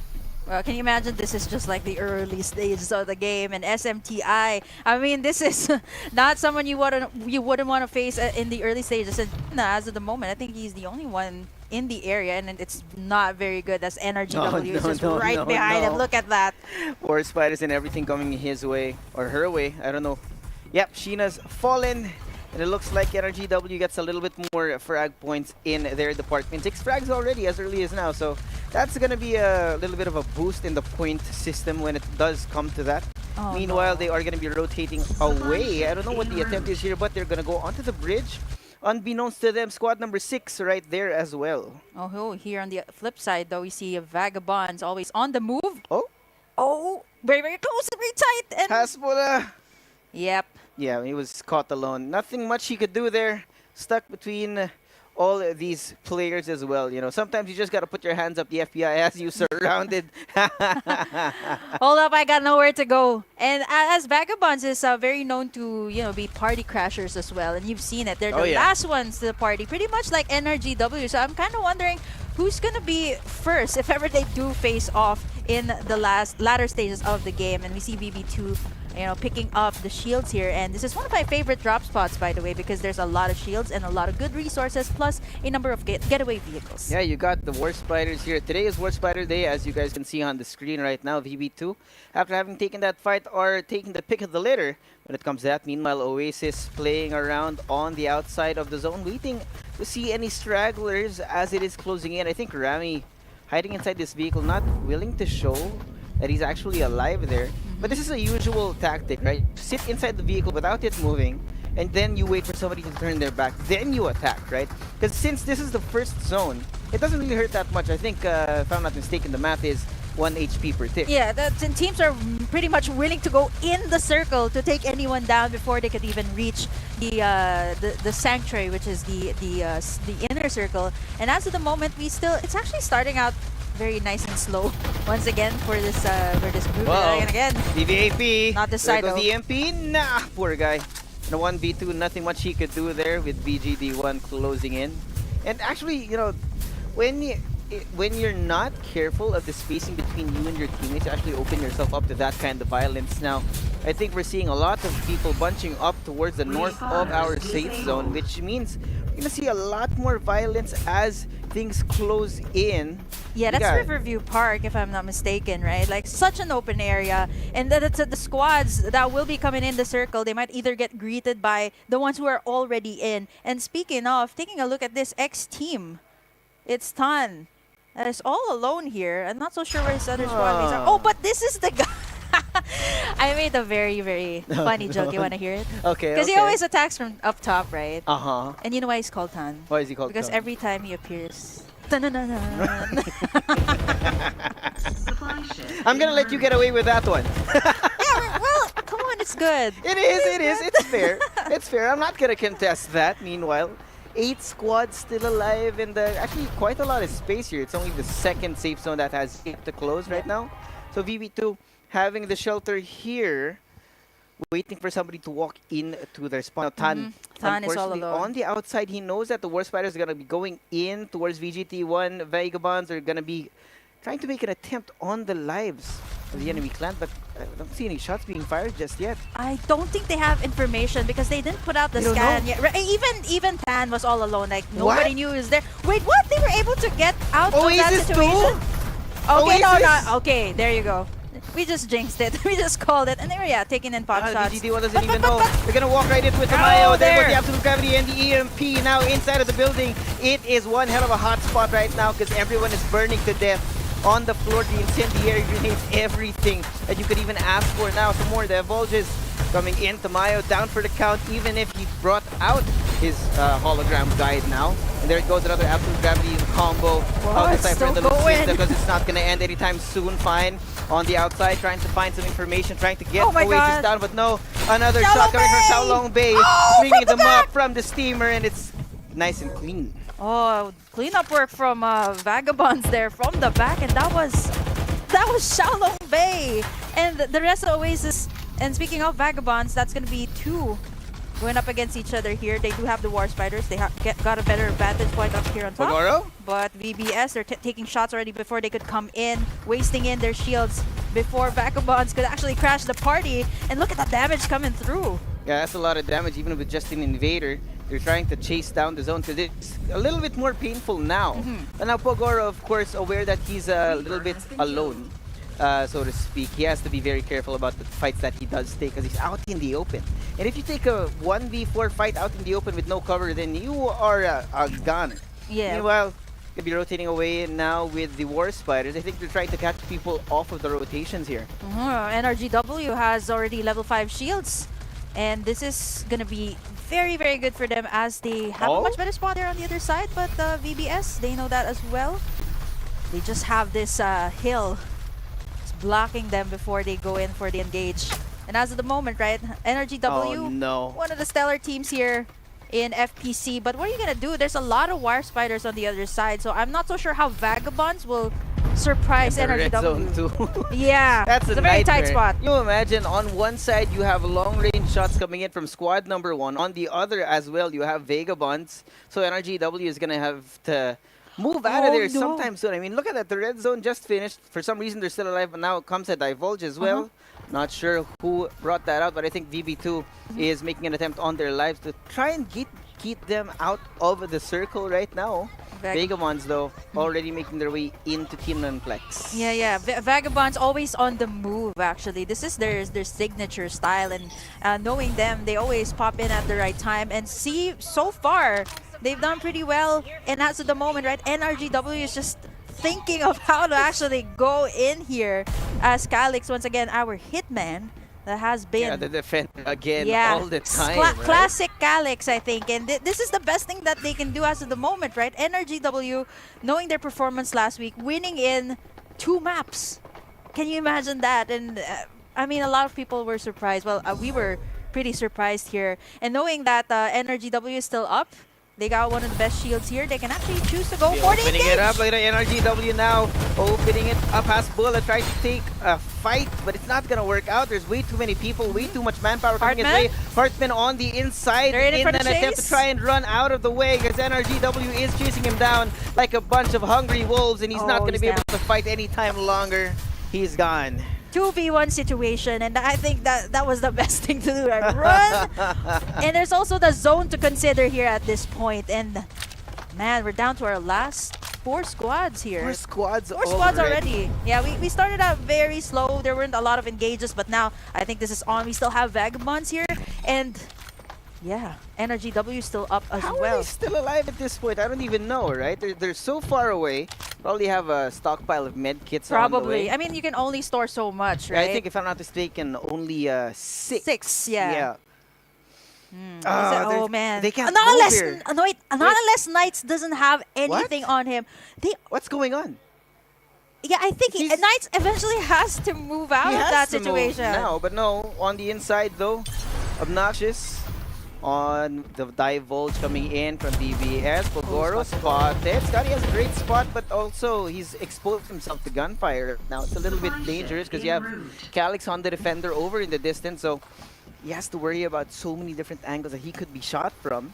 So you have this prevailing meta of one person on top, everyone else on the bottom to follow up to those first shots, right? Okay, so now NRGW is gone. Knights wasn't able to cross the bridge. And now the 2 Poor guy. Vagabonds team, they're still up and kicking. And DBXP, they're sandwiched right in the middle. So it really depends on how Vagabonds 2 is going to be able to go and close in here. But Skadi has a very good position, like what you mentioned. Oh, this is going to be such a long stand, not unless they're able to take down the ones that are on top. Look at this. Worst Spider for VB2 to get out of the way. Great way to rotate out of danger because, of course, they're right on the outside of the zone. Once that closes in, and it's going to feel like burning on your skin right now. VBS waiting for the right time to strike. They know they don't have to take this fight yet. I think now the idea for VBS is to wait for the fight to break out between Obnoxious Phoenix and VB2. Yeah, Obnoxious Phoenix here, they are a bit more scattered in this complex. As compared to VBS, they're all on top of the roof. When they want to strike, they can. Yeah. Oh, wow, God. this is gonna be so. This is pretty much like how we started, right? And you And feel it. yeah. The air is electric. I feel like once Scaddy is down here, that's one less problem for VBS. But again, they have to face 2, right? VB2 or VBS because they're right there in the middle. And I think that VBS is really not gonna give up their position at this point, right? No. They're not. This is a great spot for them because they're aware of where VB2 is. Actually, now the divulge is going to come in. They're made aware, but I don't think they're willing to give up this position because, of course, they're safe High here. ground. Right? Everyone else is in front of them. They have both squads well in their vision. So even if they know that they're there, the only effect that's going to have is that, hey, we're not letting go of this. If you show your faces, we're going to shoot you down. Yeah, and at the same time, right, like what can Scaddy do at this point? Because no one's willing to peep out of the roof as of the moment. And then again, it's going to be a very long stalemate. And looking at how the circle will close, eventually they have to let go of their position, not unless they take Obnoxious down first. VBS actually are rotating away. I don't know what the idea is for They're actually... I think they might actually move towards the middle. Wait, there it goes. The shots coming in. They see VB2. They just know, right? They're aware. They're Iska aware. Yeah. trying to find something. I don't know how they're going to fight this, right? Exactly. There's just so much cover here at this point. But if it's going to close down on this side of the map, that's going to be a lot of space. And looking at VBS and VB2, look at Calyx. He has better armor. He has the War Spider. And looking at VBS, they're on the other side too. He is finding an angle. But then again, there's only a few, so much you can do. yeah. I like this, though. They're just scouting information, I think, at this point, Yeah, right? it's a question of trying What do you do to- with the information? Yeah, That's right. the thing. When do you move? You need to wait for the right tactical moment to take it, right? Because from long range, VB2 trying to deal some damage to VBS. But when you do take these shots, you're also making Obnoxious Phoenix aware of where you are. And now it's a little bit of the reverse, right? It's a Cold War between VBS and VB2. Obnoxious Phoenix observing on the outside, waiting for the right time to strike. So that's quite ironic because it's usually VBS that does that. Yeah. VBS does that. They always observe and then go in at the last time. But then Divulge. again, there's just so much information these teams have. They just haven't figured out the right way to actually go in here. But I think it should be either. It's a three-way stand at this point. yeah, it is. It's a Mexican standoff, one would say. Right? It's high noon. You stand there, count to 10. First one to take the shot wins. But of course, this is a three-way, so they're not gonna do that anytime soon. Not anytime soon. Not unless someone. I mean, yeah, okay. I think at this point, right, VB2 is just itching to go for VBS there on the other side. But they have to take care of Obnoxious too that might pop in. They have this sort of middle ground wherein they know where VBS is. They know where Obnoxious is. But they just don't know how to charge in carefully. We see VBS as well. They have the information here. There's a lot of cover here. They might just gun down either the War Spider first because that's how VB2 has been going around. Yeah, I mean, Calyx is lost shield for the nth time right now. Losing resources, right? Again, when you run out of resources, that means that you don't have any more shield once the fight actually happens. And this is poking and prodding at your opponent's defense, right? When you see that nothing's happening, then you know that it's going to be a problem because VB2 now... Yeah, they choose to go for... Again, go for cover because they know that they can't hold that position against VBS. Wait for something to happen between the two full squads here. And it looks like Obnoxious Phoenix is slowly moving forward to wait for the right time to actually strike. Shots coming from Iska as well. There it goes. No, nothing's going to happen Not just yet, not yet. This is a very tight spot. Oh boy, the in. absolute gravity being brought out. One's already down on the side of Obnoxious Phoenix and BB2. But yeah, BBS is on the other side too, so they have to take care of that. Closing it in, flying in the sky. Here comes the hologram guide as well. The EMP to close it in. Pogoro trying to find the target. Everyone's flying around. No one's on the ground right now. Springboard Iska trying to fly away, but no. Oh, he's he still makes up. it inside of the building. He's low, though. Nice and safe, but the rest of BBS is also there to close up. Pogoro on the outside. Obnoxious Phoenix now down to the last two squads. Smoke out. Wait for the right time to strike. Pogoro flying in, wait, holding his breath. And there's a here vision it comes, erosion. the vision erosion being brought out into the springboard as well as the incendiary. On the outside, VBS has no idea where to look, where to go. Shots are being fired on top of the building. There goes Pogoro inside. Iska and the rest of the squad are going to be falling. It's going to be VBS taking away map number 1. Wow, that was such a long holdout for all those three teams. And it's going to be Vagabonds. VBS finally securing the victory here for map number 1. And this is probably I'm not gonna lie, that was a really long wait. Yeah, very, very long one. And I was about to ask you what your favorite flavor of ice cream was. I thought, what's your favorite number in the electric? I mean, that's the usual question, right? Why didn't you ask that earlier?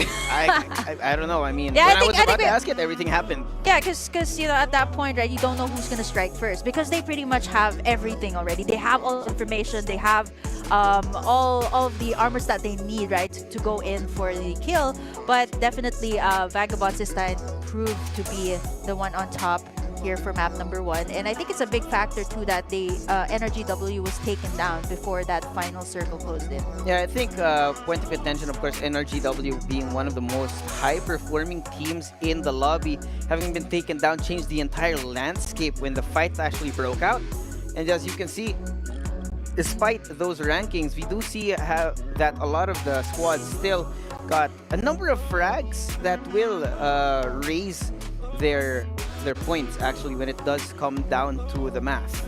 And even Oasis Gaming too, right? Like we've seen a lot from Oasis, Shaolong Bay, right? And they were eliminated early on as well. You know, I think if they were able to get into that final circle, that would have been such a chaos, right? But this was Vagabonds. This was something that they were working on ever since the last 3 weeks that we had in FPC 1, and finally they were able to make it work this time. And it's not about party crashing this time. It's not about party crashing. It's not about party crashing, but waiting out the long game. And I think you know, they had the best position, I think, among all of the last 3 squads that were there. And I think that's what really made it different for Vagabonds this time. Yeah, it really was a little bit of a mishmash of who wanted to go where. VB2, of course, being the less manpower squad, since I think Hasbulla and the other one died. Yep. They had to keep flitting back and forth between. We're in VBS and Obnoxious Phoenix. We're in a powered position in which. If VB2 had the misfortune of walking out in the open, they could be stuck between the crossfire of the two squads that were still alive. Of course, there were a lot of highlights in that one. Of course, check it out first before we head over to the next match.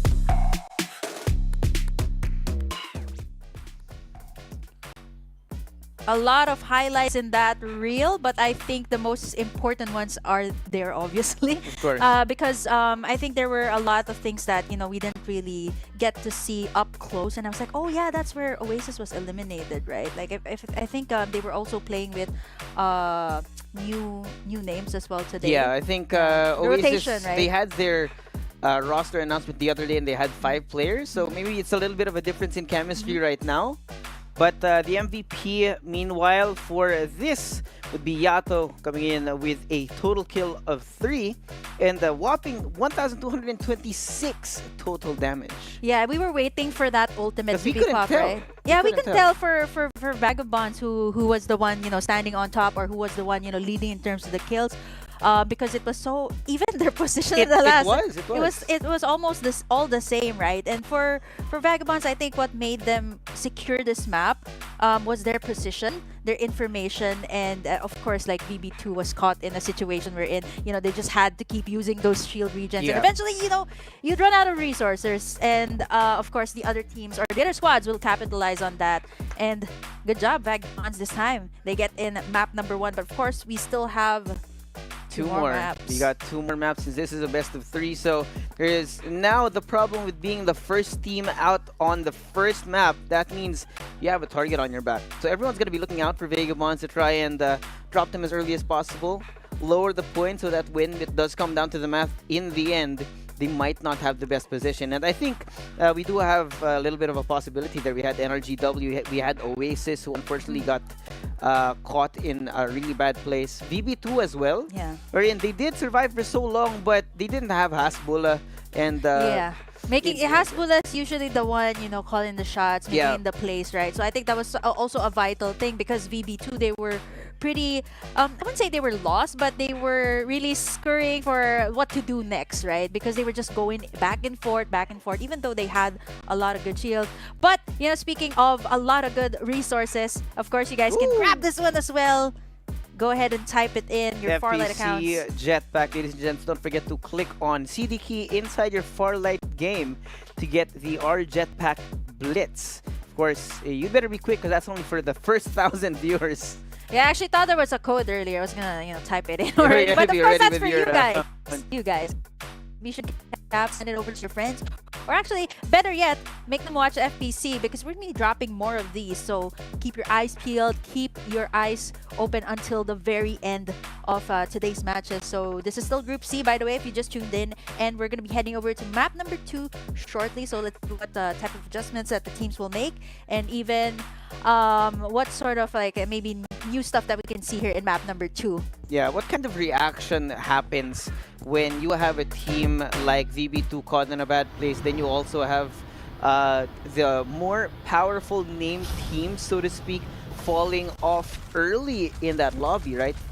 So you don't really know what kind of changes there are going to be just yet. But I think VBS, they are completely deciding to stay in Tin Man Flex. They're not going to let go of that territory anytime soon. Oh, wait. Speaking of territory, we see NRGW and VB2 actually moving towards Iris Ranch or Power Tree because usually we see NRGW in Sunflower Shopping Mall. So they're like, okay, maybe we should, reserve all of our early stage gunfights, just have it nice and slow. They're over at Iris Ranch, but then again, of course, there's obviously there are going to be a lot of squads, probably 2 in Sunflower Shopping Mall. Yeah, that's where the danger actually lies, right? When the early fights happen, like this. Yeah, like this one right here, someone Invictus starting it off.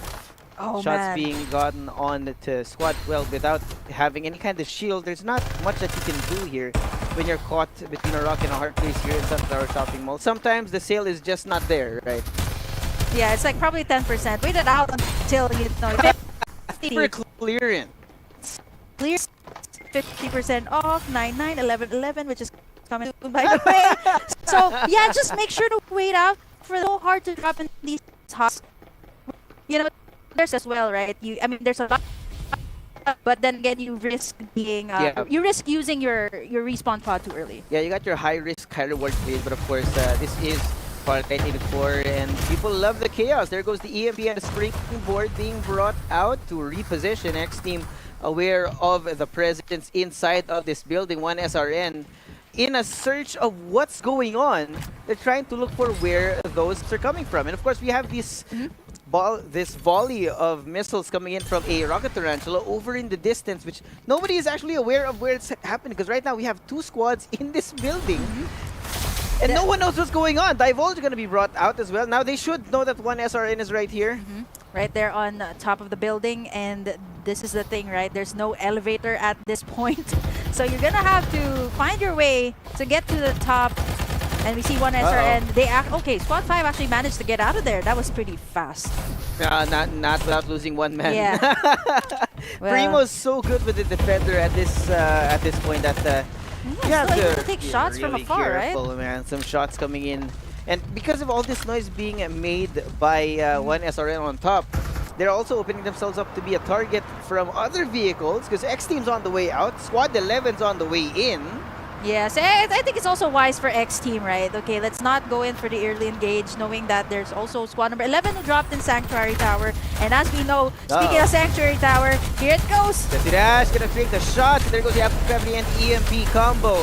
Brought in by VGD1. One SRN cannot fight back. They're all down on the floor. I don't know if they're gonna be trying to double down on this, but man, VGD1, what a great way to initiate that fight. Oh, they were actually holding it out, but they go back! They doubled down onto that position. Stame from the very top. Divulge being brought out, and the EMP as well. Absolute Gravity tried to force them into a corner because X Team knows how their abilities work. Now, Rosh maybe opening it up, trying to get the tracking down, but it's not going to work out. Everyone else coming in just in time to spray him down. X Team, very nice as a team, taken down. Nicely done there. But just when we thought they were going to go away, they actually go back and take down squad number 11. So it was actually wise that, they actually, held their breaths first and then went in after one squad was eliminated. Yeah, the tactical decisions are now coming out. This isn't something we've been seeing a lot, right? Sometimes the fight happens, a third party comes in and it's over, but it's a little bit of a different pattern, right? When X Team heard the footsteps or whatever it was that alerted them to VGD1 coming in, they walked away first, waited for the fight to come in, and then they turned themselves into the third party. Wow, and now they're going over to Sanctuary Tower to get in the resources, forcing actually squad number 11 to back away because they no longer have their respawn pod. So it's better to actually just, go ahead and rotate, get your shields up, get more weapons. But again, they're going to be rotating towards this side. Great angle here. Oasis gonna be all hiding behind the tent over here in Iris Ranch. Tamayo and the rest of Oasis waiting for the right time to strike. And look at this. Hasbulla tried to get some shots from the defender. They're unable to do so though. There, it's not working out yet. Oh my god, Tamayo! With only 2 shots, he almost falls down, but Hasbulla luckily runs out of bullets. Oh my goodness! How do they know what's going on? There's so much noise being made by Oasis that VB2 is closing in. EMP shot gonna be brought out as well as the marking. And it's so distracting right now. They back off. They know that something is coming because squad number 4. Oh, they're gonna close Oasis in. Closing it in right now with the War Spiders and all of their utilities. The shot's gonna come in now from BB2. You can't fight with a shotgun at long range, so Circle's also closing be in. very, very careful because now the circle's closing in. They've already rotated over to Power 3 station. Here comes the springboard and the hologram guide to bring it up, but not. The fight's not happening just yet. They need to wait for the right time to strike. Hartman spraying down onto our Lion, and now Oasis thinks better. Arak J and Xiaolong Bei, in an attempt to stay alive, will be disengaging.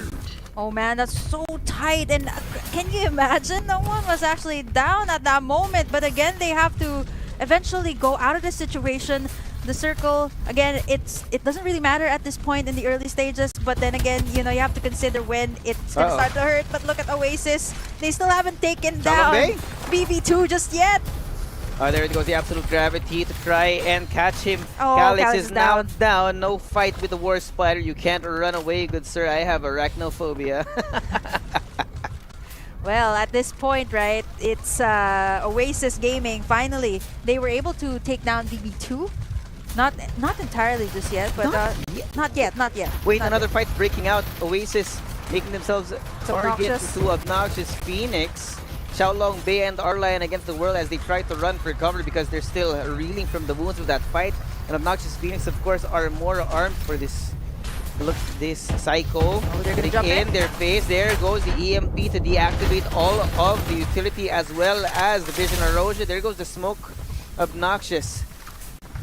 That's it. The name of the team and exactly what they did. It's perfect. I love it. Oh, but there's still some members here of Oasis over on the outskirts of Power 3 Station. They might actually just close in, but you know, knowing how they were able to eliminate the rest, it's only Calix is right there in the middle. We have Obnoxious here as well. We see Xiaolong Bei right here on top. Can you imagine? Sit down, wait for the right time to strike because Oasis is on the other side right now. When Obnoxious Phoenix chooses to rotate over, we're gonna see some shots come in from Oasis because they're not gonna know that Xiaolong Bei is right here. But now they know. Here comes the War Spider right in their faces in a 1v4. Xiaolong Bei is gonna be struggling. The absolute gravity being brought out, and now he's down for the count. Oasis trying to call in the reinforcements now. Obnoxious Phoenix doing everything they can to try and stay alive. UB2 on the other side as well. It's a 4-squad fight going on right now, and there's so much going on. That Tamayo, what in the world? I don't know how they're still alive right now. Only one person down. Oasis refused to go all in on this fight. Yeah, knowing that, you know, the circle is already here, they're gonna try to heal each other up before they get out. But then again, you know, Obnoxious is here. You got squad number 1 here, so there's really a lot to consider. This is pretty much similar to the situation that they had in map number 1, where they're caught in between crossfires between like 3 or 4 squads, and this is gonna be chaotic. There is the oh my god, Vision Erosion being brought out, but Hasbulla gonna fall in the middle of everything. VV2 gonna double down on it because Hasbulla has the rest of the squad. Closing in, Iska trying to make up for lost time, make up for lost space. Looking for the right angle to fight because you have 2 problems right now. Oasis on the left, Obnoxious Phoenix on the right. Shot's gonna come out. There goes the blinding mark from Iska. They know where they are, and now they go into tunnel vision. And that's just how it works, right? The beauty of the new Young update means that you can take these fights, reducing the risk when you go all in. Yep, and sometimes that is really the best way to go. They're still gonna go at it, right? Even with the circle. And they haven't been able to take each other down. Obnoxious still up and kicking, as well as BB2. Complete squads here, but again, this is such a tight spot for Obnoxious. Blinding mark now gonna be coming in. Psycho cannot see a thing, but he still does get that kill. He's aware of the danger on the other side. Calix sprays down, annihilating the entire team. VB2 somehow once again surviving the inevitable. So tight from the side of VB2. And now, finally, they're able to take to actually clear up things here in Power 3 Station and eventually move forward. I can't believe they're fighting outside the circle. Right? Right? And everyone's still up, and I mean, you're gonna be losing a lot of health run gains. medkits at some point, right? Yeah. I mean, you don't know who you're gonna face once you get in, right? And now we're down to 5 squads. Already? That was only the first safe zone. Yeah, that's absolutely. I mean, super different from what we had in map number 1. It's the I mean, it's polar always like opposite. super long standoffs. Then you between get the a squads. really long skirmish between 4 or 5 squads. Now we're down to the last 5. The land very plentiful all across the map right now, so we're not going to be expecting any kind of fights right now. But NRGW, of course, in an attempt to get to some better ground, bring out this War Spider. Right now we're looking at the standing. We have VBS and VB2 at the very top. Unfortunately for everyone else, they're a little bit farther down, so now this is the time to make up for that. Wow, Oasis at number 5, right? And NRGW standing here at number 3. And knowing NRGW, they're that type of squad to just jump right in. When it's more of like a surprise parties when it comes to this group. This group in particular. Vagabonds and NRGW, they have very similar playstyles, and all of them are still up. So I'm wondering what would be the case if ever they do converge in the last circle. But here we have Oasis. Asbola out in the open. I see Tamayo coming He's low, right he's at low. it. There goes the EMP shock, and it's nice and clean from Oasis. Gets rid of Asbola. That's one less person from VB2. Remember, they've been worrying about VB2 ever since the start of this lobby, and now they're taking them down one by one. For some reason, VB2 don't have the best spacing between each other at this moment. That seems to be the case too in map number 1, right? Let's see here in map number 2, Oasis here. They might get, they might get greeted here by NRGW, who's just waiting here under the bridge. And once they decide to go in, right, this is, I told you, surprise attacks from NRGW. But again, looking at what they have, they don't have a lot of those shields, but they do have a couple of med kits here. So let's see how they will surprise Oasis. I like this actually. Who just actually took down, oh wait, no. I thought they took down VBS yet. But Did they not? Oh no, already X-Team. Somehow in the middle of a fight, there goes the blinding mark. Sheena cannot see a thing, but Summit Invictus and be able to clean things up a little bit more. Now they're going to be scrambling to try and keep themselves alive on the outside, but they're all wiped out of existence. Summit Invictus come out, but there goes the Divulge coming in. Squad number 3 from the East. They don't know what's going to be going on because Caleb, they're all visible. They know that one is down. NRGW, here it comes. No, there's the cleanup work from NRGW. Yeah, it's way too clean right now. The usage of the perfect combo once again from the Cypher, the Lucinda, and of course, to add more pain, you also have the incendiary grenade, which is it's a nightmare to work around. And around the corner too, we see Oasis. They might converge here with NRGW. Oh, Shalom Bay? Goes the War up again. Spider being used as a distraction tactic on top Xiaolong Bay, trying to hold on to the high ground like Obi-Wan Kenobi. Gets a shot over, one person down from NRGW, narrowly avoiding all the ultimates being thrown in their face. Xiaolong Bay, Oasis know exactly how this game works. Tamayo following it up, Arik J as well. Oh no, I don't like this. He has a rocket tarantula. Something's gonna come down from the sky. Knights is Tamayo, down. with the tracking, takes him down as well. What in the world?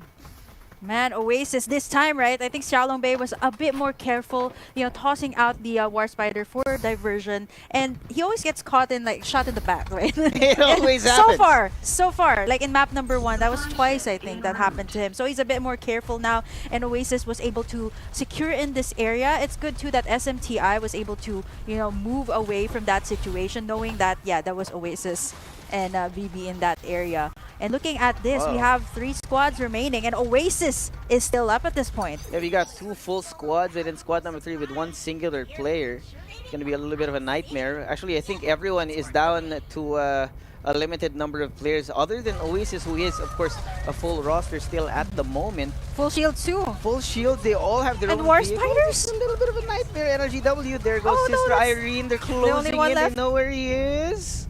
Oh, they know he's inside the warehouse. Waiting Trying for to it. There scan. goes the scan as well. Sister Irene not going to be able to fight he's back. Stuck in down. a corner. Get out of here. Sit in the corner. My god, now it's down to the last 2 squads as well. Yeah, and now this is where the point where NRGW cannot make any surprises anymore. This time it was Oasis, and now they're gonna go up against SMTI. It's inevitable now. SMTI, they're gonna have to face Oasis. Oh no, in a 2v4 right now. Caleb on the inside. Stops walking, crouches down, trying to stay alive. There goes the scan as well. The divulge, the springboard being brought out by Oasis. They know Xiaolong Bei with the MG7 cleans it up as Summit Invictus struggling to stay alive because the aggression coming in from Oasis is way too much. They're falling one by one in a 1v4. Now Sheena, the last person alive. He gets fallen. He gets taken down. Shinichi, the last chance, the last hope, but it's not gonna be enough. Oasis clean things up in map number 2. I'm so sorry, Shinichi. There's no antidote just yet. Ain't no Detective Conan today. Yeah, it's still going on. And yeah, this was pretty much the same case that SMTI has. They always have these matches that are so close. They're the second ones. They placed in second rather, and now Oasis this time, I think they were a bit more careful, right, on when to go in for the engage and disengage.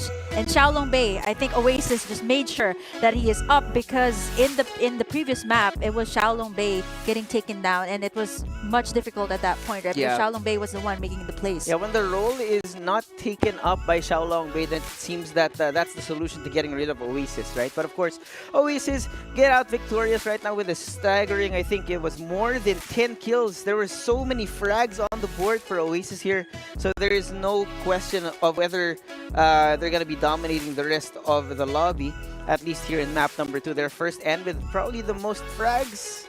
You also have SMTI in second and NRGW with, what is that, 11... 12, 13, 14. I'm not good with math. Yeah, no, we're not good with math. But that's quite a number from NRGW It as is. well, right? So, I mean, considering how I think they were more handicapped here in the last stand here for NRGW because the last time that they played wherein they won in 2 maps, it was most of the time they were still complete. But They I think, were. yeah, this one, I think Knights was the first one down, and eventually NRGW was down to one last man for the squad, and it was really difficult. And knowing that they're facing Oasis, right, with Xiaolong Bei still up, so yeah, it was a difficult situation to be in. And I want to point out as well, Xiaolong Bei, we talked about earlier the change in meta. We actually see the MG7 in Xiaolong Bei's hands, which hasn't been seeing a lot of use yet.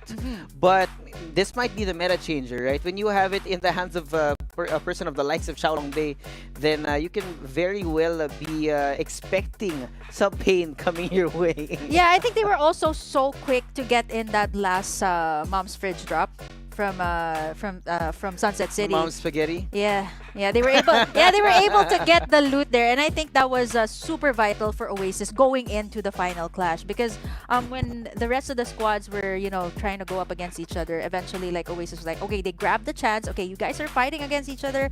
We'll just grab the loot. And the beauty of that is that they were also able to clean things up. But it looks we're gonna be moving on with our lives after all that action. It's gonna be hard. Yep. Highlights first, guys.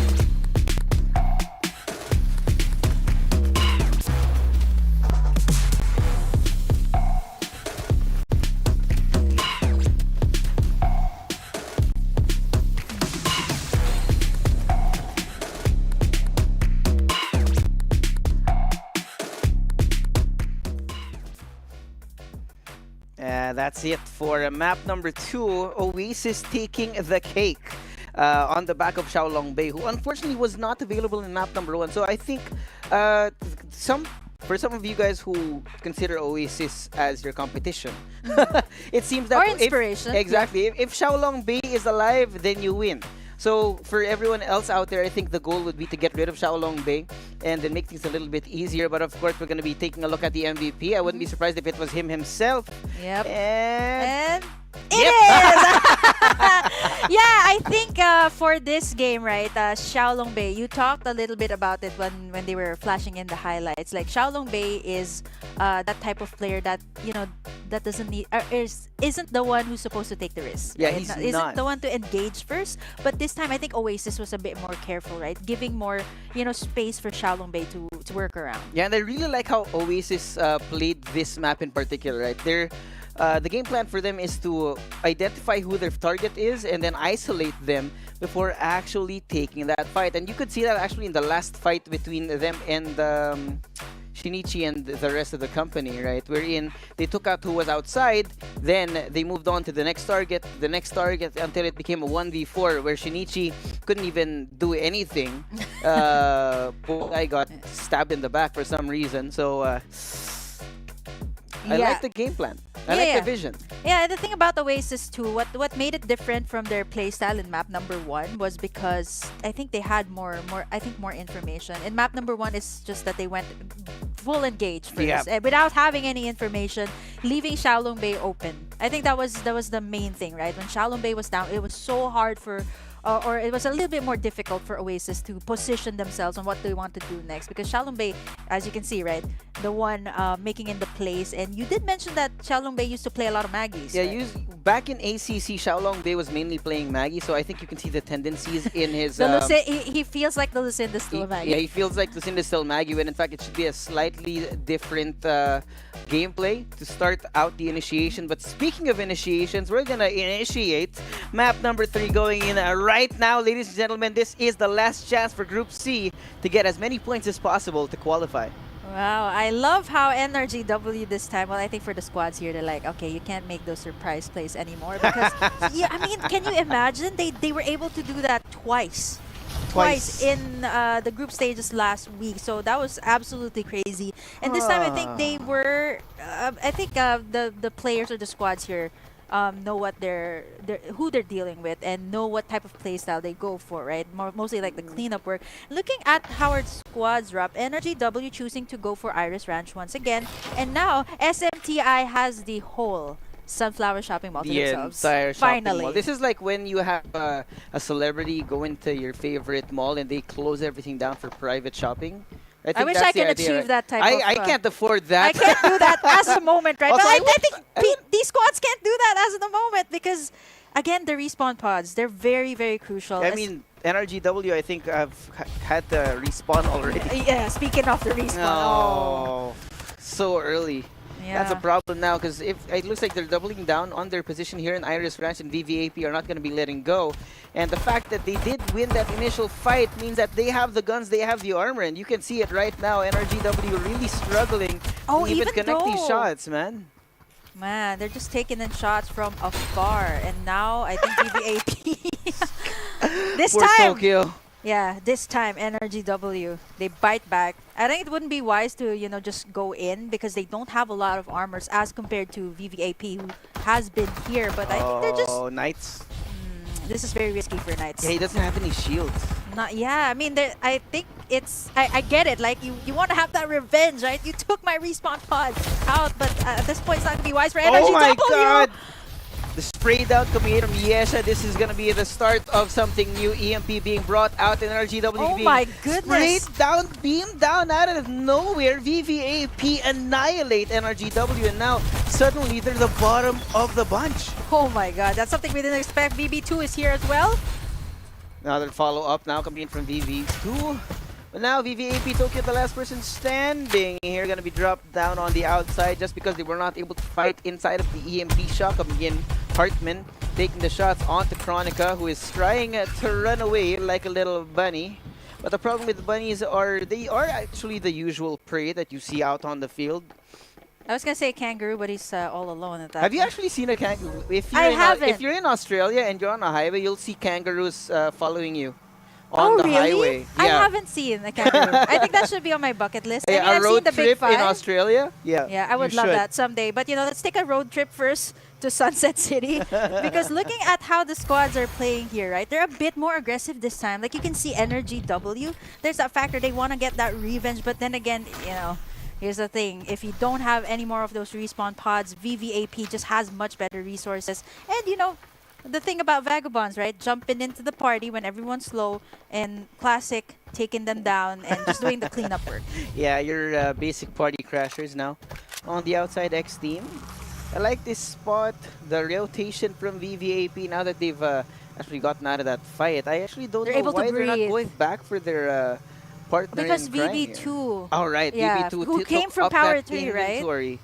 Oh, that's a problem now. Standing at top 2, I mean, you wouldn't want to go for those early gunfights, Oh, yeah. knowing that they've already wasted their resources up against trying to take down Energy W. Yeah, it's a hell of a problem now because VVAP are down to the last 2 members. You also see some damage being done to VGD1 elsewhere, so they have to be very careful about how they want to approach this, right? They're now going to be a fractured squad, same as NRGW, down to the last 2 members, and they need to find a way to be able to revive their teammates without risking their lives. But look at this, Knights knows exactly what's going on. Oh no, the scan! The divulge, but it's not coming in from one SRN. It comes from VB2. They're not aware that this is an entire squad that's on top of them, and now one SRN oblivious to the fact that there's one singular player in their midst. Knights, he walks right past him. This guy is a fox, he's a sneak. That's why he's called Knights. You can't see anything. Can't more. see You him in watch the at night, it's a lot too dark. But I mean, he's over there on the corner, right? So I guess it was wise to just, you know, crouch Because down no one's and gonna just look there. Yeah, and they're isolated at that point, so there's nothing much you can do. And you know, going in for the engage, they've already wasted a lot, right, on VVAP. So they don't want to waste any more. And looking at how VV2 rotates here, they are making sure that they have much more information. But we see gonna be opening it up. Springboard now in the hands of Sherry. They're gonna be running away, though. Moving forward, the divulge as well. The spray down not gonna connect just yet for Sherry. They get out of the danger zone, but X team, I don't know if they want to try and chase this because it might be a risk. yeah, Energy W's around the corner, and Vagabond is living up to their name, constantly on the move. Oh god. They are. I mean, I think for They both are, VBS and VB2. I think they deserve the name Nomads, huh? Yeah. Nomads. Yeah. Not the caster Nomads. I mean, there's a caster named There Nomad. is a caster named Nomad. Yeah, you're right. No, here it comes the MP. The outside, what's going on? Okay, it's X-Team and One is Oasis. trying to take this fight onto Oasis, but nobody's responding. Because Oasis are waiting for the right time to strike. They're just on the other side of the pier. Wait for There's the boat to come information. out. Divulge. XT might actually go up the building, try to aim from the top. Knights actually was able to move out. What? No one knows he's still there. And I think at this point, if you're going to be fighting up against X Team, you're going to be fighting up against They the know where others. VBS is. Sherry here with the War Spider trying to come up on the flank. I think this is going to be the attempt. But now Yato, the spray down onto the members of X Team. Nice and clean from Vagabonds here. Wow, I wasn't so sure what X Team wanted to do. And Vagabonds was just there with so much more resources, so much more vision. And now we see a possible 4 squads converging here. It's going to be squad 5 and squad number 2. Oh, and no, so far, you're actually VBS. right. VBS has much better resources as VGD. They just wasted it on that clash. And now they have to move out. The circle is closing actually over near Riverview Park, if I'm not mistaken. Yeah, I gotta move over to Fairview, X Team. I don't know what the idea here is for them because they've actually turned themselves into gigantic targets for VBS and everyone else in the area. Because if you look at the map, they're actually so fractured, right? They're all alone. No one has a buddy. And if a singular member of X Team gets caught, then there's no way that they can fight back. Yeah, they're so scattered as of the moment, right? And they can. Yeah. God. Yeah, VVAP just got eliminated. Those were the last 2 members too. So, yeah, down for the count. Goodbye. But now some long-range shots coming in from X Team to get some damage onto VGD1. Zane not able to fight back, and now everyone else from VGD1 very aware of the risks of moving forward because they're being gate kept from the circle. Once again, VB2 in a prime spot here at the Riverview Park. But again, this is a spot that they have to lose out. Circle is going to be closing in. Squad number 2 as well from the back. Vagabonds as well, right? They just eliminated one. And looking at how much more vehicles they have, it wouldn't be wise to do that. And yes, like the Vagabonds that they are, they actually disperse. They're not going to go in for the engage. And we still see 9 squads up here. Yeah, rotation now gonna come in from Oasis. Red zone means that there's a lot of teams in that direction, so it looks like they do want to be hungry for blood. Ninji not gonna know what was coming, just gets taken out, and we're down to 8 already. Looks like he was the last person on that squad, but I think Oasis are aware that there's still X team here, and they can probably hear the vehicles coming hit their way. Xiaolong Bay, the War Spider on the other side of the they valley. still don't have info. Yeah, they might actually go head-to-head with X team here at this point, who is right there. And knowing how Oasis just carefully plans what to do next. We see that. Wait, Tan. He's coming forward. He has a vehicle, but he's opening himself up to gunfire from Oasis. And is he gonna be using himself as a bait? I don't understand. I think that might be the plan here for Tan. He's gonna be the primary target for Oasis as he moves forward. But there's also a third-party squad number 8 coming from the side of Noxious Phoenix, taking up that space. The Mayo trying to run out of the way as well. It's a 3-way standoff right now here. It goes any second now. It looks like the time is going to explode. Obnoxious Phoenix bringing out the vehicle. Our Lion running out of the way, but Psycho coming in down from the sky, raining hell from Earth. And now Vision Erosion and the EMP not going to be able to connect. And another one, the Absolute Gravity, getting Obnoxious Phoenix out of the way, forcing them into a fight that is not gonna have any kind of information. Look at this. Some more damage coming in from the red zone. Arak underneath of this bridge. He doesn't know. He comes right in. Obnoxious Phoenix clean up. I don't know what's going on here, but there's so much chaos all around. And no one has anything. Now the Absolute Gravity now. X Team following up, cleaning things up, joining the fray right now because there's gunshots ringing on all corners of the map all around the world. Xiaolong Bay trying to find something on the outside, and the SMTI also watching from the other side too. They're just observing on how this will go. And as of the moment, right, X Team, they've spotted Oasis here. It's only Tamaya and Xiaolong Bay. Oh, it's not gonna work, man. This guy walks right into a 4-man squad, expects to live. Now he does still have 20 HP, but Oasis are gonna be eliminated one by one. There's only 2 people left, and it is bleeding. The blood flowing in the veins of them right now. Oasis taken out, and X Team down to the last member as well. So it wasn't a diversion play by Than. It was actually just him going in for the charge. He managed to take down Xiaolong Bay at that. I don't know. He was the first person there, and he's the last person alive. What is this guy, some sort of immortal? Hello? VBS, VB2, they're still up. And NRGW is still... Okay, so it's no longer Knights. It's just Sister Irene, and I believe he's the one who also was the last one standing the for same NRG. one earlier. Same one. Oh, wait, no, hold on. Hold on. There's 2 of them. There's 2 of them, but they're a bit... yeah, you're over there. right. Yeah, there's 2 of them. Too far from each other, but now everyone's going to be converging here towards Iris Oh, yeah, Ranch. this is still up. Okay. Gotta wait for it, because look at this. You have people coming in from the south, coming in from the northwest as well. VBS being the gatekeepers of this specific part of the valley of Iris Ranch, and now VB2 on a search for more resources will be making an attempt at getting some loot over in Carnivale rather. And I don't like what I'm seeing here for NRGW, because they might be in the center, they might have the buildings, but if 5 teams come your way, you will not know where to look. You won't be able to do what you did earlier for Knights. No, I think that's the thing too. You were, but here's the thing though. At least, but at this point, right, they're still pretty much in the middle. So hopefully the circle will close into their favor at this point. And now we're seeing X Team, who just came off from that standoff. They might actually find SMTI, who already has some information on where they came from. And then again, this is the thing, after you took down Oasis or all the other squads within the vicinity, there's a lot more resources for you to have at this point. Yeah, it's playtime right now.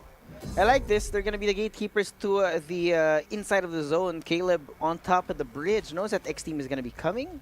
They have good armors though. It's going to be really painful because the invader in the hands of Caleb. And there it goes. Some shots from the Rocket Tarantula, dealing some damage on the outside, but Caleb not going to be able to connect just yet. Everyone else following up on him. Tan Somehow All still alone. alive on the back, but he sprays down onto Tan. The rest of X Team are gonna be coming to the rescue, but it's too little too late right now. Rush, Smoothie, what are you doing? What is the attempt? Do you come to get your fallen comrade or do you run away? I'm not so sure what the plan of X Team is. They're pretty much scattered at this point, right? They want to make sure one person gets the cover, but they're so isolated knowing that the other squads, they've been gunning everyone down in SMTI. They're moving in, but oh my goodness, they're taking shots here from Rush. Oh boy, Rush.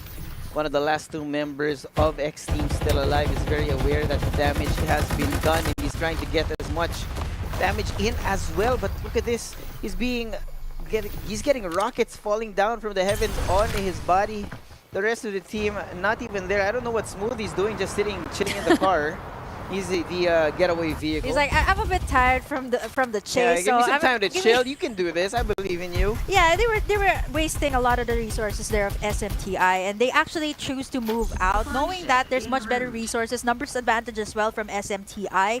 And so far, we're down to our 6 squads, who's gonna converge over to Iris Ranch, actually, where we actually started. The irony of life. We've come full circle. Yeah. We started here, people had to move out, now they're coming right back in. SMTI coming in from the northwest. We have X Team waiting for the right time to strike, because I think the idea now is try to catch X Team or SMTI in the middle of the rotation, because they're going to be forced to move right out in the open. The road is wide open, actually, and that's why it's going to be a problem. And we have the same thing over on the other side. Now Divulge VB2 has been spotted by squad number 6. It's a little bit of a problem. And, well, I love VB how is just chilling in the middle.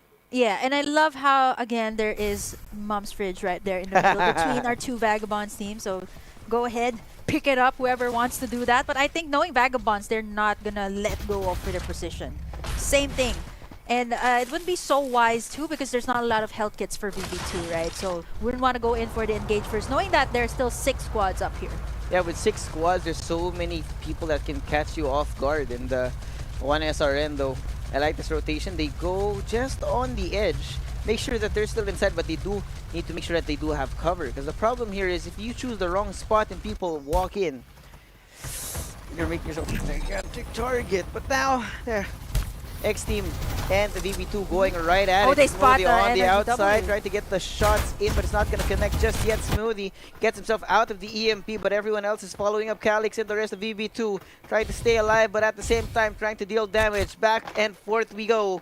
The absolute gravity not going to connect because there's nobody there, and VBS trying to find so much, but then nothing They're happens. still gonna go at for all. it. The War Spider's right there. Here comes the hologram guide as well. Movement speed beat them, because now they're going to be Hartman going right left. in. Hartman dropped down onto the ground, and now Calix has Bola. The last 2 hopes of VB2 getting sprayed down by VBS. They're get out of here. Vagabonds this time, just coming in and making sure that VB2 is taken care of. And we're down to the last 4 squads. And knowing VBS, right, they were holding out on that position in Iris Ranch, went in at the right time and catching once again Oh VB2 no, look at off this. guard. Absolute gravity going to be an attempt from SMTI to reveal whoever's hiding inside of the small barn. Did they actually know Knights is there? I think it's just an attempt to get information, but it's just not close enough to find Knights. Oh, wait though. I think they do spot him. Oh Yes, my right out in the God. open. Mad Mars out in the open, getting shot down. 0 shield for him. Now SMTI in the middle of all this chaos. A Divulge as well, finding them right on top. And that means these 3 squads surrounding them are trying to gun them down. But it looks like they are still worthy of their position, worthy of the throne, because they're not going to be letting go of this hill. This is the hill to die on, and they do not want to die anytime soon. But it looks like VBS wants to close in as well. Mad Mars, 1 SRN, now taking up small barn. SMTI on the other side, they have no choice but to fight. But it looks like the spray down is not going to work out just yet. Oh, there's the circle Oh, closing the in. EMP is closing in. Nobody has any space. 1 SRN choosing to move away as the rest of SMTI spraying down. Shinichi coming in from behind. I like this. It's a little bit of a rat spot as well. But it's not Knights here. Shinichi.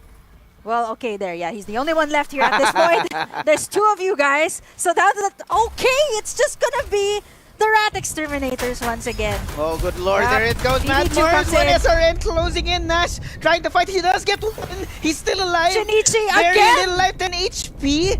With inside of the Vision Erosion, moves outside. There goes the Absolute Gravity as well, Nash. And now, VBS in the middle of all that chaos, walk away unscathed.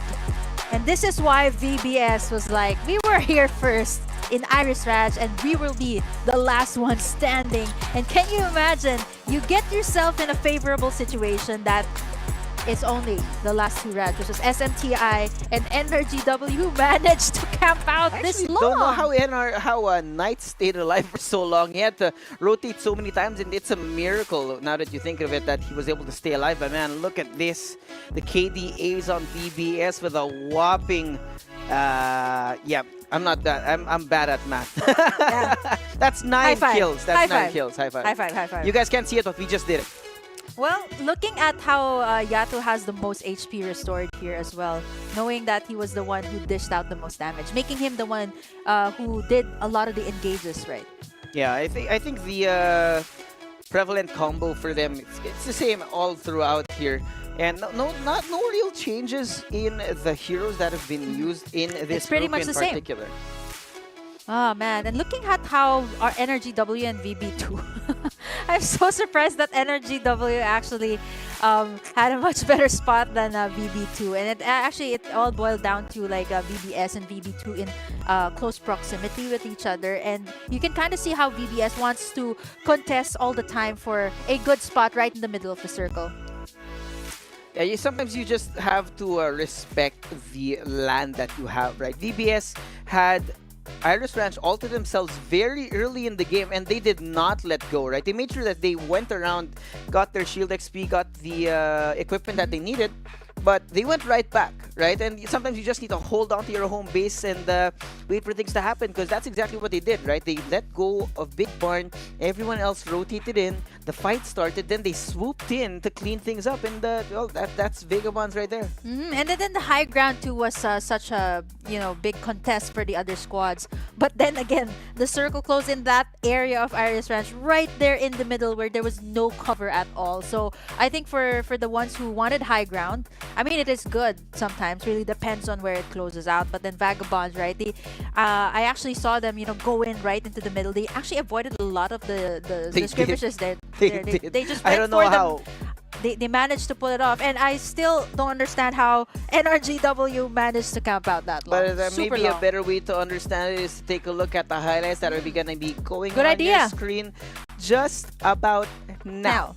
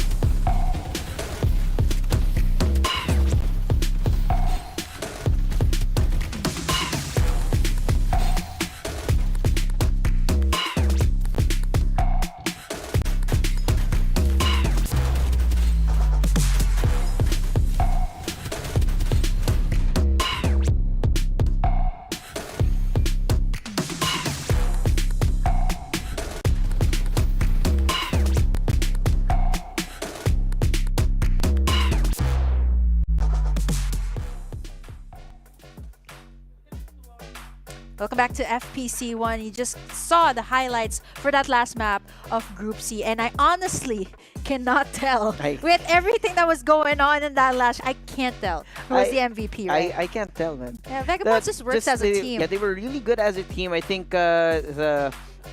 we have Nash, who was in the front a lot, but Yeah. he wasn't doing that damage. He was more of the distraction to the rest of the teams. The diversion. Yeah, the diversion, and everyone else closes in. They take the kills from the other side, and it's gonna be Yato apparently here. 3 kills for him and 673 total damage. Now, that map in particular didn't have too many highlight moments. It was more of a strategic map, right? Wherein we saw fights happen for a really long time. They were just going back and forth, in and out, before they ended up, by some chance, finishing the last of the enemy squad. And that just kept happening, right? We're not seeing any of that, those full send initiations that we usually do. Yeah, I think this particular group is nice and slow. We don't really see a lot of those, crazy highlight plays. There are a couple here. There are a couple, but at the same time, it just goes to show how Vagabonds here is super solid as a team. And they, at that point, I can't really tell who was the one who stood out, who was the one, making the plays as compared to Oasis. Like we usually highlight like Xiaolongbei for Oasis or Tamayo, but I think Vagabonds, we just acknowledge them as Vagabonds. Yeah, like the they're entire just squad. them. Yeah. They are them. So you can see the little changes in strategy for the play styles between the teams, right? We have Xiaolongbei leading the charge for Oasis. For Vagabonds, they work as a unit, like a whole squad. It's just really different, right? We have support players, and then we have the kind of teams that go all in, right? Everyone guns ablaze, walk in like Rambo and take you down, right? Yeah. I think it's also the different types of. I wasn't gonna say personality. I was about to say personality, but this is a group wherein it's just a mixture of different play styles, and sometimes I can't really tell what this team wants. Let's say X team, right? They were a bit too scattered out in this map, and for Vagabonds, it was more of moving as a unit. And then we have Oasis having 2 members, go in for the engage and the other 2 backing them up. So it's just a mix of different things, a mix of different type of play styles for this Group C. Yeah, so it's all going to depend on the flexibility of the teams. But of course, now that's all over. We're going to take a look at the team rankings right now. Top of the rank, VB Esports with a 56 overall points, followed very closely only with a 1-point difference, NRGL Rebuild. That's NRGW for those of you guys who don't know. Over in third, we have Oasis Gaming GG 54. What is this? It's so close. Yeah, it's so 1 point tight, gaps. right?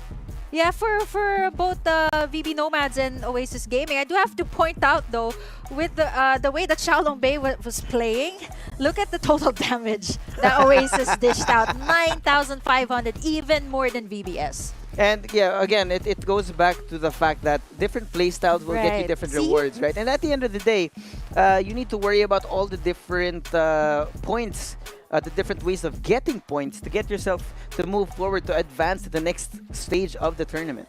Yeah, and even the leaderboards here, you can kind of see already, like, it's a mixture of different types of squads that played here in Group C. You can see, even though they didn't place first, they had more damage, or, the different sort of factors that contributed to this leaderboards in the end. Yeah, really mixed bag in Group C, which I like. I like this because you can actually take a look at the different kinds of playstyles that you can employ in a battle royale like Farlight, wherein, well, you need to be able to be flexible, right? To be able to adjust. Yeah. This is Oasis still on the other side. They're gonna be playing this way. You change your tactics. You be flexible. You move in such a way that you have to adapt to be able to get yourself on top. And that's exactly what we saw out of Vagabonds in that last map. Yeah, I think for both the maps that they've gotten here, it was just sort of moving as a unit, and it worked really well for them. And more for Oasis, I think this group was a bit difficult for them, knowing that they don't know what they're gonna get. They're a bit more methodical, right, in terms of approaching a clash. So I think that's what really caught them by surprise. Yeah, because they always want to be prepared, right? They always want to have better vision in terms of before going for the engage. And this time, you don't know what you can get. You don't know what you can get. Well, I mean, that's exactly what you are gonna get, but we have a little bit of a sneak peek about what's going to be going on. We do have the SR Coco Breeze skin. For those of you out there who do not know, you can get this for free just by logging into the game for 7 days. Yes, you can click in the events tab and then actually just sign in there. And of course, there it is right there. If you guys don't know what it looks like, wait, I'm pointing the wrong direction. It's this way. Here? Yeah, I got it right. I got it right the first time. There you go. You guys can grab this 7 days of logging in to Farlight 84. And thank you so much, by the way, to the Farlight 84 team for, giving this special skin. I think it's only for the Philippines, Yeah, right? it's a Filipino themed skin. Yeah, he looks like a certain public figure here in the Philippines. I was gonna say, like similar way that they dress up. But you know what, guys? Aside from those special skins, I'm pretty sure there's a lot more goodies from Farlight 84. So be sure to follow us on all of our social media right down there. So we got YouTube, Facebook, TikTok, and of course on Twitch. And of course Twitch, not something to be missed because all of them will give you the updates, whether it's patch notes or if it's some new skins. By the way, with the new patch, we have some great skins also coming in with the Battle Pass. I love the Halloween theme we're getting right now. I love the color purple. Yeah, same. That's my favorite color. So yes, I love the Battle Pass right now. So be sure to be updated for more updates from Farlight. But for now, before we head over to Group D, let's head over to a short break first. We'll be right back.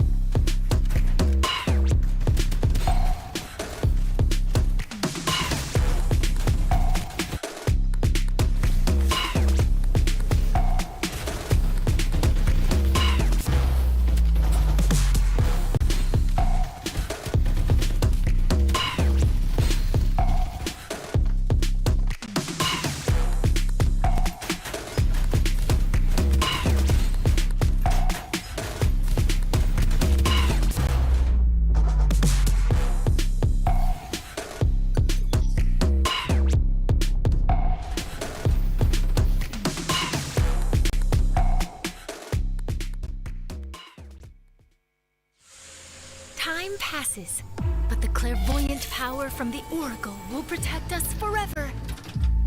The fanatical power that everyone desires shall only belong to the strong. Adventure has already begun. Yes, you can call me Mr. Reaper. Survivors, welcome to Isle City. This time, clairvoyance from the ancient Oracle will sweep the entire battlefield. Please note that battles in the new season will be more brutal. Bring clairvoyant equipment, and the Oracle will bless you. Use Sunil's newest skin, Clairvoyant Frenzy, and feel an inexhaustible flow of energy. I'm on my way with state-of-the-art rescue tech. Sienna is out in front dominating. Use the skin, Clairvoyant Potion. Good boy. My tarot cards are waiting.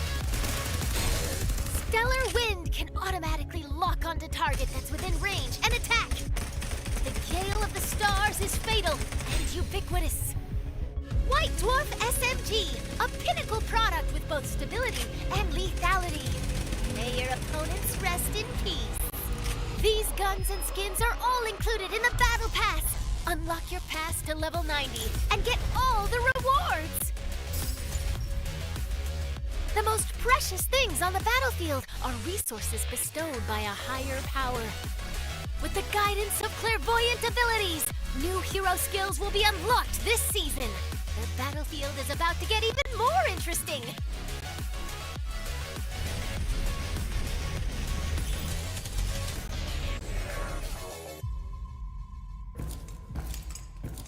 I look forward to meeting again.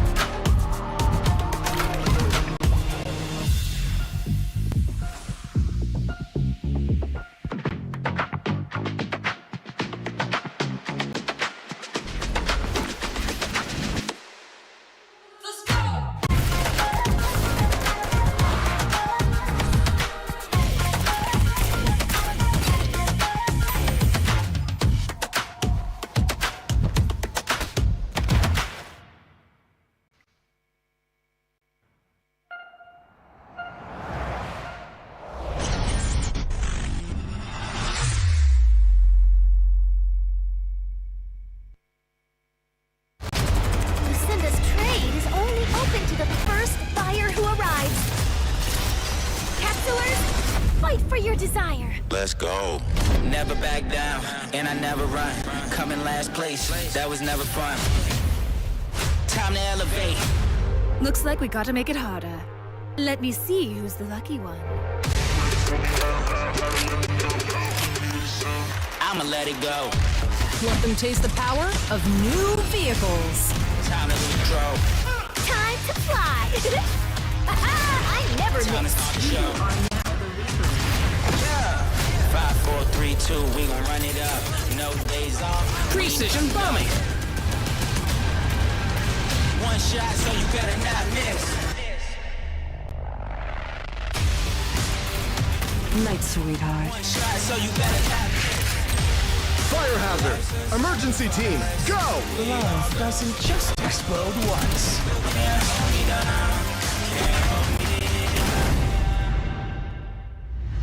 Feel the gravity of fate.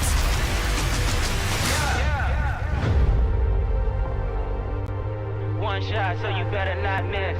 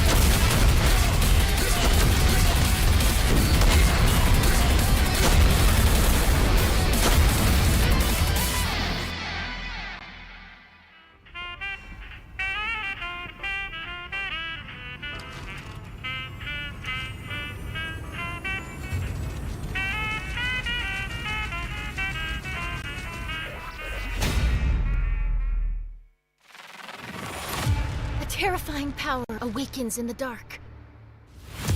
Machines driven by curiosity, becoming cold-blooded killers. Everything must end.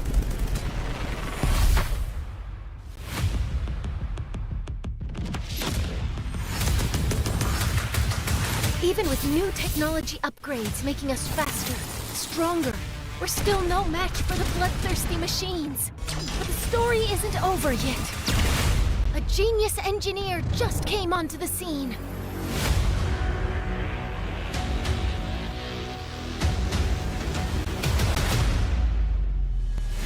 I feel the power, I'm just counting the hours. My inner beast is ready to feast. Competition's devoured. You ready? This is the moment. How bad do you want me? Put your arm, you'll never fall against any opponent. This is my life. Hit 'em down for the fight. Hit 'em left and then right. He's on the light. He's blinded and bright. Cause time to fight. I shall learn. Keep it steady right now. I'm the legend, I'm ready right now. Once I get it lit, going great. I was made for this. They say Rescue en route. No turning back now. Kill directive initiated. Eliminated. One's enough. The truth always comes out. Play a game or mash. Out of the way! great, I was made for this. Legendary. Thanks for stopping by. Mission complete. They all telling me I'm dope now. I'ma teach you a thing or two. What is greatness mean to you?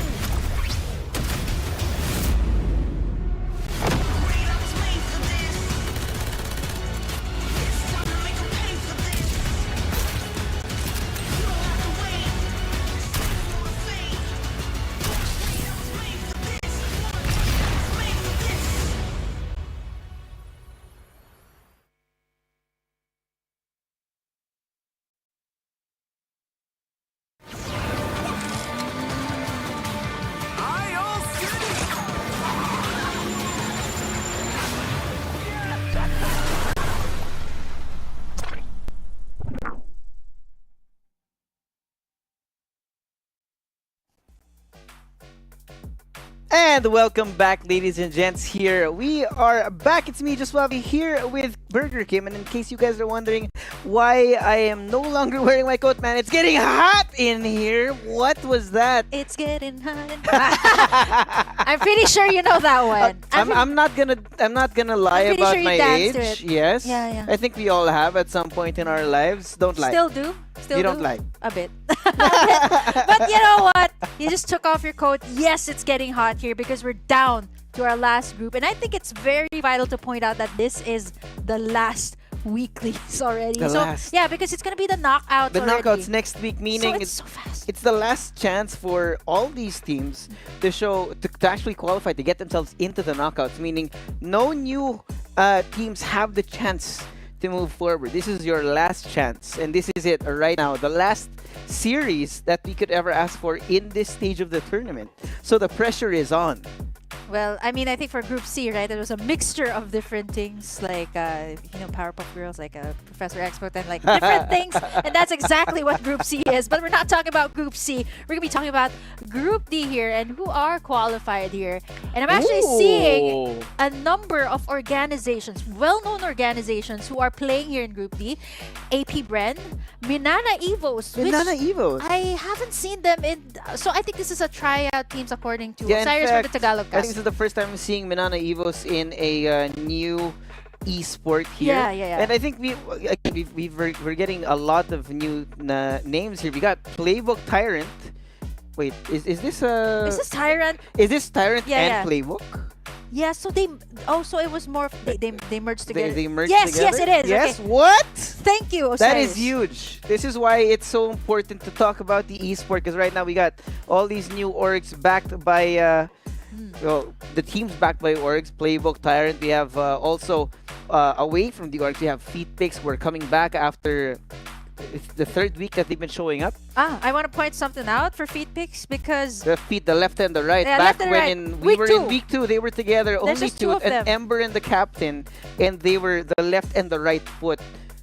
And then in It's so week 3, poetic that now we're casting week number 4. But I just want to point out, is that some sort of thing going on for Feet, right? Is it a running joke? Yeah, or maybe it's a strategy because week number 2, you guys got 2 players, and then week number 3, you filled out 3, and then now week number 4, hopefully you guys are complete this week. Will we We'll see find out, them we'll find out. full as a full squad this time around? I don't know. But also, we have some returning teams from the last few events. We had ACC happen a couple months ago, and that included Eternity Asia ET1Y, in case you guys have forgotten their tag, wherein they did have some really good performances over, but it looks like that the interest here is whether or not they're going to be able to set the pace now in map number 1. Yeah, Beta Esports is here, by the way. I completely forgot, since there are a lot of like known organizations here. So we have Beta here as well. I think all eyes are gonna be on definitely Beta and Playbook Tyrant, right? So, yeah. Wow, let's see the drops here. And Feet this time, usually they rotate over there on the top. I think they're complete. What is right? ET1Y doing? Look at this. You got scattered Swoop around. Down in Sunflower Shopping Mall. Focus up top, and then on the northeast you have Flames facing off against one of the members of squad number 8. What? Yeah, I was gonna point that out too. So maybe it's like, hey, you're alone here. I'm also alone, so it's fine. Let's just do that. Let's have a little bit of a truce. Let's not fight yet. And this is okay. This is okay. So I was reading the squad tag. So it's a Playbook over on Riverview, and this is classic Iris Ranch.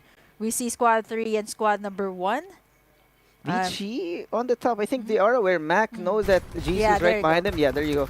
Sprayed down, no shield to be talked about. So NRXM and Vici, of course, in a little bit of a struggle of power to try and take the territory away.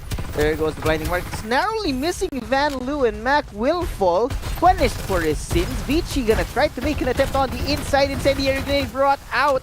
Van Loo finally getting way out of here, but somehow, some way, Vici make their way inside. There goes the EMP as well. Iron Fist gonna make an idea, make an attempt to try and do some damage, because the rest of NRXM, they've yeeted out of the big barn. Pain. He's all alone. Stuck in a corner too. Well, Iron Fist is like, yeah, let me just go to you. I mean, it seems like you're gonna have a hard time there in that tight spot, but still not over. God. more from Vici as they gun down squad number 3. Right as they just dive right in after the respawns. Yeah, well, it looks like NRXM was looking for a chance to reaggress, doubling down on the decision to go into Iris Ranch. Pain moves away. He's like, oh, everyone got gunned down. Okay. My teammates are dead. I'm gonna go yeet out of here. Make sure that I still stay alive. That means that they've used all the respawners. Now he's gonna be alone for the rest of the game. Unfortunately for that person. But definitely now a long way to go. Gonna have the pick of the litter here in Iris Ranch. Maybe to find some more upgrades to the guns that they do have on.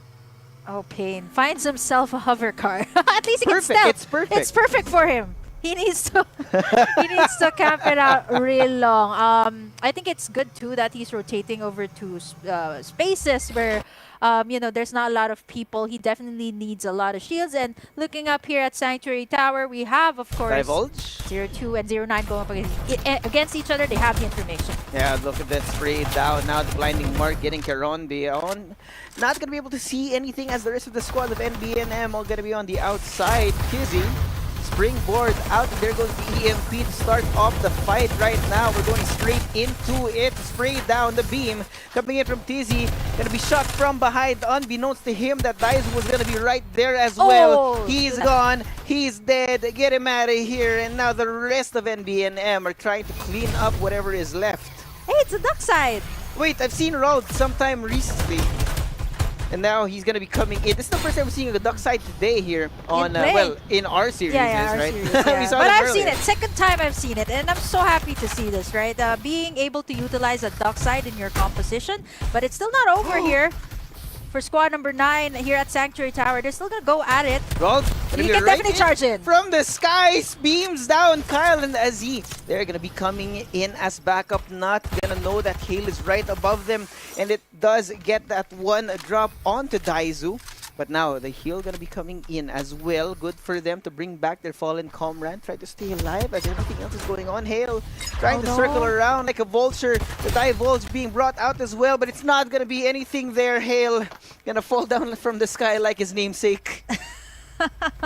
But it's a different spelling, so it's a different type of hail. Unfortunately, I think it's not gonna be a wise idea, right? But there is the absolute gravity. It's already up. There goes the divulge as well. Ashura trying to make sure that he knows all the information where the enemies are. He sprays down onto 2 there, both down on their knees, and the rest of the squad is gonna be trying to come through, but no, Rald falls, and that means NBNM is out of here. And this is Tyrant, playbook Tyrant that we're talking about, right? Coming right in and eventually gunning everyone down just when that squad thought they were safe. They were out of water. Yeah. Out of the land. They were out of their depth. Jumped into the deep end. A little bit of a miscalculation there because there were too many enemies that they had to worry about. Now, Feet on the other side being caught in the middle of a really bad fight right now. The EMP and the absolute gravity being brought out. Smoking, somehow able to still stay alive, but right now, I just noticed there's a full squad of Feet this time. I told you. I told you it's a full squad right now. It's a thing for Feet, and they're actually doing pretty well. Beastie getting shot down from a distance. No way to fight back. NU4 Spade come in with the aces right now. Smoking gonna be the last person alive, trying to eliminate the rest of NU4 Spades, trying to whittle down the rest of the enemies that are still there. But he's gonna get out of there, try to stay safe, try to make sure that the rest of Feet are not gonna be able to fall. I mean, this is the first time that they're together, complete, 4 of them, and now they're back up here for Feet. They might actually retaliate up against NU for Spade. Here comes Smokin. He has the information, and he was the last man here in this location. There's a scan. Inside of the building right now. The smoke's gonna be out. Smoking not gonna be able to dissipate right now as NU4 Spade is playing them like fiddle, right? But now Raw's wall gonna be shot right through the window, through the wall.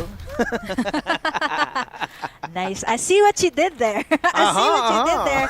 Nice and smooth. I actually didn't see that coming. And definitely, I think for Feet, they didn't see this coming here as well. My! Man, they're going down 1 by 1. Smokin is back up. He still has that respawn in the nick of time. And now they're up for blood. And NU for Spade. They're still alive and kicking. I think there's still a couple of them, one. yeah. Two. Yeah, you got Lim LFT on one side, smoking very well aware of the danger coming towards his way. Zooms on past, tries to find something, but the smoking playing around the walls like an expert. It's a question of dexterity, it's a question of tracking right now, and smoking will fall, but Feasty comes back! Stays, avenges his fallen comrade, brings him back to life, and Feet are still very well alive. I mean, come on, this is the first time they're together. All four of them, All right? And four they're of like, them. you know, it can't end here. It can't end just like that. And thank goodness that Feasty was there. Can you imagine the kind of power that Feet had to do to qualify for the semis and finals weekly? Two, with a, 3, then 4? Yeah, exactly. 2, 3, and 4 now. So, I mean, now that they're in their full power, what exactly have we been missing? Yes, and I still want to see how Feed will work, right? It's complete as of the moment. I mean, if they were able to place, not in the bottom of the bottom, but they were able to place well, despite the handicap that they had in the previous week. A little bit of a flex there, huh? They're now they now have 4. They are now a quadruped. Four-legged, yeah. Yes, they're a 4-legged animal now. Coming right at him late. Looks like they got the dog in him. AP Brent gonna be going right on forward. Fade drop down into the ground. Newt, in an attempt to try and stay alive, is moving away, but look at this, he's walking right into it! The 4th squad, the 4 from Playbook Tyrant right now. Newt has standing no chance. No matter what you do, you will fall. And they're gonna be following it up as well. Try to find the remaining members of that squad that they just took down Newt from. And they have no idea. They're just gonna rotate away. Good call here. Yep, and for AP Brent, they get caught in a situation like I don't either know they get outmaneuvered, outpositioned by the squads. They don't really have a solid plan on how to go in. And come on, they were facing Playbook Tyrant, one of the best thing of the I can best. see is it's just really unfortunate, right? I mean, if they were faced with some better circumstances, they would have been coming in a little bit more on the top, but it just so happens that they keep falling in the worst possible spot. You know, sometimes the RNG is not in your favor. Well, if it's not in your favor, they still have to make it work. And for Feet, they're gonna be going up against Vici here. Koya Jess, he has the high ground. Feasty. I'm not so sure if they do have the information that he's here, but there's a vehicle. He's hiding right behind it. Oh, Gets okay, out. so scouting information. Yeah, he gets it too. But The now Vici perfect- knows that Feet is just right over there, and they're like, what better way to celebrate your 4 Oh, members boy. by just gonna go straight at you? And now here comes the Divulge. Yeah, divulge. And there it goes. It looks like it's gonna be an attempt from Vici to try and move away because the red zone is right there. They're out in the open. They are risking their lives the longer they stay here, so they need to be able to reposition, or they want to take away the house. Put them out of the street because Adrian and the rest of Feet have been caught. Here comes the gonna try hologram to see- guy, Koya Jess, as well as the other utilities being brought out. They cannot see a thing. They can't use their abilities because Vici has disabled them. Here comes the springboard as well, getting the information on the so very top. dark. Adrian can't see a single thing. He doesn't know what's going on. But now with the vision erosion gone, he has been revealed. 2 people right in front of him. Barely stays alive with a pixel of health. He tries to stay, but no. Feet come in. They take 1 down. They're trying to rotate away. And it's still alive. Feet somehow survive. Once again, Feet is able to survive, and now they're gonna have to move Oh! out, but not for long. Look at that coming from Adrian just as he was healing up. I mean, if he was taken down at that point, No, I don't leave him behind. well, I mean, it fits 4, right? This is perfect for them. Just the vehicle that they were looking for. And now Feet, we're down to our 9 squads here. And for Vici, that was quite unfortunate for them, right? Yeah, It's only, real unfortunate. oh, They it's got only caught. Iron Fist left. I think they were on the way out as well, but it just so happened that the zone was unfortunately not in their favor. Now we got. This is actually Minana Evos here. You got Boyet and the rest of the boys playing over just here on Tin Man Industrial. In fact, I think I've heard his IGN Yeah. recently. I was gonna point out, is this the same The Boyet? same Boyet from Another major title? tournament. Yeah, Another major esports title. title? Yeah, he's pretty known in that title, so I'm not so sure if this is the same Boyd because he hasn't been playing. I don't know if he has been playing in that league, but you know, Hey, it's a sometimes nice. you gotta move on to better things, and the better thing right now is Farlight 84, ladies and gentlemen. Exactly, and that's exactly why Boyd is here. I actually I'll actually message him later. He's my friend on Oh, Facebook. he's your Yeah, friend. I'll ask him. Hey, are you playing Farlight 84? You joined Is us that you? here in Farlight. The That's perfect, right? That's perfect. And knowing his type of playstyle, he has been in the amateur scene for so long, and knowing the fact that, you know, you had to grind your way up to the big leagues definitely has the hunger. And even going into a new title like Farlight 84. Yeah, I would be surprised here, especially since Farlight 84 being a new title means that everyone's trying to grind for recognition, especially since it's still in its infancy here as an esport. Now, here it comes, some shots coming in from a Rocket Tarantula elsewhere. Playbook Tyrant playing inside of the shelter, not willing to reveal their position here to squad number 4. And I don't understand how, but they're just on the edge of the bridge. Just means that whoever will try to cross that bridge to get themselves to safety are opening themselves up to so much damage. Now ET1Y on the other side, some long-range shots coming in. PVT1 is also there. They have no idea.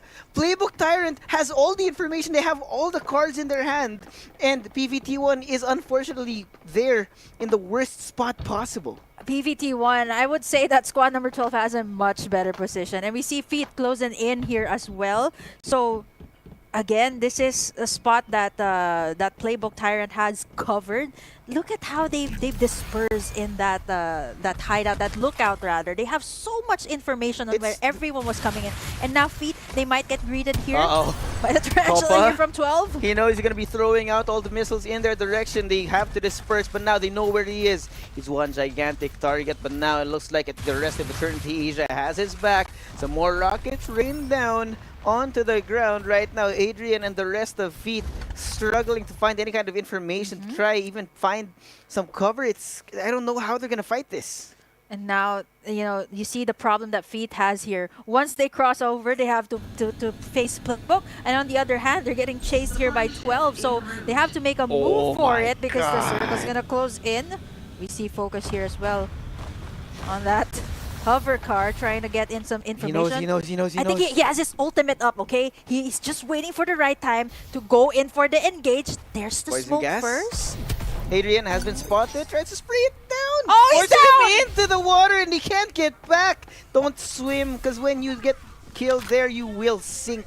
There goes the EMP, as well. A follow-up from Eternity Asia to try and isolate squad number 10 here, but they can't necessarily find where Feet is positioned, right? Because they are actually split between the two sides of the bridge. And I actually like this tactic, right? In an attempt to try and separate this team, they are going to be taking these shots now. Batman gets flames here. The rest of Eternity Asia not aware of what's going on here. And the speed at which Feet are able to reposition, it's really interesting because you have NRXM right on top of them, 2 AM Batman going right in. There goes the long range shots from Eternity Asia, trying to find Feet, but there's also a second, third party as well. NRXM cleaning up what ET1Y left out to dry. Wow, it's like, thank you so much, Eternity Asia, for that. And I think Feet was caught in that, it's such a bad spot, right? In a tight location, they were able to gun one down, but at what cost? They're now out. It's down to the last 5 squads here, and Eternity Asia, they're just taking in shots with squad number 3 right over there at the other side. I just love how, you know, it just... They can't. It's gone. Yeah. There you go. That was really unfortunate for NRXM. They just could not get themselves back into a healthy spot. I mean, they were just going up against so much resources. But then again, speaking of resources, we're not going to talk about that. Playbook Tyrant has all of the resources, has all of the information. They have the information, they have the high ground, they have everything, man. And right now, Minana walking right on through and not having any idea where they are. Now Dean, from a distance, trying to beam down the rest of Eternity Asia. They know where they are. There is also noise being generated by the vehicle rotating over from Minana Evos. And then, of course, you have PVT1, who is right next to Playbook. I don't know why they are not... I know! It's been such a long standoff between those They've literally been sitting there for like 5 to 10 minutes now. We're down to the last 4 squads. Well, it's inevitable. They have to face either one, right? They have to fight now. They have to. They're just sandwiched in between. Oh man, this is not good. 10 seconds now left on the clock, meaning it's going to start closing, so they're going to be forced to go in. They're going to be going to an open area. Rotating over, opening themselves up to violence from whoever has the balls to try and shoot them now. It's Minana. But I like this position from Ashura. He has a little bit of the high ground. He has the information. He knows where Minana is, so they're not going to move in that direction in particular.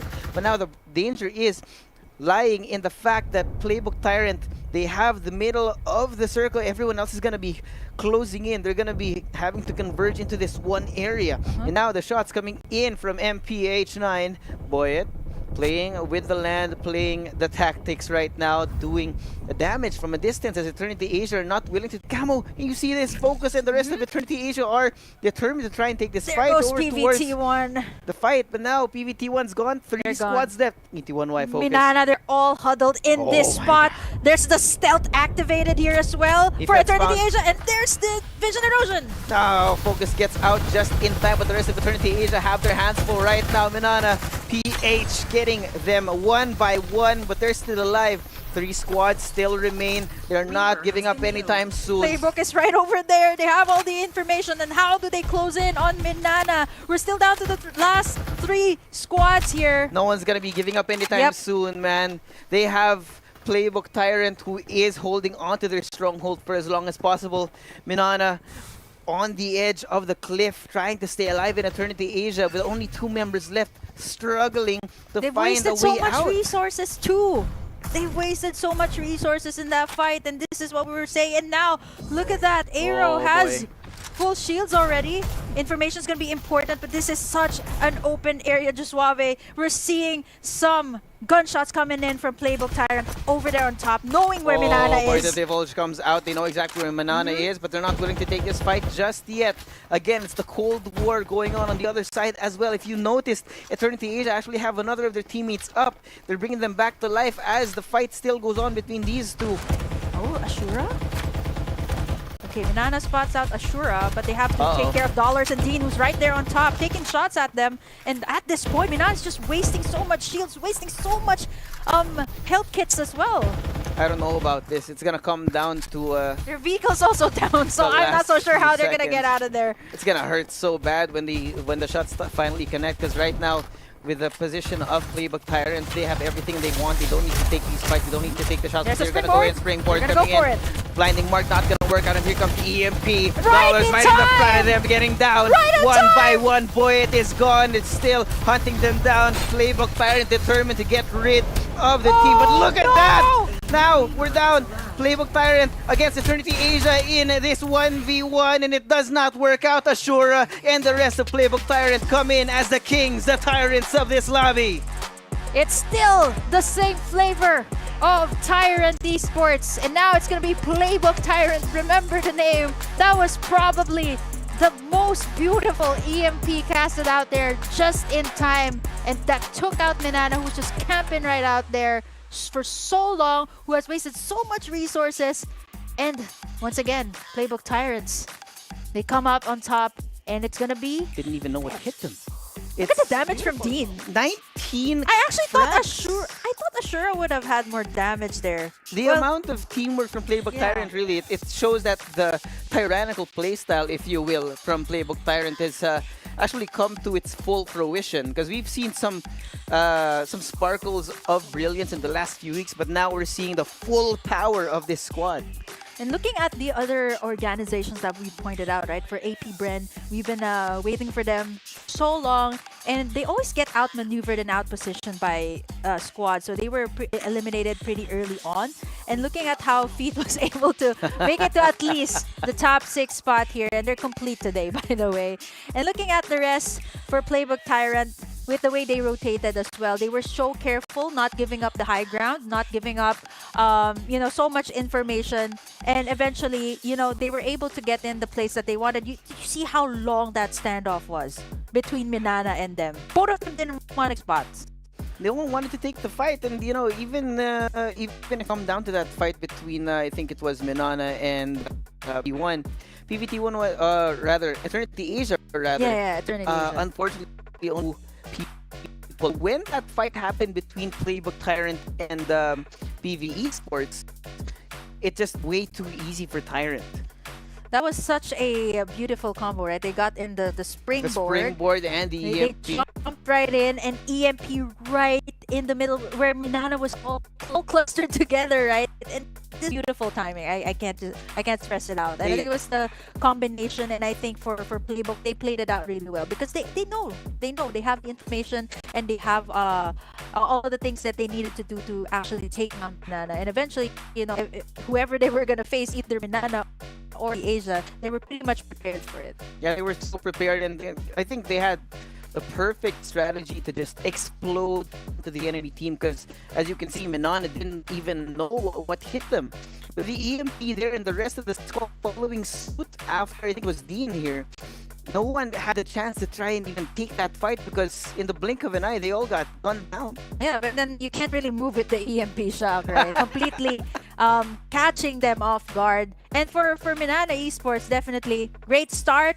But of course, for Playbook Red, this is just the beginning.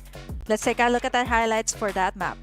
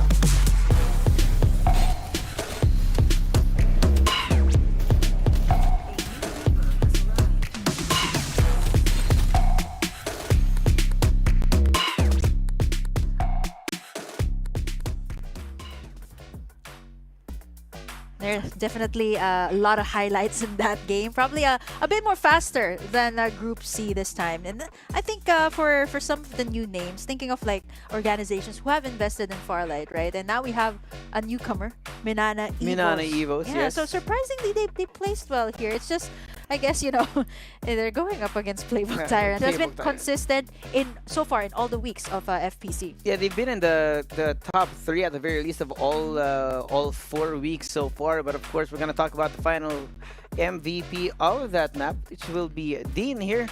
7 kills in a whopping 2,085 total damage here, coming in from Playbook Tyrant. And wow, I have no words, right? Because Tyrant Esports have been developing over the last few weeks, and now it seems that they've come to their top performance. It looks like they have finally evolved into their final form right now. And that also means... The final boss. The final boss. They're the raid boss of the entire lobby. And now, for Playbook Tyrant, the question is whether or not they can keep staying at the top for the rest of the series. Yeah, I think all eyes will definitely be on them as well. Not only did they sport a new organization in their name, but they're also, you know, carrying in, you know, the experiences that they've had in the previous weeks. And I think Dean is one of the players that we have to highlight as well. I think he was the one who put... I also casted with you. It was us. He took down Naos. I still remember that with that the Rhino. One Rhino shot, Rhino play. Literally when they were all stuck in a corner. I remember that because he used the absolute gravity. The absolute gravity. Pushed them into a singular wall and then blew them to sky high with one singular rocket as well. So again, we're seeing a Tyrant come into their full form. And I think for Dean, these are the moments wherein they shine. Dean and I think Dollars, both of these players for Playbook Tyrant.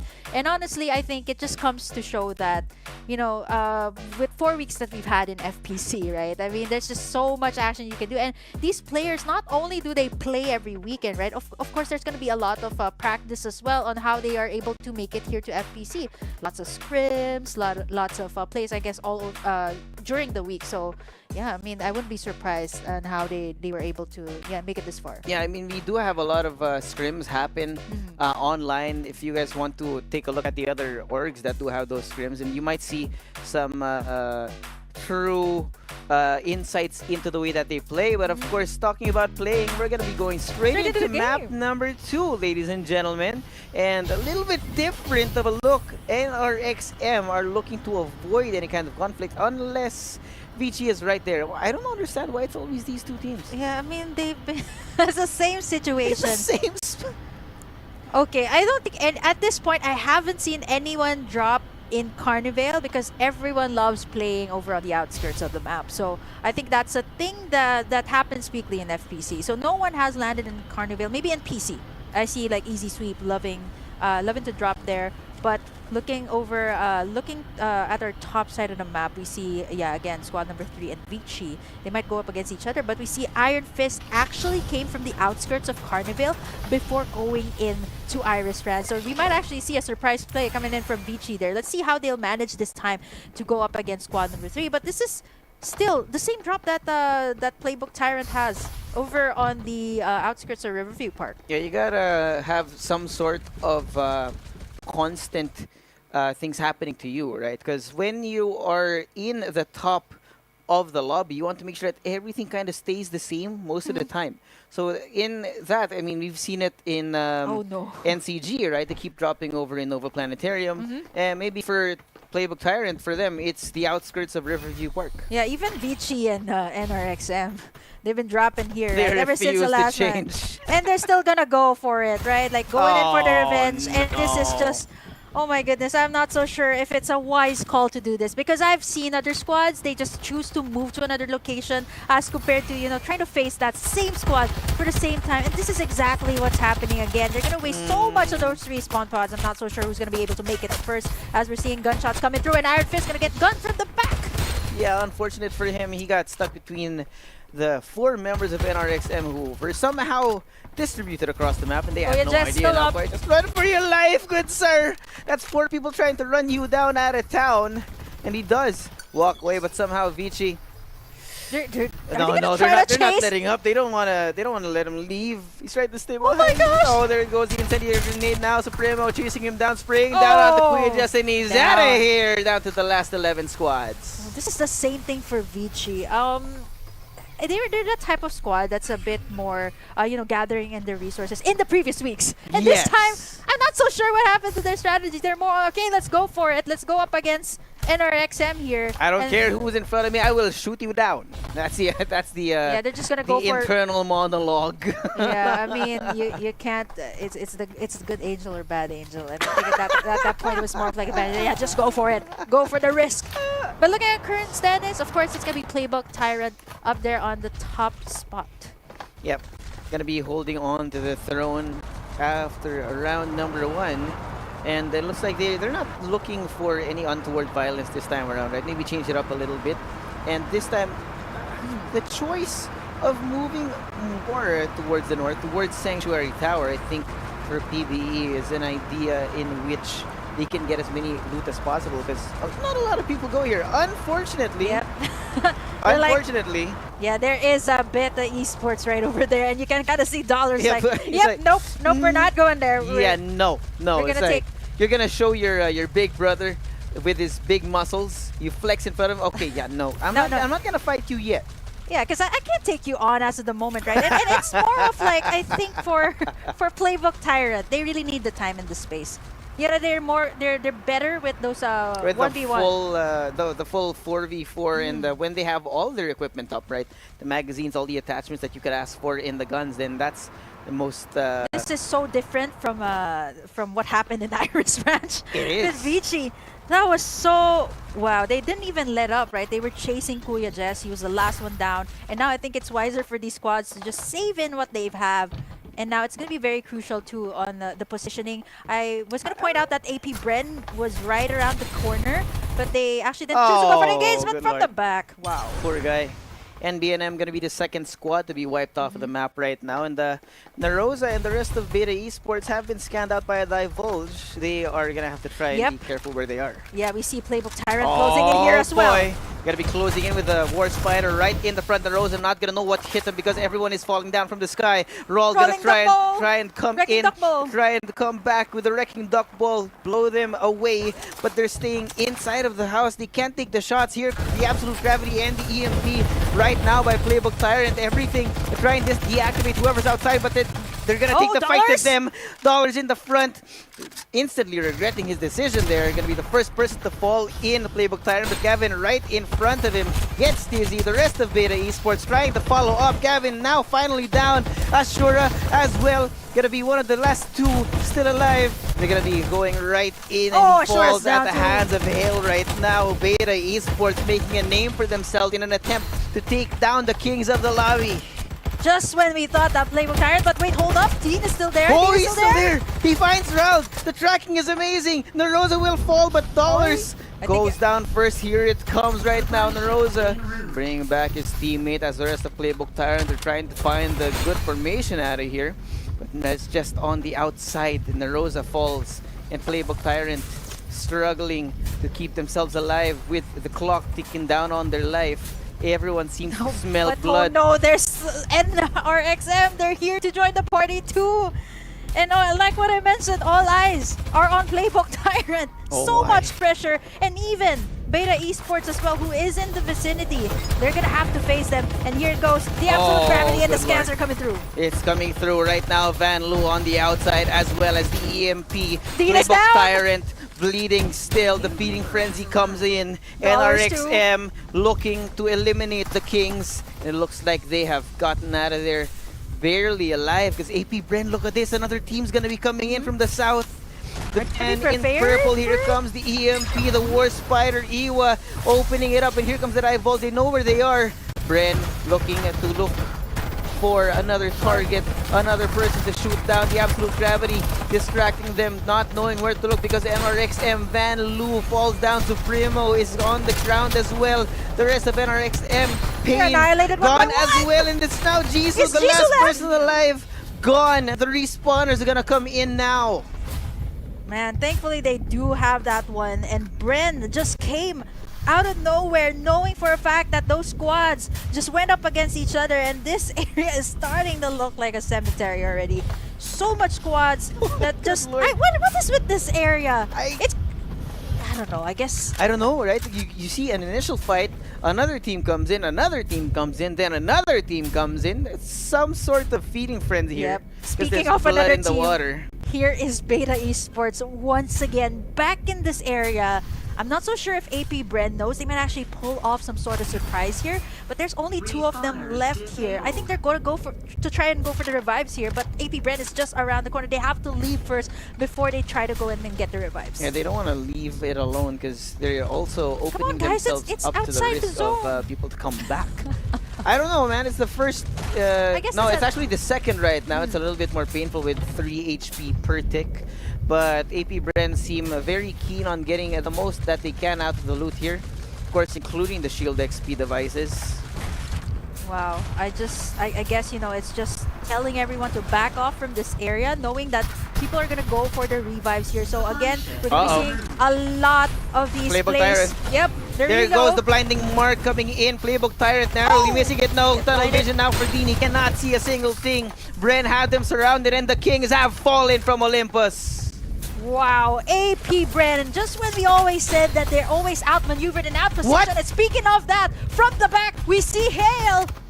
Now we're gonna make an attempt. He sees Pain. I don't think he knows that this is two different squads in front of them. There goes TZ now in the front, trying to spray it down, but here comes the Absolute Gravity. He gets that kill onto his opponent. Now AP Bren on the other side as well. Hale trying to stay alive because Newt is right behind him and he gets sprayed down. 7 squads left now. AP Bren's like, this is our turf.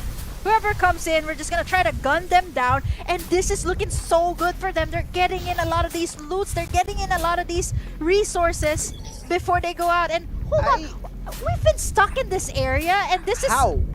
You guys are still alive, and okay, it does make sense because they've been looting everyone who comes in, right? The beta, oh my goodness, Brent. Look at Fade. They've got maybe only 3 shield XP devices, but they're already on level 5 and level 4 shields without having had to move around the map. Exactly. So they're like, okay, this is probably the best place to be in. I don't understand why they're so determined to not move away. I think that was like 4 squads in that area. 4 or 5. We completely forgot. We started at 11 squads, and now we're down to 7. All those fights happened in that area. And it's outside the circle too. Can I just say, everyone who's waiting right there in the center, where are all the squads at? Where is everyone? Everyone's gone. Oh yeah, they're outside there. They have no idea. You imagine Bren. how peaceful your life is in the middle of the zone because everyone else is fighting on the outside. Yeah, but that actually gives so much space for the squads inside. Think about it. The so amount much of space loot. Yes, that too. So I'm not so sure. But AP Bren, I mean, whoever comes on top in that area, definitely. They got cash money.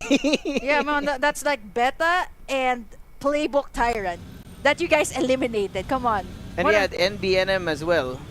Oh yeah, that too. So that's 4 squads up.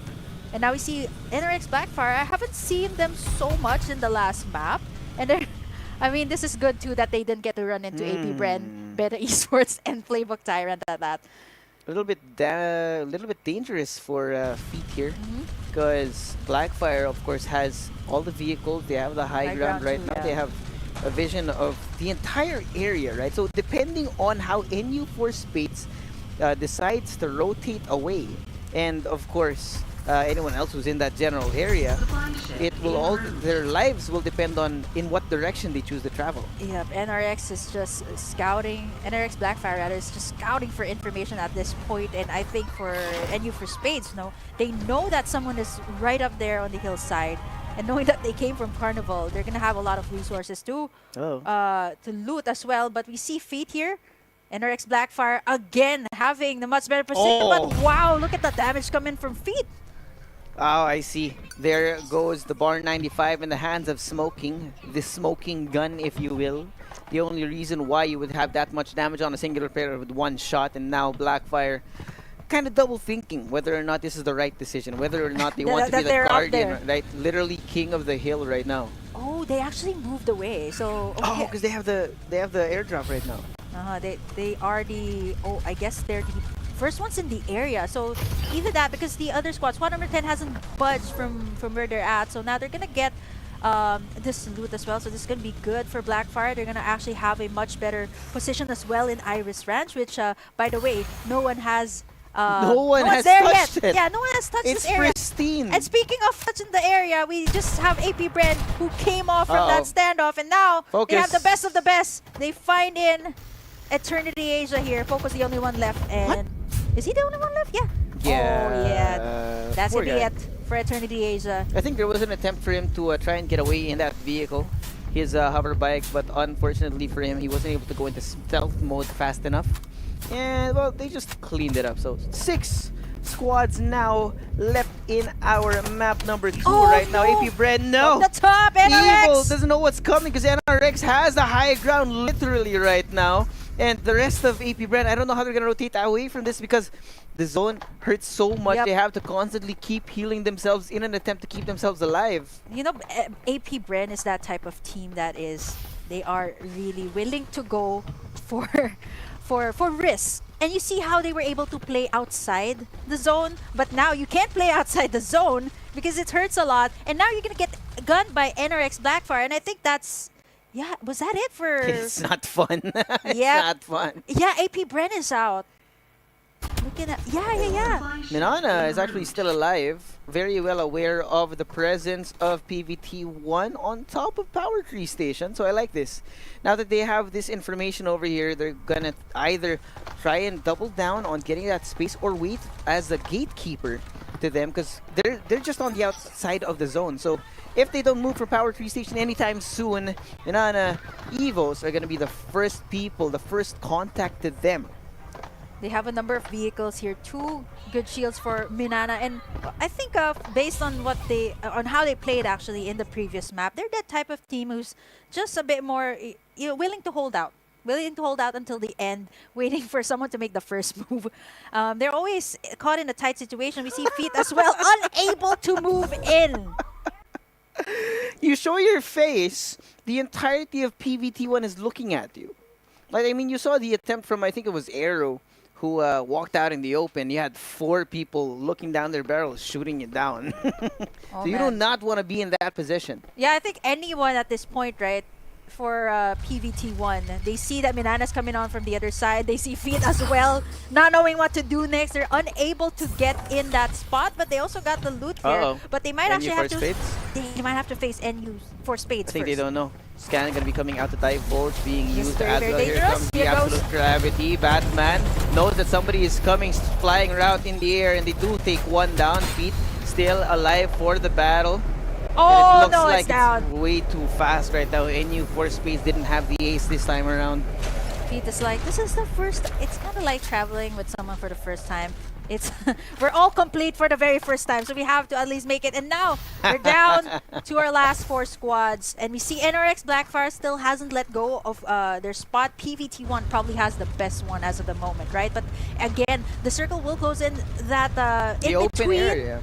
Power Tree Station and Iris Ranch, so it's an open area. Yeah, this is actually a result down. of the recent patch, right? Wherein they made sure that the circle will never close on the high spaces like Bat Cave and Power Tree Station. So they're going to be forced out of that position sometime soon. And they know PVT1 rotating over, and again, Manana E was going to be the first point of contact. Arrow, you're being caught in a crossfire of a 1v4 right now. He's going to be backing off away, and you actually have Feet rotating over in the other direction. I don't know what's worse, right, for PVT1. Do they move into Feet? Do they move into Minana Evos, or do they go to Iris Ranch where squad number 7 is waiting as well? Yeah, Minana Esports has been so passive, right? They have to take the initiation, but at this point, right, they don't really have that much information, and knowing that there's only 4 squads left, they have to move out of this space because it's going to be an open area. They might face off squad number 4, who's just right over there, and they're still not letting they don't know. They don't know. Yeah, they don't know. There's no one there. Play here in the outside of the circle. Yeah, there's a little bit of a misguided idea that there might be somebody on the other side of the zone, but that's way too painful, right? Because you got the Divulge now. Oh my goodness, I think Minana Evos have been exposed. Blackfire now with the Rocket Tarantula knows that PVT1 is coming their way, so they're going to try and keep that area now, but now it's going to be a full-on brawl. The class begins.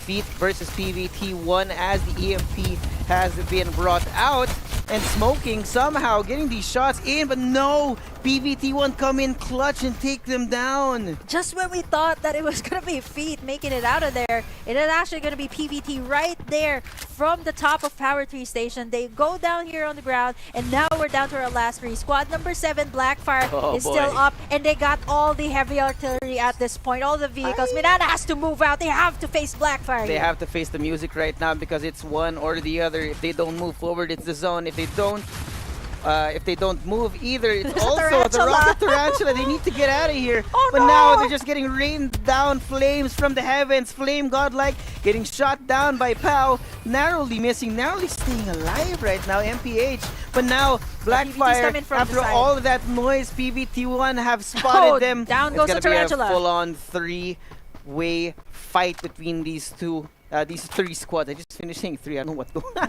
You know, Minana Esports was like, thank you so much, PVT, for taking down that Tarantula. That was their biggest problem. But now it's still a 3-way.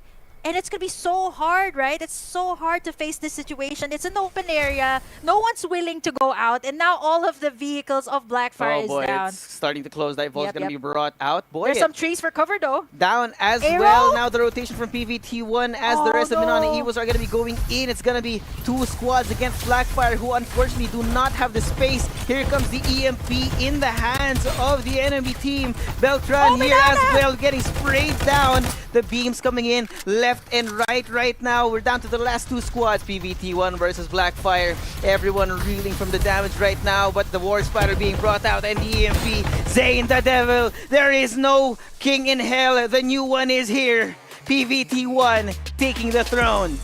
Finally this time. It was such a tight last stand between those 3 squads. It's either or. It's either or. You're going to face PVT or Minana. And I think Minana this time, again, they were still so passive in that last stand. And again, whoever is the most aggressive at that point, right? Willing to take the risk in the last stand. And again, it's an open area, so pretty much anything can happen. And this time, PVT, they've taken in this map.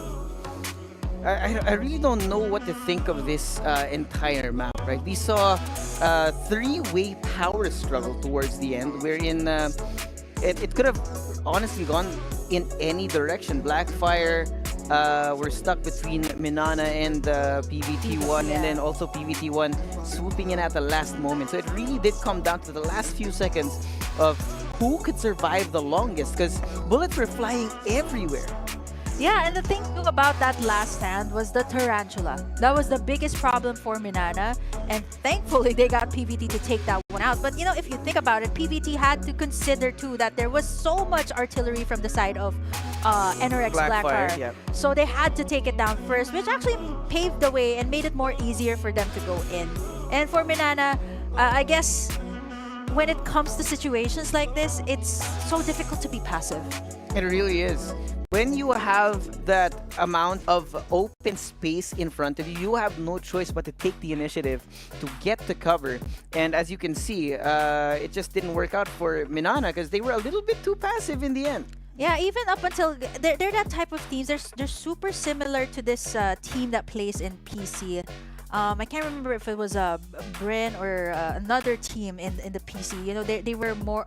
I think it was Execration. I think for PC, they were a bit more of like gathering in resources, gathering in the shields and the weapons. But whenever they have it, they're not so sure how to use it. Right? How to use it, yeah. How to be a bit more aggressive in going into those clashes. So I guess it's still a testament on how they were able to hold out this long because they were a bit more safe, a bit more passive, right? So it's not it wasn't a surprise for me that they were able to hold out this long once again. Yeah, I mean, being the new kids on the block, of course, Minana Evos have all this pressure in front of them because they're newly signed, of course, to Minana as an org. And that also means that with that comes a little bit more pressure to try and actually get some victory. Yeah, and right? it goes to show too that since Osiris mentioned it, that they came from the tryouts, right? So it's more of also bringing out the chemistry. But you know what? Who had that chemistry in that last round? It was PVT. Finally getting the victory here. And of course, let's take a look at our highlights here for that map.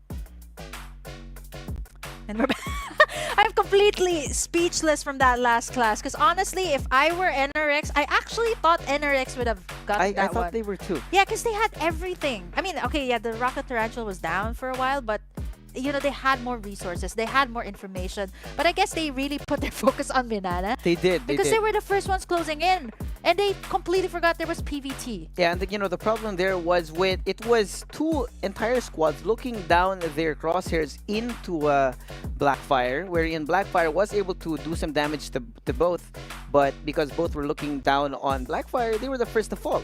And it just followed from there, right? Since Blackfire fell first and Blackfire was looking at Minana didn't have all the resources, didn't have the health, and when the fight actually came through, PVT1 came up on top. But of course, the MVP for PVT1 in particular is Zane the Devil, the new king in hell, Mr. Zane, the Cypher main, with 5 kills and 1,234 damage. And the thing about Zane the Devil here, he was the one that gunned down the last 2 members, Pabi. And yeah, there was only 2 members left in NRX Blackfire. So once they were able to take down NRX Blackfire, and it was game over. And Zane was actually able to clutch it. I think NRX was putting all of their resources up against Minana. They completely forgot that, PVT1 came from up the hill, straight from Power Tree Station. And can you imagine it? They were camping out so long in Power Tree Station, waiting for their target. And all they needed to do was just, there was just so much momentum that they were trying to build. And right after that, all they needed to do was just come in at the right time. Yeah, sometimes tactics and strategy also do come in handy, right? Positioning, the order in which you do things, and of course the willingness to let go of the land that you have sometimes, because sometimes it's a losing fight and you want to let go of that. And well, in the end of that full 3-team skirmish that lasted so long, I don't know why, I don't know how, PVT1 emerged victorious. I also have a question for you, Josuave.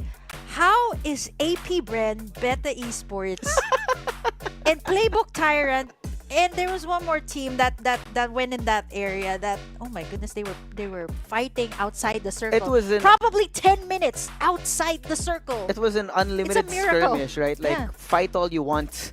Someone put on a sign like, hey, everyone come here. Let's fight here, a gentleman's fight. And for some reason, it kind of looked like King of the Hill, right? You had one squad in the middle, someone taking the fight. Whoever wins stays there. Somebody new comes in as well. I don't know if it was choreographed or anything, but man, looks like we're going to be seeing a lot more of that action. I hope I don't see it again, but we're going straight into map number 3. Well, everyone is, I guess, to sum up Group D, if Group C was more of like different playstyles, Group D, risk takers. Everyone's bloodthirsty, one would say. Yeah, I mean, I did not expect that.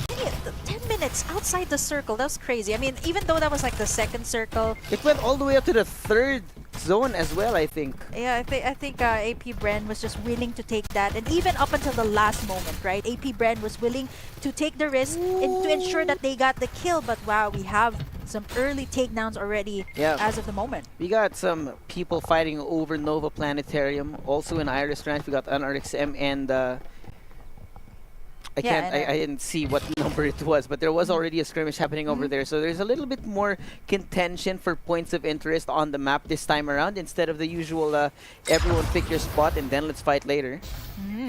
Now we have Blackfire as well, having the entire Todd's Hot Rod plus Tin Man. So again, so much resources. I think they were just outmaneuvered last time. NBNM gonna be coming in, shot being fired, everyone in the sky as well. Vici trying to stay alive, but they do get the damage. NRXM are falling one after the other. There goes NBNM as well. Blackfire joining the fray. I don't know what's going on, but it looks like everyone wants the piece of the cake. There's a lot of shields here. We see that there's oh my goodness! What a shot from Azzy here, deactivating one of the members, but now NBNM down to go straight into the respawners. Do you fight again or do you go away? Yeah, fresh from that hot last stand from Blackfire. I'm pretty sure they want to come back from this match, and now they have secured this area. Their turf, wherein they've landed. I believe they're going to be trying to go to Tin Man to get in more resources, and so far, no one's in the area, no one's in the vicinity. So again, going back to the clashes that we had earlier, we see NU for Spade as well as Feet right in this area. So they're going to be backing away from NU for Spade. Whoever's going to get this entire Nova Planetary has so much resources. I love dropping here as well. Yeah, I love this. The amount of resources and attachments and the space as well when you want to go away towards the Annex of Nova Planetarium, then it gets really interesting. But now, when you have to rotate away, as you can see right here, you open yourself up to violence, and you force Spade playing on top of the dome. They see where Feet is.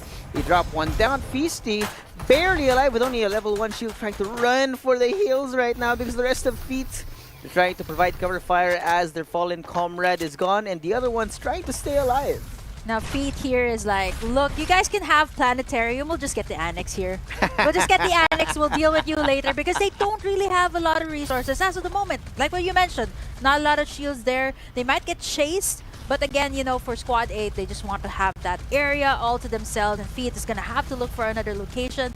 And now, they're going to go and head over here into the mansion, one of my favorite drop spots as well, before heading over into Sunflower Shopping Mall, where Eternity Asia is. So I guess this is one of the, underrated locations for me. Yeah, I think so too. Because when you're in the mansion, you get a lot of things, right? First of all, mansion, come on. The mansion, right? The luxury. But on top of that, you get all these attachments, the weapons. You also have a great spot to take a look down at Heart Island. Meanwhile, though, on the other end, it looks like AB Brent's gonna be opening up on to Playboy Tyrant.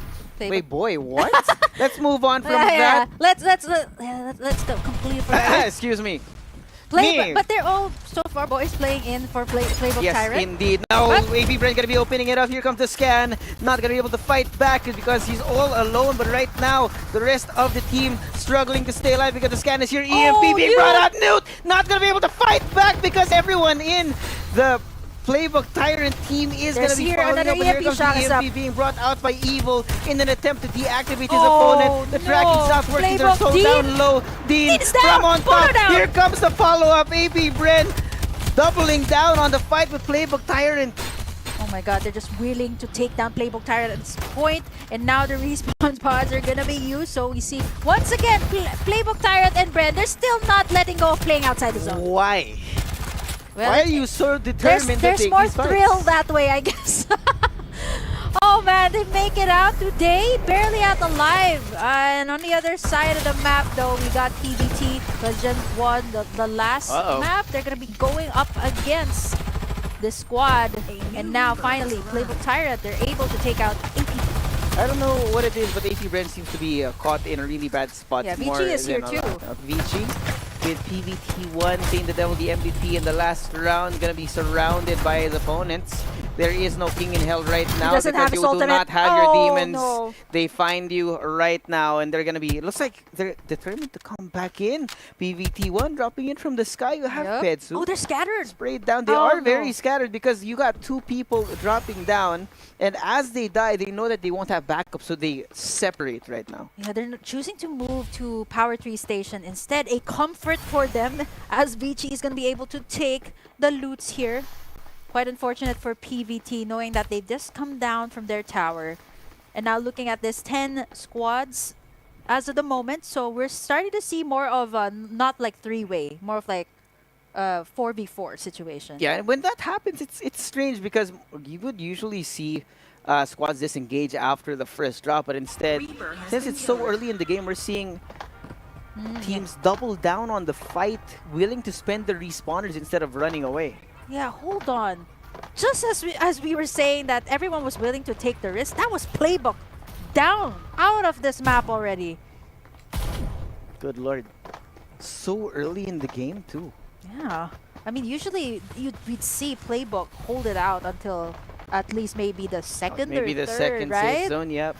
This is quite early, and I think everyone should be thanking either AP Bren at this point. Like, thank you so much for taking down the Tyrants here at this point.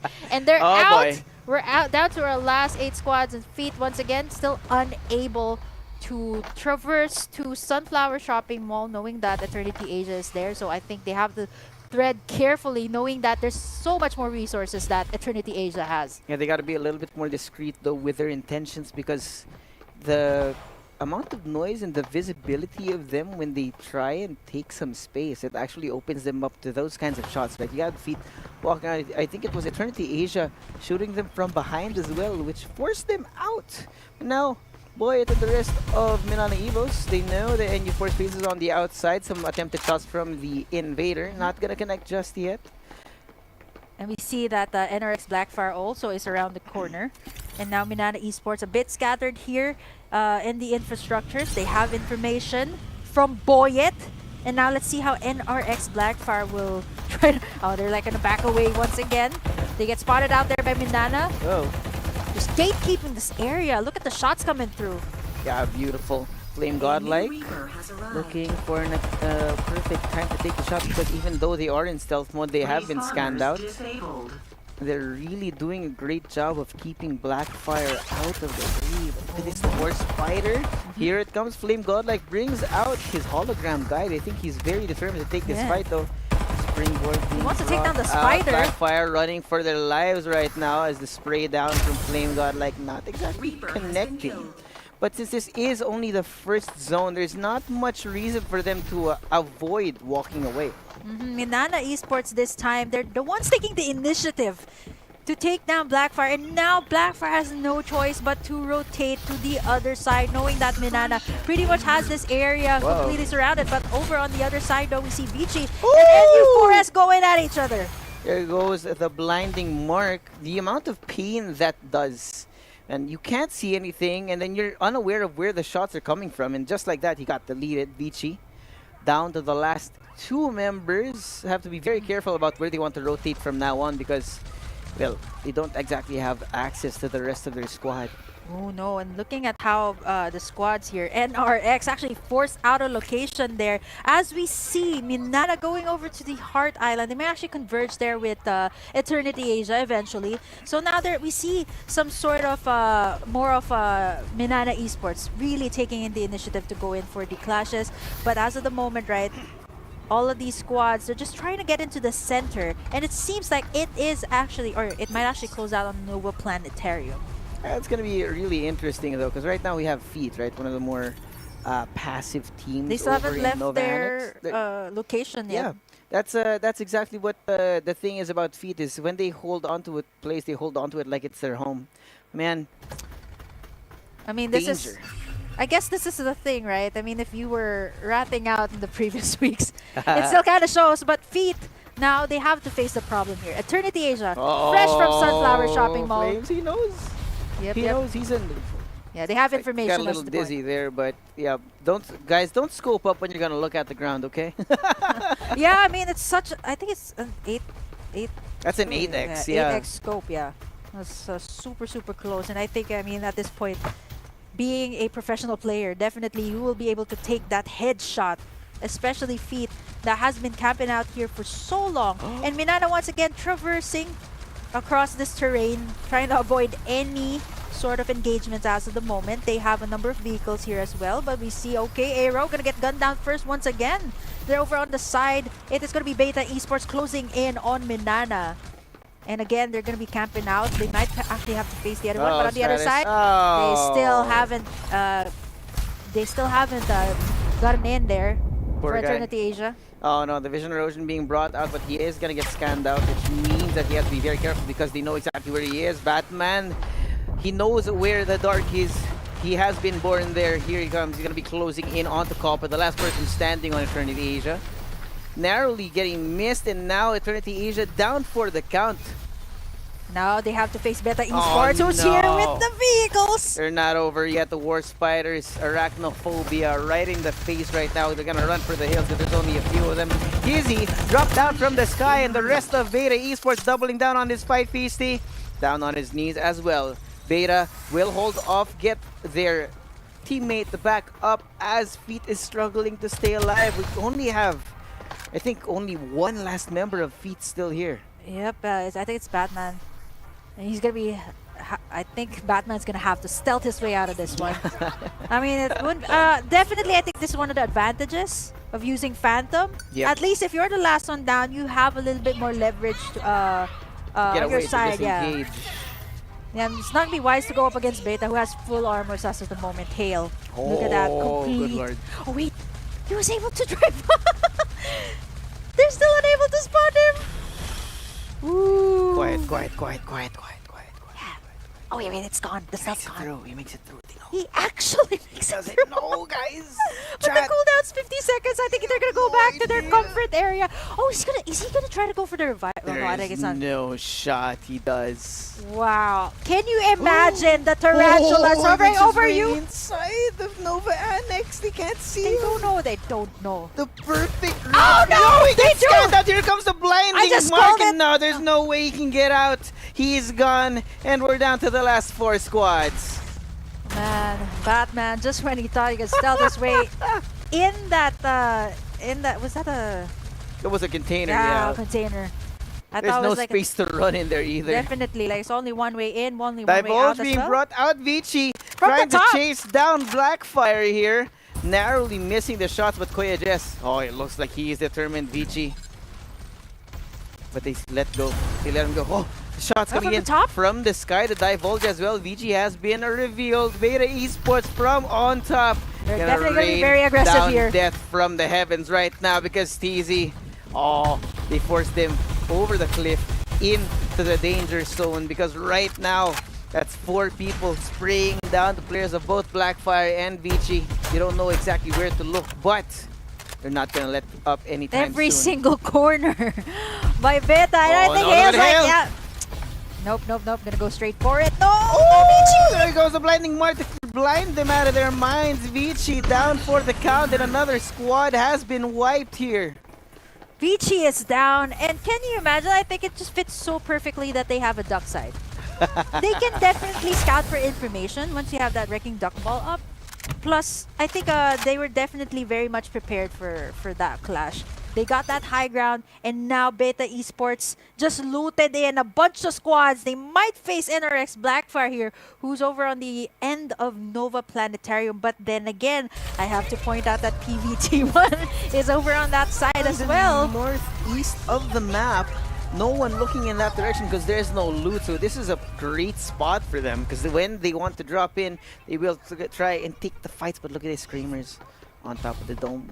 Once more playing in the stealth, but he has been scanned out. He's gonna have to be very careful about where he wants to go because Beta is determined to hunt down the remainder There's the players springboard. of Vici right now. EMP to disable his movement, to disable his jetpack, and Oh, he's he's down for the down! count. Kramer gone once more from the lobby.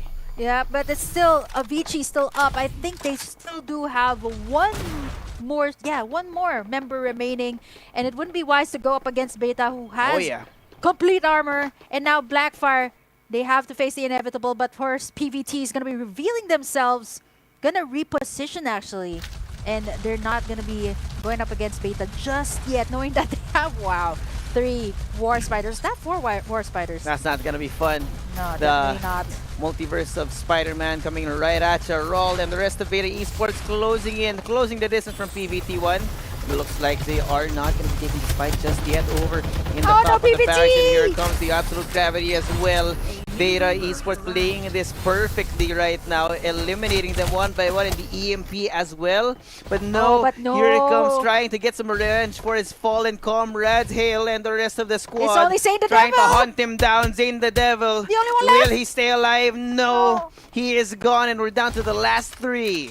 Last 3 squads, and Zane the Devil thought he could have clutched that one, but he's crossed in between 2 members of Beta Esports, and there was absolutely nowhere to go.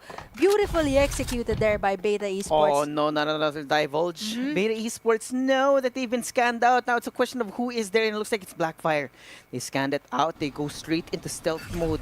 Bring out the hover card. They don't know where it is, but now it's too late. They're too close. Blackfire closing it in. Here comes the absolute gravity and the EMP. Cloud right inside, trying to play for picks, trying to find the shot inside of the window. Beta following up on this.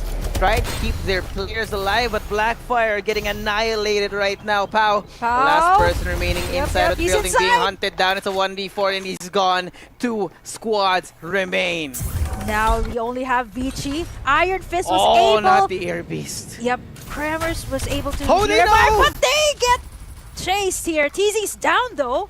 They're still alive and kicking here, but come on. This is Beta Esports that has the full armor. Here comes the absolute gravity coming in. Beta being sucked into one singular movement, and it's not. It's over. It's over. It's done. Beta are now the alphas of the lobby. Beta Esports to think about how many squads that they had to face to get into that situation. And I think having a duck side plus the complete armor from Hale just made them so much more aggressive in this map. They got really tanky, and you know the usage of the duck side, the wrecking duck ball, meaning that you have all this this pound of flesh essentially in front of you. You have a human shield to distract the fire, to get people to shoot in your direction, and everyone else looks there. And look at this, man! Hale gets 10 kills here in this lobby. That's an amazing feat. You don't see that a lot. Yeah, 10 kills plus the most damage, 2,400. I believe this is probably one of the most damage that we have seen in the mobile division. Usually we'd see like 1,500, 2,000 at the max, but this is pretty close to like the top of the top. So Beta Esports in this map, I think in particular, they were so aggressive, a little bit more extra aggressive than what they had in the last map.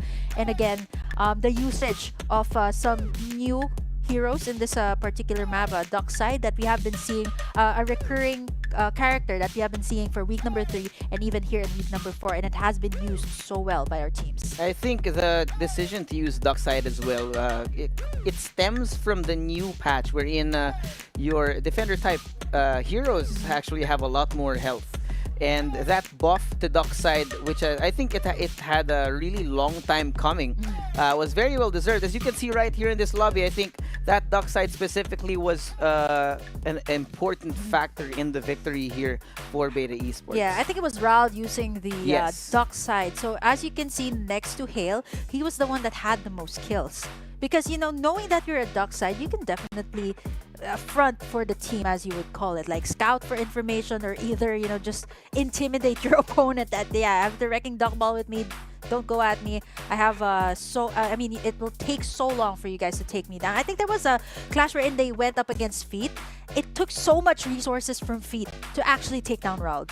Yeah, and that's again, it's the buff to duck side here. So I think this is a product of the new meta being ushered in, and it's really it's kind of poetic, right? Because we're closing our qualifying rounds, and when we move into the knockouts, this is the time wherein people should have been able to study the new meta, the new patch notes, and try to find the best way to approach Farlight 84 moving forward here in the FPC Split 1. Yeah, even me too, like coming to this new patch, I was like, oh yeah, duck side was buffed. And I think for overall, I think for this last map, it was cleanly executed by Beta. The timings as well of the ultimates of Raul, duck side, and I think the EMP shocks as well were timed very well. And I think that's very, very crucial as well when it comes to making in the plays. But of course, you guys have to check out all the amazing plays that our players did for that last map as we show you guys our highlights.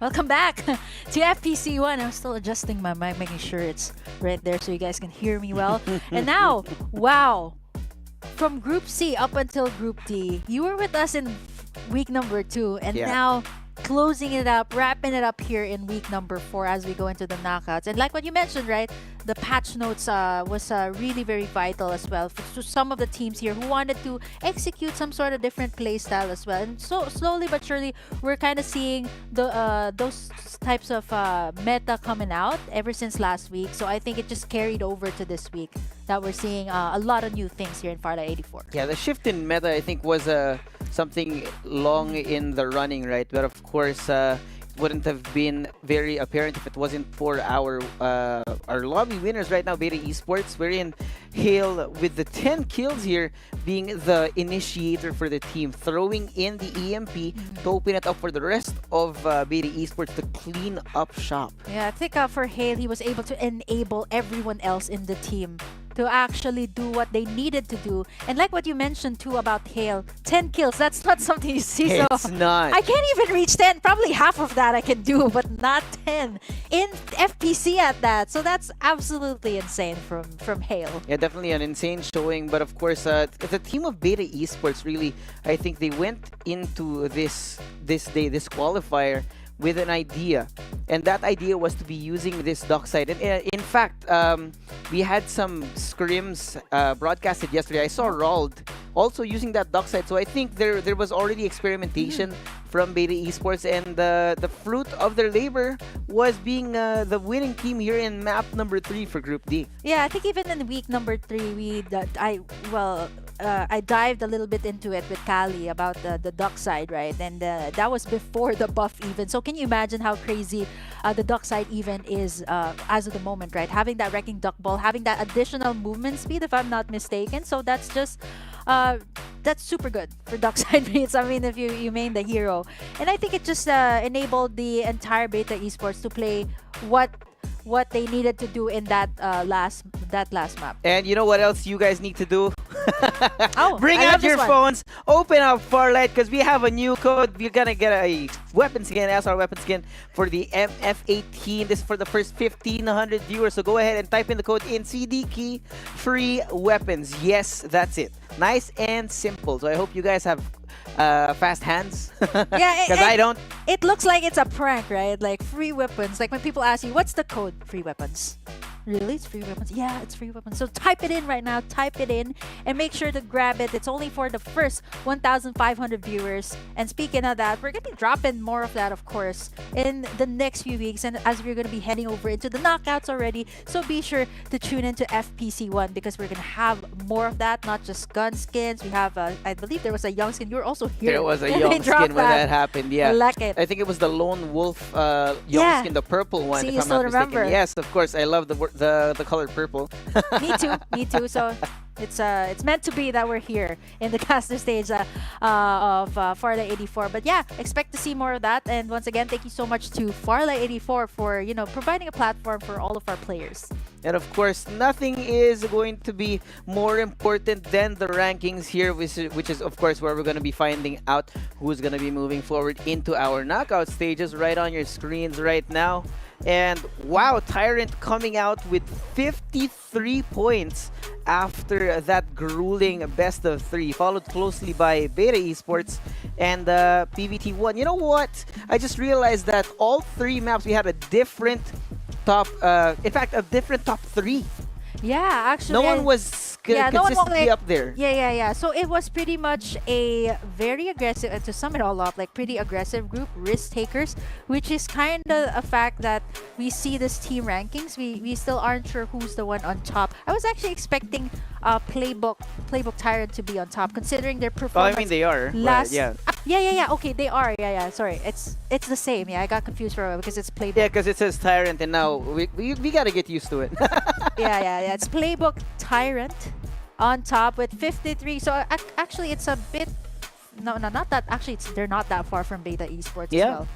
Again, the interesting thing about this lobby in particular was that whoever was on top would fall early in the following map, and it just kept happening, right? So we have teams not exactly getting the most out of in terms of points. Yep. But because of that, we also had all 3 winners up in the top 3, with Playbook Tyrant being at the very top. Can I also say that this map was probably, wow, 10 minutes of fighting 10 in. I still minutes. can't get over that. And AP Brand was just definitely willing to do that. And I think everybody should be thanking AP Brand because that twice they eliminated the Kings, Playbook Tyrant, twice. Like, they were the ones willing to take the risk. And Yeah. definitely it did pay off for AP Bren, although definitely there were other people who were the ones on top. Like, of course, Tyrant still on top, followed by Beta that had a very clean last match. And, of course, Milana Esports, actually, they placed pretty well. So not really in the bottom, not really on Not top. in the- So yeah. middle. So pretty good for a team or an organization that's starting out in FPC. Yeah, not something to scoff at, of course, but of course, course. for everyone who has missed it, this is actually the last qualifier to make it into the knockoff. So everything from here on out, every weekend, it will get more and more intense. I can't wait to see as well what will happen in the next few weeks, knowing that there's a lot of adjustments in the recent patch. Super interesting as well on how the players will adjust to that. I think that's really what makes esports so beautiful. Adjustments every single time, bringing out something new to the table. So I guess, moving into like the knockout stages, I'm so excited to see like what other teams, knowing that these are already the top teams that have qualified, that who will be playing in the knockout stage. So super excited for that, guys. You have to be able to catch it as we head over into that one next week, I believe. Next week, Yeah, next week already. immediately.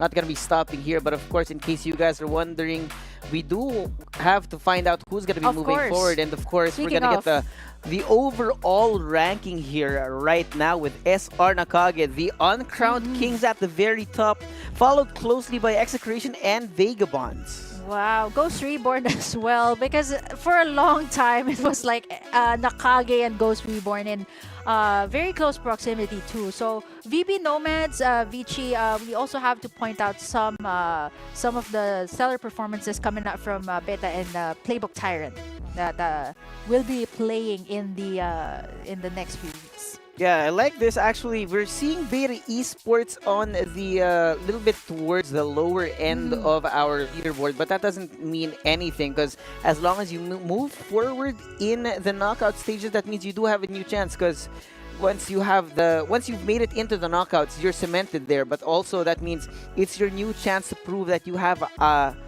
the potential to be even better.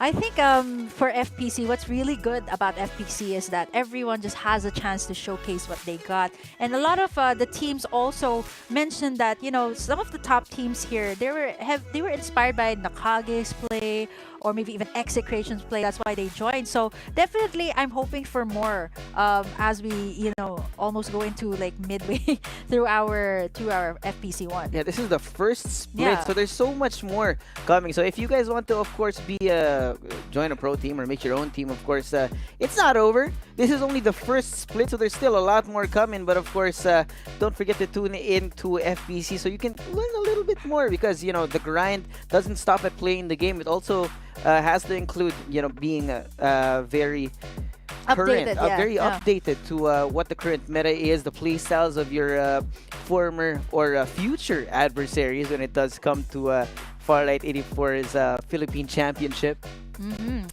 And you know what? I think what's super exciting about FPC 2 is, of course, another redeem code. And wow, how poetic! How poetic!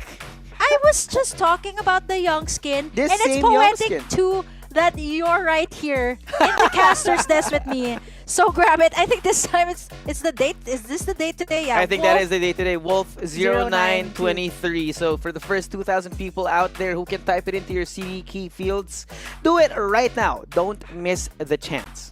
Yeah, I'll probably grab it right after this. It's for 2,000 viewers, so be sure to, share it to your friends. Let your friends know as well that Yes. FPC1 is giving these away every week, so be sure to tune into all of the games if you want to be able to grab one. If you missed the other one, be sure to tune in next time. Tune in until the very end, of course. And thank you once again to Farlight84 for that. And speaking of, don't forget to follow us for updates on esports, tips and tricks, as well as everything that's happening in the Farlight84 universe. Be up to date.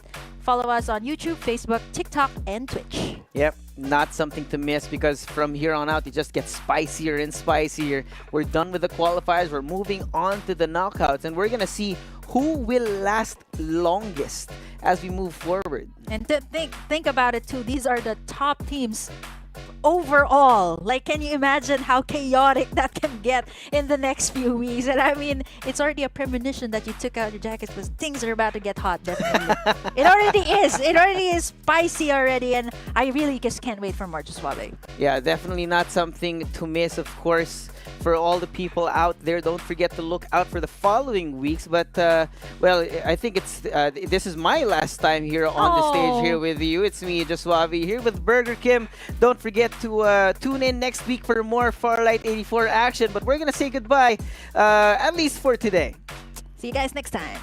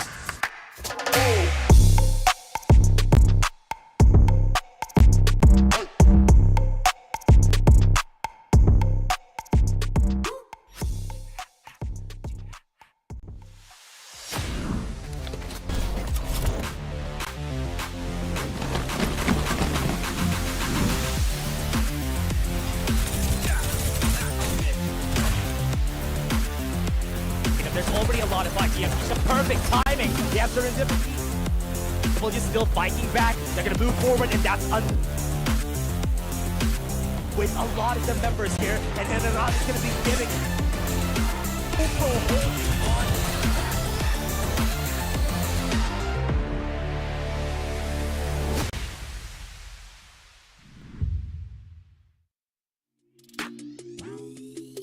Put your